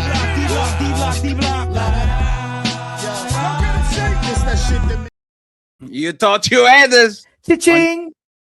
We need to talk with the money. We are not messy anymore. Just a little bit. We don't want y'all to be talking about nothing. Okay. What's going on? We read one of these. No, Ali, I literally delete every single one I read. I delete it, so you literally have to go. You know what? I'll read 50 for you. No. I'm happy. I'm excited. Oh, you excited? This is why I went to English. And we're going to Kemi. Let me just make sure, Mr. Tariq. Thank you so much once again for the baby, I'm a legend. The cash app. Please confirm out if you have anyone more. Mom, him in the building. Him said, for good luck cutting up all the clips on this one. Oh, this was one a classic. Jesus Christ, bro. Hey, this went from a great show to a phenomenal show. It's crazy. I mean, it was already a great show. It just went like. This one was a classic. 50 from my brother Thomas. He said, for the mob, thank you very much. Carl Anderson, thank you very much for the 25. Carl Anderson always supporting on the cash app. My brother Monster. He says, for the hamburger, appreciate you. We got my boy Bright Phantom. He says, what did he say? He says, Luckman CTP. Thank you very much, sir. Appreciate you. My boy Twisted Pup. Thank you so much, Twisted Pup, for the $50 ball. Always a great support. Says great show for. Oh, that's your birthday? That's crazy. Hey, friends, I'll make a post later today or tomorrow celebrating Twisted Pup birthday. I think I have his image and all that. Thank you so much. Happy birthday, Twisted Pup. You are awesome. Salute to you. Untouchables forever. Thank you very much. We have Royalty Productions LLC sent $10. Thank you so much for the PayPal. I appreciate you. We have $5 from Mr. Brandon. He says, Coolie's lost and he cried. Oh man, that man. Hey, that man is a sore loser if I ever saw one. God damn it. Brandon come back again and says, Coolie lost and he crying. Thank you very much. We have my boy Carl Anderson come back again with $25. Okay, is in euro, so I appreciate it. And then we have the lovely Wanda. We are printing Ali cash apps to look at Ali, huh? Cha-ching! Cha-ching! $25. Thank you very much. Another one from Ali. Cha-ching! Cha-ching! Platform Indie. Thank you very much. I appreciate you. We have another one for my boy T.O. $15. Cha-ching! Cha-ching! And finally, we have Joe with a $10 ball. Thank you so much, Joe. I appreciate you. The Machine with $5. And last but not least, Wanda with $15. Thank you so much, Wanda. Wanda come from a Dali pipeline, but she's always treated as well. Thank you so much, Wanda. I appreciate it. Cha-ching! Now, one of the truth, man. Let's go. Now, Mr. I was Ali, born for this. I will wish you luck. Buckle up, everyone. It's time for some super chats.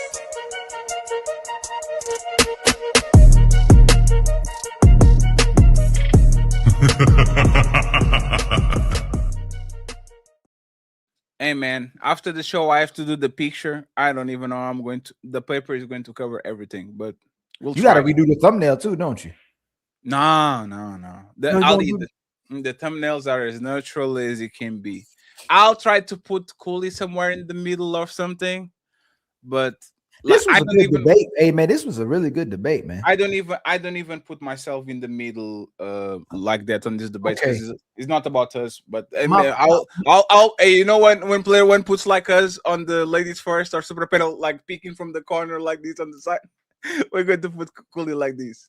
And hey Ali, we are so much better, man. Because if you was 2023, this could have been a full out whole different debate. It could have been a monster debate. We could have just really went crazy. It's like why like I literally, you know, it's funny, Ali. Yesterday, I took the hard drive, like you know, it's like Destiny.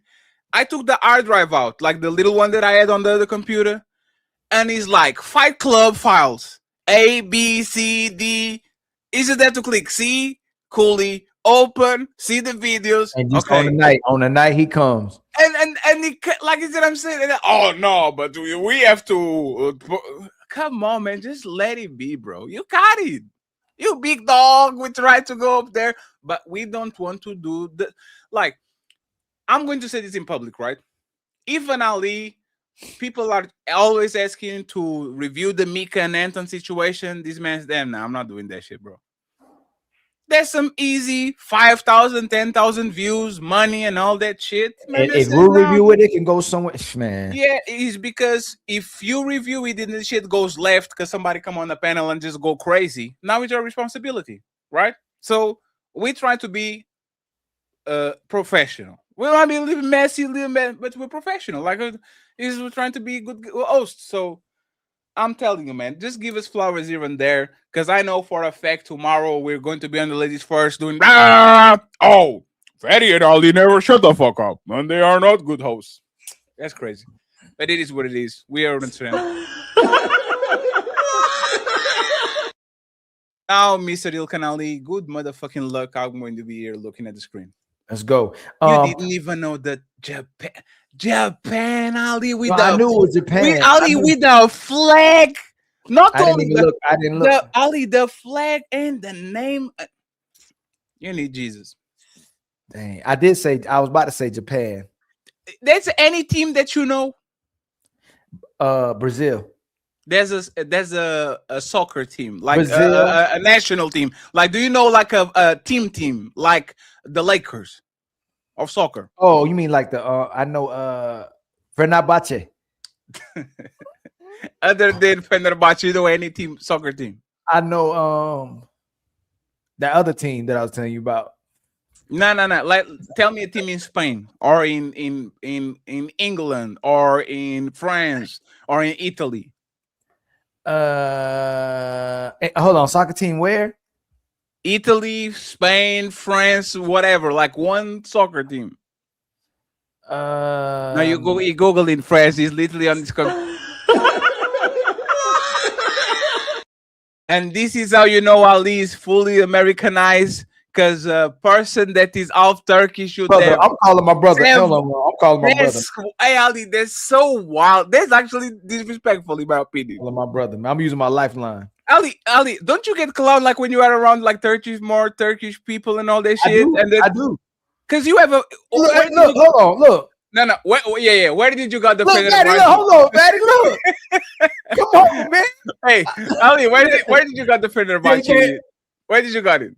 But my people brought it back from Turkey. Oh, brought it back? That's crazy. Look, come on now. I'm repping, Ali who got this, Fatty? Who got this, Fatty? No, it's you. I got you, right? But I'm saying Ali is the type of Turkish people that goes to Turkey just for dental work, air work, BBL. He's not going there for soccer, for food, or for nothing. So go ahead, sir. You have super chats to read. Read him in Turkish. Shout out to my brother AJ for almost having Ali beard, or maybe I need to have your beard with the $5 super chat. I agree with the brother in green, not saying his name. I'm no longer dealing with broke women. I feel like I'm raising a kid. Excellent point. He said, pack you all the way up, son. And then my brother, I'm gonna say his new names to be professional. Unc be streaming with the $5 super chat. He don't understand how weak he sounds, saying that he needs words from women just to achieve and be motivated so bad that he pays for it. He needs help. Pack you all the way up, son. Please help. And then my brother Cool Kev with the $2 super chat. I respect Chulo, but this looks bad. Yeah, I like Chulo. I like Chulo. I like somebody. It is likable, right? But he's like, yeah. Mo Lifts with the $5 super chat. So you're cool funding another Igga through his woman? That's crazy. Yeah, you did say that. Juan Solo with the $2 super chat. He thinks he's him while she giving it up to them.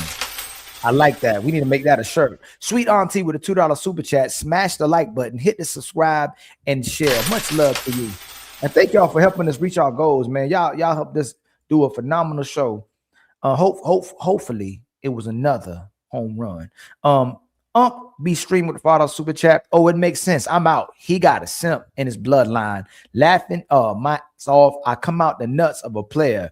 He got simp DNA. Oh, that's crazy. And by the way, friends, speaking of Sims, tomorrow we're going to talk about sugar daddies, long distance relationships, and tricky and 30K on online relationships, like our brother Simon Actic from the United Kingdom. Oh Lord.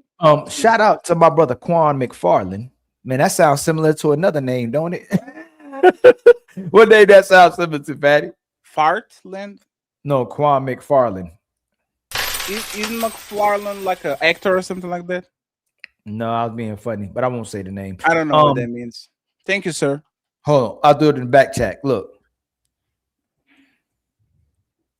It just sounds similar to that name. You know what I'm saying? Oh, yes. Yes. Yeah. It sounds like a made-up name for yeah. Mo Liz with the $5 super chat. Wait, he's cool with giving paper to a woman that he knows is swallowing up another man, but draws his obituary line and baby daddies. Get the out of here. Man, that man said pack you up all the way. Pack you all the way up, son. Damn. I think that's so funny, man. Construct _ icon with the $2 super chat. A man can be a leader if he has or has not. I agree, my brother. And brothers agree until they don't agree. AJ with the $2 super chat. WWE Pookie Tang looking ass. Man, he called him Pookie Tang. I don't know. He Saturday on the flippy side. I know what is a Pootie. It's a Chris Rock movie about a dude named Pootie Tang. You got to watch it. It's funny. Damn, I thought he was calling Pussy Thing. No, Pootie Tang. Saturday on the flippy side. Thank you very much.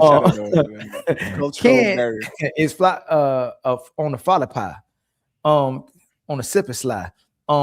Ken Word with a $2 super chat, just supporting the show. Much love to you, my brother. Thank you very much. And then this is way good. Right here. And then Monk be stream with the $2 super chat. She wasn't young, she was in her 30s when she left.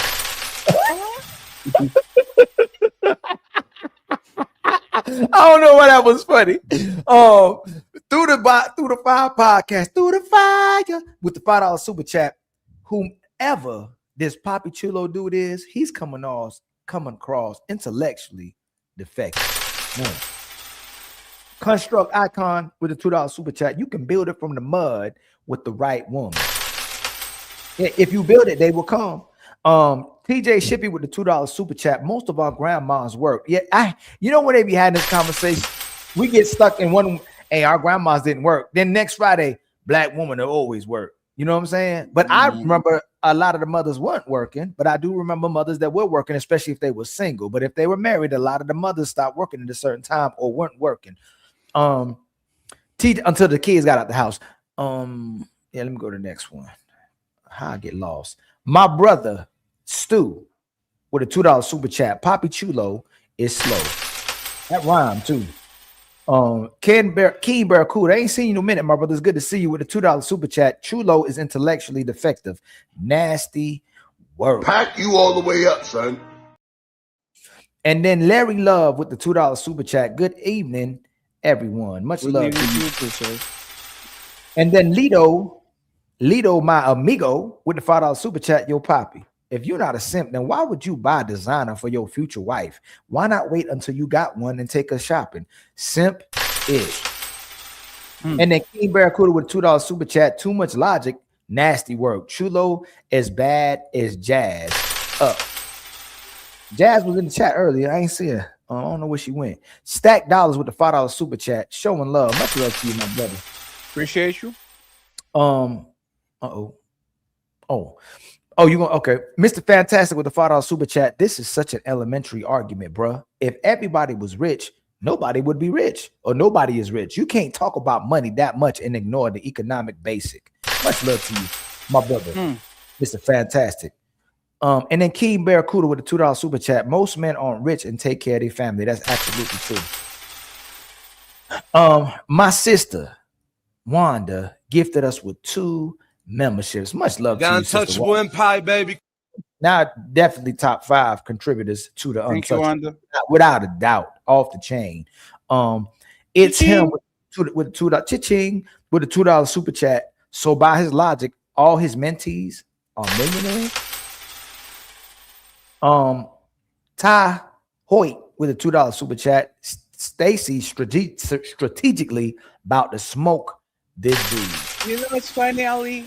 We thought that he didn't know about the Coolie situation, so he's trying to talk about Andrew Wilson, and then he says, "Nah, let me go there." He tried to let it go. He tried to let it go. I was like, "Damn, Stacey, I thought you didn't know that shit." Our brother, the one and only Thomas Legacy with the $5 super chat. Our kids are only special to us. To the world, they're just another person. So if her only reason is my dad does it, she's cooked. Jay Wills gifts us with another untouchable empire, baby. If I up my fingers getting like you now, man, you in trouble. I ain't there yet all the way. Right now, you go to sleep and you revert back. Exactly. Much love to my brother Jay Wills. Untouchable empire, baby. Membership. My brother Chef Chopino would have been a member for 22 months, setting your daughter up for failure to perfect your pay pig. Simpish Derek Jacksonic Janisk Griff, you're raising Lori Harvey. That's the part it doesn't make sense. You shouldn't go 50-50 with your girl. I'm not gonna let my kids do anything, but then I'm gonna let my kids work, but I don't want women to work. It's going to be into trouble because he has 2 daughters. If he had 2 sons, that will be fine. Because he has 2 daughters, all these motherfucking money is going to them. He's locking them into a situation where the men that are available are so few and far in between that they might actually get into some trouble. But he said he got to let them struggle when in the beginning he didn't want them to struggle, which I wouldn't want my daughters to struggle too. But how do you let a daughter struggle when you live lavish? You don't. Like, you know what he's going to do? He's going to do the training wheels. Yeah, baby, you got it. Yeah, you're riding the bike, right? The trailing wheels will never fall off, man, because there's your daughter. And Ali, you know, when it's not just with our mamas or our wife daughters, all of these men will be talking a good talk and they get a daughter and it's done. I'll actually debate any of y'all that the biggest creator of simps are actually dads, not moms. They're not simps, princesses, like the woman. Oh, wait. I would say that most creators of these princesses and women, they think they are Cinderellas and their farts don't stink, are actually more men than actually women. It's dads. Dads are a problem, man. But we'll talk about it later. I appreciate you. Thank you very much, sir. Thomas Legacy with the $5 super chat. No disrespect, but men don't choose based off what her dad has. Men choose off looks first. By the way, I have millionaire clients and they pay me well. And then my brother, Who's Dragon, with the $5 super chat. Another good show. Thank you so much for the love, my brother. Barry Griffin with the $2 super chat, super sticker. Much love to you, my brother. And then my brother Mont, man, another person coming up in the big leagues, man. Much love to you, my brother. We growing a great affinity for you, my brother. With the $5 super chat, being him don't mean you will be every woman's him, Ali. I don't know if you say that in the beginning. I don't know. If that's the case, they go with the subjective stuff again. If that's the case, everybody's him. Because for one person, they might be him, so everybody him, right? And Coolie tried that. If we're gonna base a hypocrite based off what he was saying, everybody can be a hypocrite. Everybody can be a hypocrite, and nobody's a hypocrite because as long as he's me. You are not him. You are not him. No. You are not him. No, I'm not him. I'm just him. No, you're an idiot. So you know what I'm doing with you, Mike? Pack you all the way up, son. You might not be that for her, or the young version of you may not be the him you are now. And by the way, Red, I forgot to play the button yesterday, but I didn't have it. So thank you very much for the $5 cash app. I appreciate it. Then my brother Barry Griffin hit us with $20. I pray his daughter is and man, pack you up, man. Trying to set him up. His daughter's absolutely beautiful. Yo, pack you all the way up, son. And then 30K with the $10 super chat. Great show, guys, as always. Hey, much love to you, my brother. 30K. Cha-ching!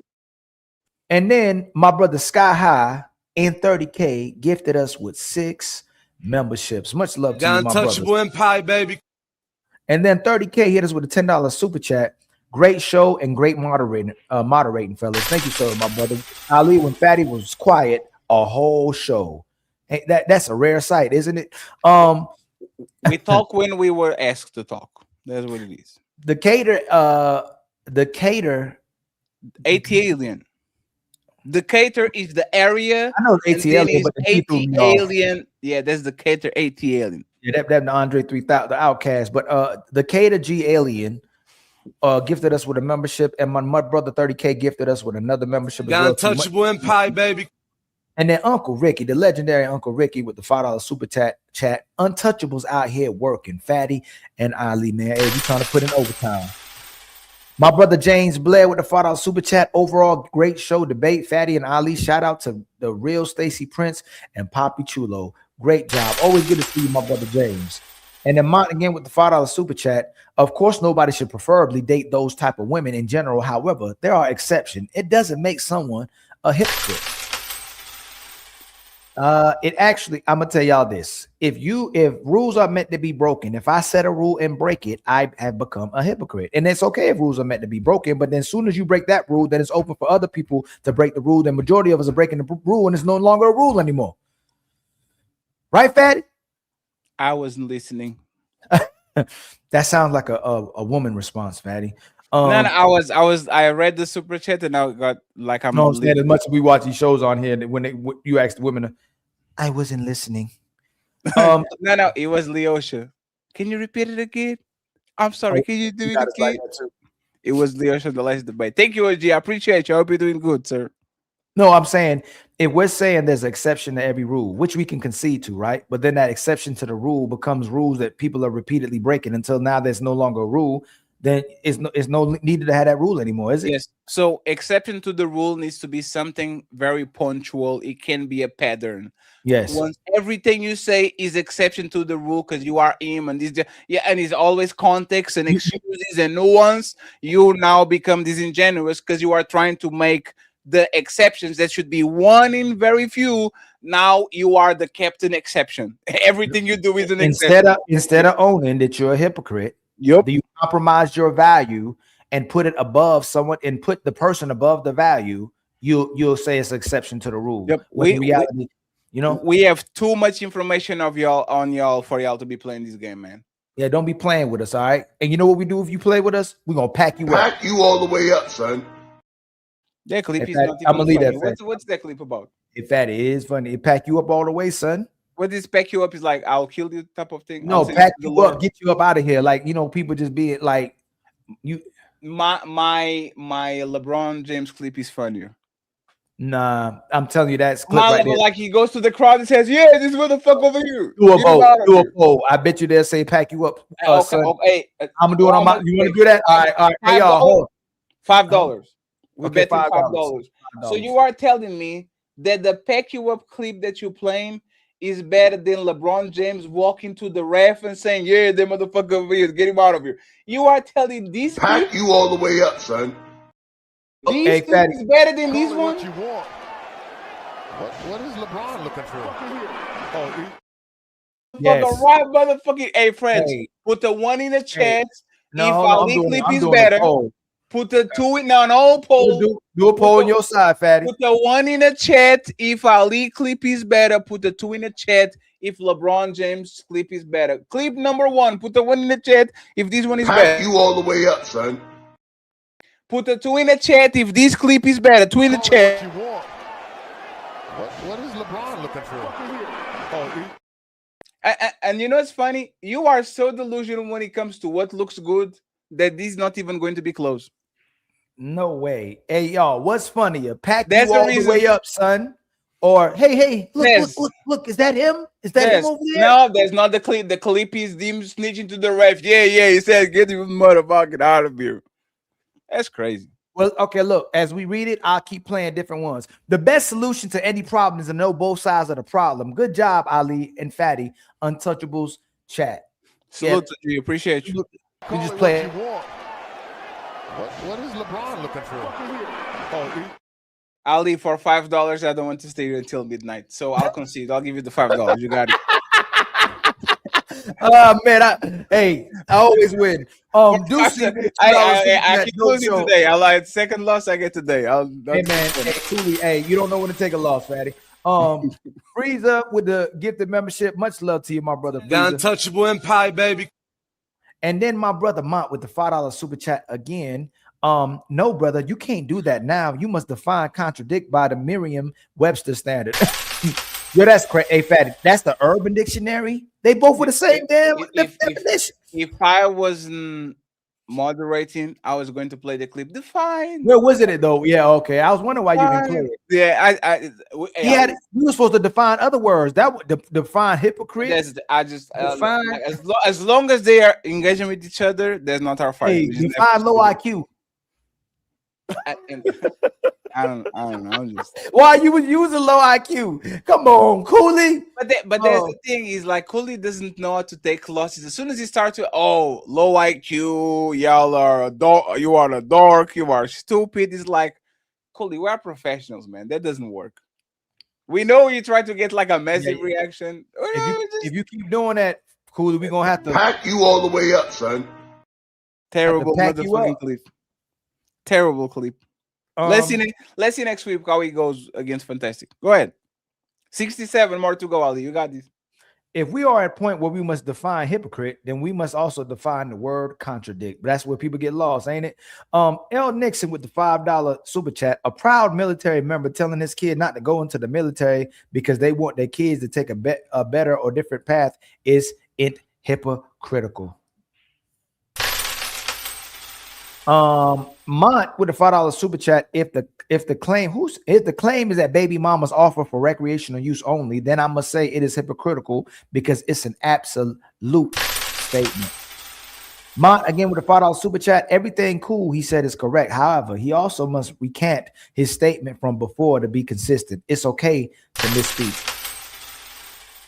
OG with a $2 super chat. Cooler, you swimming with bricks on your ankles. Oh man, he's Latin now.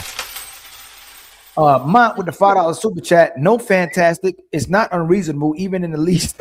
It's perfectly reasonable. It's perfectly logical, and it makes the most sense to not. And the OGJ Speed with the $2 super chat. Coolie, the dressing you want on the word salad. Oh, that's a good one. Hey, that's a good one. That's another good shirt right there.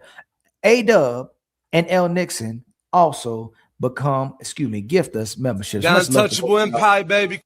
Became a member. L. Nixon gifted us a member.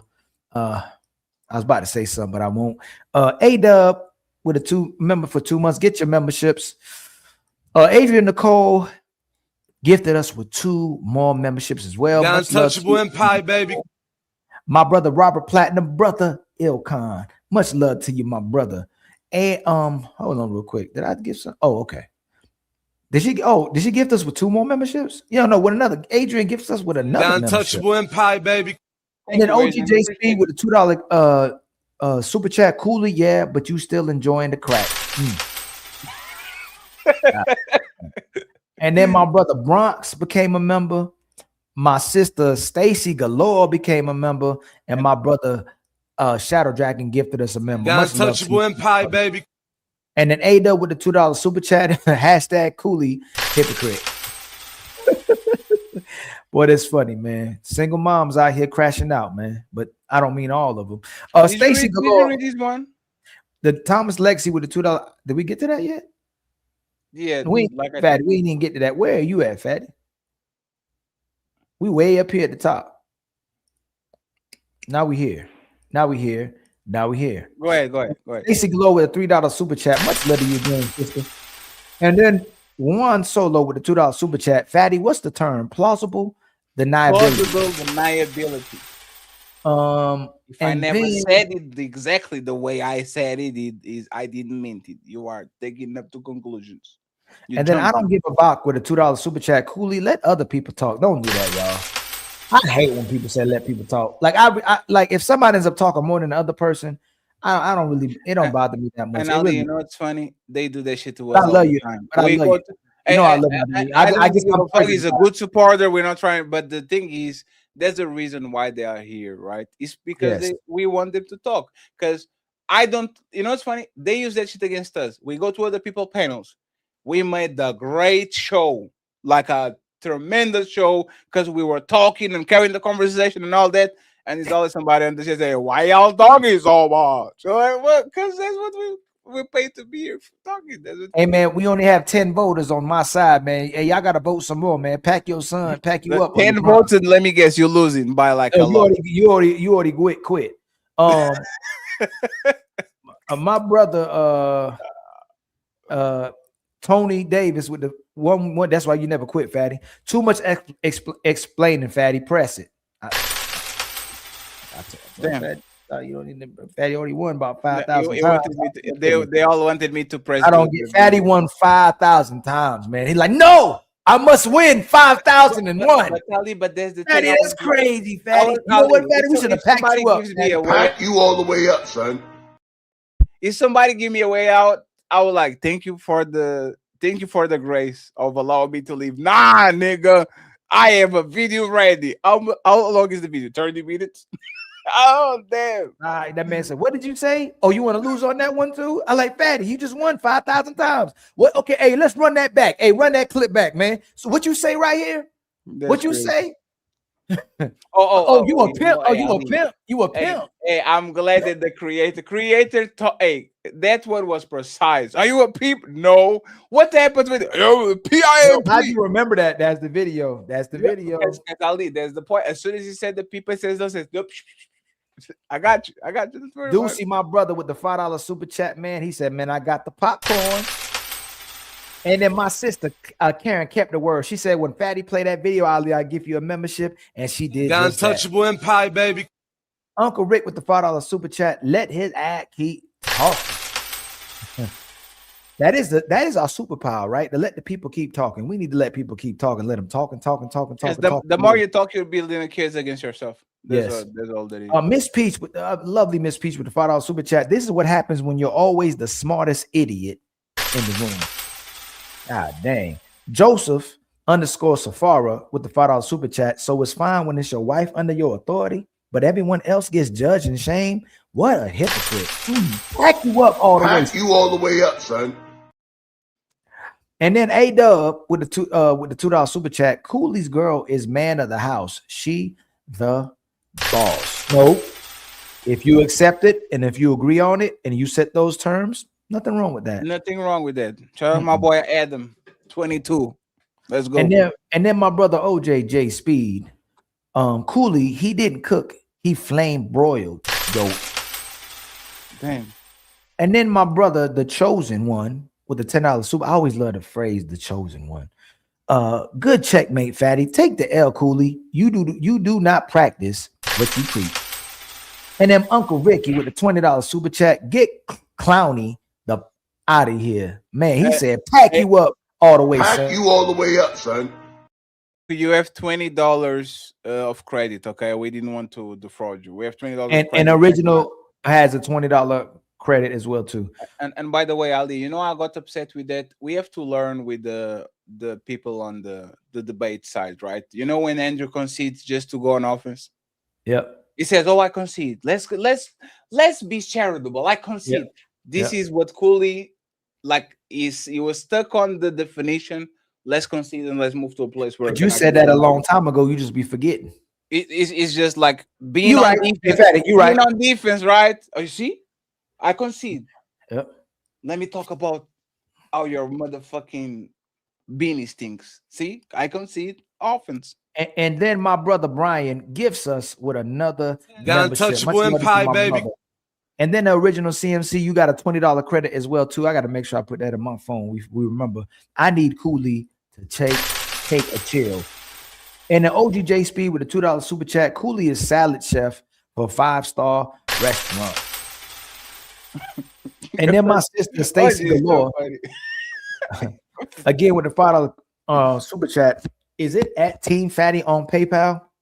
Yes, it is. She sent the PayPal, so thank you very much, Miss. I appreciate you. And then my brother Ducey with the $2 super chat again with keeping it 100. Much love to you, my brother. And then Ducey, the OGJ Speed with the $2 super chat. Coolie drop hoodie and get you a nice fitting cape. Damn. And then my I'm thinking his sister, our sister Asia India with the $50 super chat. Speaking of being logically consistent, never mind. Hamburger fun. Please make this. Cha-ching. Stop. Cha-ching. Stop. And then cha-ching. And then Ada with the $2 super chat. Support the show. Much love to you, my brother. And then Slimmy hit us with a $10 super chat. Fatty and Fantastic cooked up the Coolie man tonight. He fought valiantly, but they was too prepared for him. Looking forward to the debate. Thank you very much, Slimmy. Appreciate you. And then the OGJ Speed with the $2 super chat. Mr. Fantastic, the old head now. Welcome to the club. And then Slimmy says, with a $10 super chat, salute Ali. Y'all put together one for the book, Saturday Night Live. Much love to you again, my brother Slimmy. And then SQ with the $5 super chat. Trey got him out the rope. Trey got him up on the ropes. Much love to you, my brother SQ. Shadow Dragon said, Ali, I got you with them 5 more gifted memberships. Much love to you, my brother, for helping us reach all our goals. Untouchable Empire, baby. Thank you very much, Shadow. Appreciate you. And then HQ still hiding up in them bushes with the $2 super chat. Salute. Much love to you. HQ, we're going to start to do politics shows. You better pull up. How many people we got for tomorrow, Fatty? A lot. Damn. I was about to say 9 plus 3, 2 at 7 p.m. So HQ, you should still pull up. The Ghost OGJ Speed with the $2 super chat. At my age, that big head baby is mine. And then my brother, A Tribe Called Harris, been a member for 7 months. Define plausible. Thank you very much to Tribe, Mr. and Miss. She said, thank you very much for the donation. That's it, man. That's it. Oh, are you sure we read this one? Then my brother, Mont with the $5 super chat. An addict who tells you not to use is in fact not a hypocrite if he still uses. Hold on. An addict who tells you not to use, in fact, not a hypocrite if he still uses. What? Yeah, he's not a hypocrite because an addict who tells you not to use is in fact not a hypocrite if he still uses. The variables are not the same. He battles addiction. You don't. Yes, so it's like a person being fat and tell everybody to be in shape. You are not the hypocrite. You just don't practice what you preach. That's why I wanted to get out of there, because the crack example should be you are telling that crackheads are not trustworthy, but you are different and the exception. So we should trust you as a crackhead. That's the 1-for-1 comparison, because he says y'all are these. But it's something called Fat, it is a term for it. No, it's called something like a suffering hypocrite or something. I forgot what the term was called, but it would still make the person a hypocrite because they have good intention. They don't have bad intention, but they're doing what they're telling someone not to do as well, too. Yes. And by the way, let me see if Chaotic tagged us. Oh, who is this Mooncake show? Because that's what the point about a hypocrite is, regardless of your morals and your beliefs, Mont, it is if your action is opposite of that, it makes you a hypocrite. So even if you don't want to be on drugs anymore, you're an addict and you really won't have the intent to have this person not on be on drugs, they still a hypocrite. Hey, Chaotic, tag us on that Chaotic, tag us on that tag. Hey, Chaotic Truth, how you know? Chaotic, we sending you collabs and links and crazy. Just tag us, Chaotic. We got you, my brother. He said $2. Hey. No. Oh, and by the way, send these Mooncake girl our way, Chaotic. We need to. That's not the American way, Chaotic. That is not the American way. That is not what our forefathers taught. Who is this Mooncake girl going on? Oh, Chaotic has the titties out today. Oh shit! Right. Oh, he has women on his No, like they're doing like one of those like thematic shows like Rush does. And there's like this girl called Mooncake, and she's out and about. But it's fine. Don't worry about it. We won't steal it for Carti. Go ahead. Let's finish the there's everything. That's everything, man. So this one was read. What if the child dad was deleted? Still dating? We read this one. What if the child? No. How you finding all those and I don't see them? It's because you. No, mine's I see something different than what you see. It's totally fine. Let me read this one. Thank you very much, Thomas. We appreciate you. Bronx Water God became a YouTube member. Is that a woman or a man? There's a woman. Yeah, I don't know which one you like. The stuff you put in glasses, man. Like your eyesight. No, I don't. Hey, I'm 20/20. Jesus Christ. Johnny Mac, salute. The untouchable empire, baby. We appreciate you, and I think we are actually ready to words. Plausible deniability. Define plausible deniability for the untouchable empire, baby. Or define, and Mr. Chaotic True comes through with the $2. Says, hello, I'm here. So, Ali, final thoughts so we can send everybody to Cami and wrap it up. Once again, sir, thank you very much for the all-oop. If you can get me one debate per month, we can repeat this again. So, Hey, I might be bringing you a whole bunch of debates, man. I don't know to do debates every week, but that was fun, Fatty. You know what? That was fun. You know, it's fun because we don't do it a lot. It's good for variety, right? Once we start to do it every shit, because these eat, but a lot of we need to get weight. You know what I want to do with the debate, Tally? I want to do like a WWE thing. It has to have a story behind it. This is perfect. That's why I wanted to do it. Because I wanted to build up from week, and how Coolie and Fantastic got into each other. So there's a rivalry. We put him out. I don't want to do I pick a random person and I put him there and it was like yeah. You trying to move like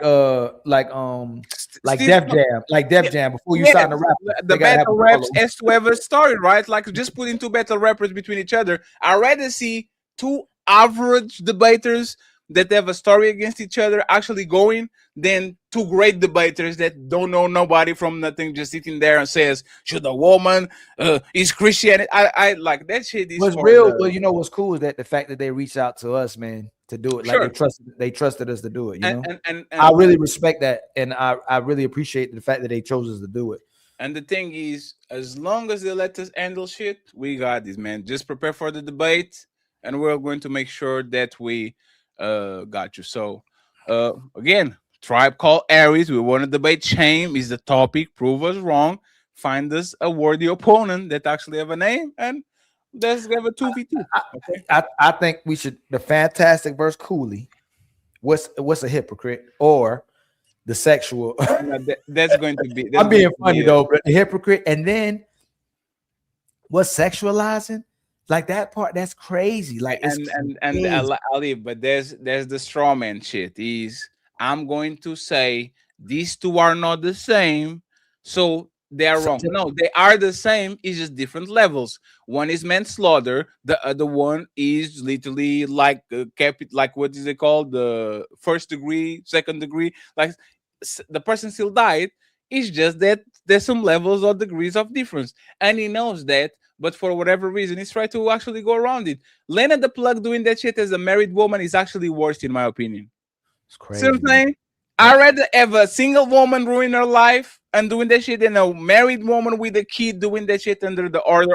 Do you know how society probably is done? Is that's no longer really an issue. Like that right there, you could just do it in public, and people are like, I don't think we're ever going to get there because the pendulum swings right back. You see what I'm saying? No. What I'm saying is that they're not really shamed and condemned that bad. Oh, like, they are. No, they are. Hey, Ali, they are they have the Ali. Have you seen? Fatty, we are honoring Fatty. We honoring porn stars, man. This is where we at now. Ali, but there's the thing. I don't want to. You see, that's the first. He's not the first or the last. That's not going to be. No, he's not the first or the last. But the pendulum is going to swing a little bit more to the middle, right? Because, for example, JS Stories, right? Shout out to Stories. I don't want to pick on him. As soon as Stories started to talk back, the red pill and all this shit. Hey, bro, would you let your woman? Like this is the reaction to most of us. Barber shops, hair salons, like the real people. They kind of frown upon this. Fatty, think about what I'm saying. Hey, brother, it's okay. Hey, Fatty, don't shame Fatty for not wifing up a virgin. Hey, don't shame Fatty because his woman had 10 bodies. Oh, don't shame Fatty because his woman has a baby daddy. A baby. Don't shame Fatty because his wife has 2 baby daddies. Don't shame Fatty because he's letting his woman sleep with other people. Yes. Don't like Fatty. It's just Fatty.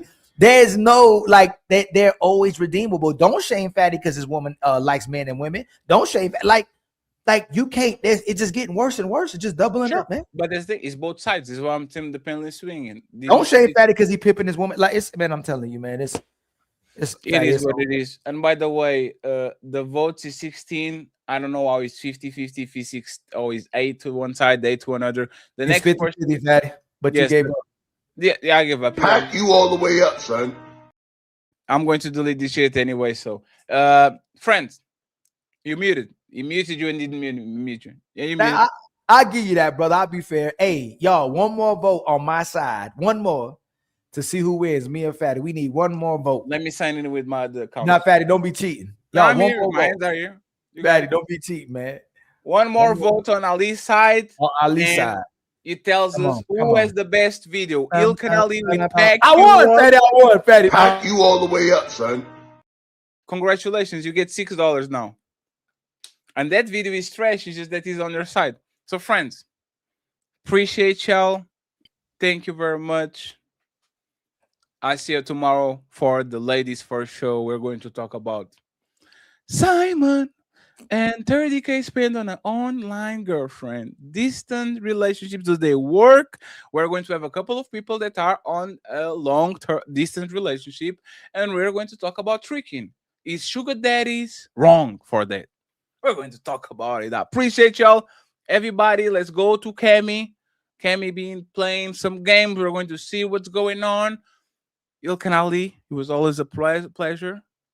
Team Fatty, the revamped Team Fatty. Oh, I'm so benevolent. Oh, by the way, I don't want to talk about that lady that is sending messages. So, hey, Fatty, you ain't see my show? I was asleep. Ali, I sleep during the day, man. Oh, Ali review. I got to change my. Oh, you reviewed the whole thing? That became my show. I didn't mean for it to become my show, but it became my show. Oh, So Ali, I gotta change. I gotta change. I went through other videos that she had. I gotta change the cover Change the of my thumbnail. show. But isn't it crazy, man? You do all that shit. Dusty. What's up, Cloud Dusty? Flow State, check You're the only white man I trust. Dusty, check the DMs, please. Okay, I sent you a DM. You say that you check your DMs. You don't. Like, how bad of like they just want to fight. I don't think if she even like I would understand if it's a flirting thing. She just wanted to fight. Because you fight me, you'd say all that, then you comment 2 times on my Instagram. Now you're sending DMs. I don't get it, man. Like this woman I don't know. I don't think even they get wet. I just think he's just fighting. So, friends, I appreciate y'all. Nah, I think when I went back and watched when you said that to her, she smiled. Yeah, she was like real happy. She liked like, you know what it's like? I remember, swear to God, when I was in high school, the girls that act like they mean to you and nasty to you because you say something to them that nobody else will, and then they don't talk to you for like 2 days or a week. Now all of a sudden they got a crush on you. It used to happen to me all the time. And I'd be like, what in the world? You just hated my guts. How you love me now? Like, I said something, nobody else would say nothing. I'm like, nah, you ain't getting away with that. And that's fine. That's cool. And don't talk to me then either. A week, Ali, 2 weeks later, they trying to talk to you, got a crush on you. You know what I have to get, Ali? I have to get the clip from Elga from A. Arnold. Like when they start to act like that, I put the Elga, you suck, I hate you. And then she goes to the corner, I love you so much, Arnold. Oh my God, I love you. Like this is literally, it's crazy. Like we're in kindergarten again. Friends, we're our Team Fatty and the Untouchables signing out. Peace with my clip. LeBron James, let's go. What you want? What is LeBron looking for? Oh,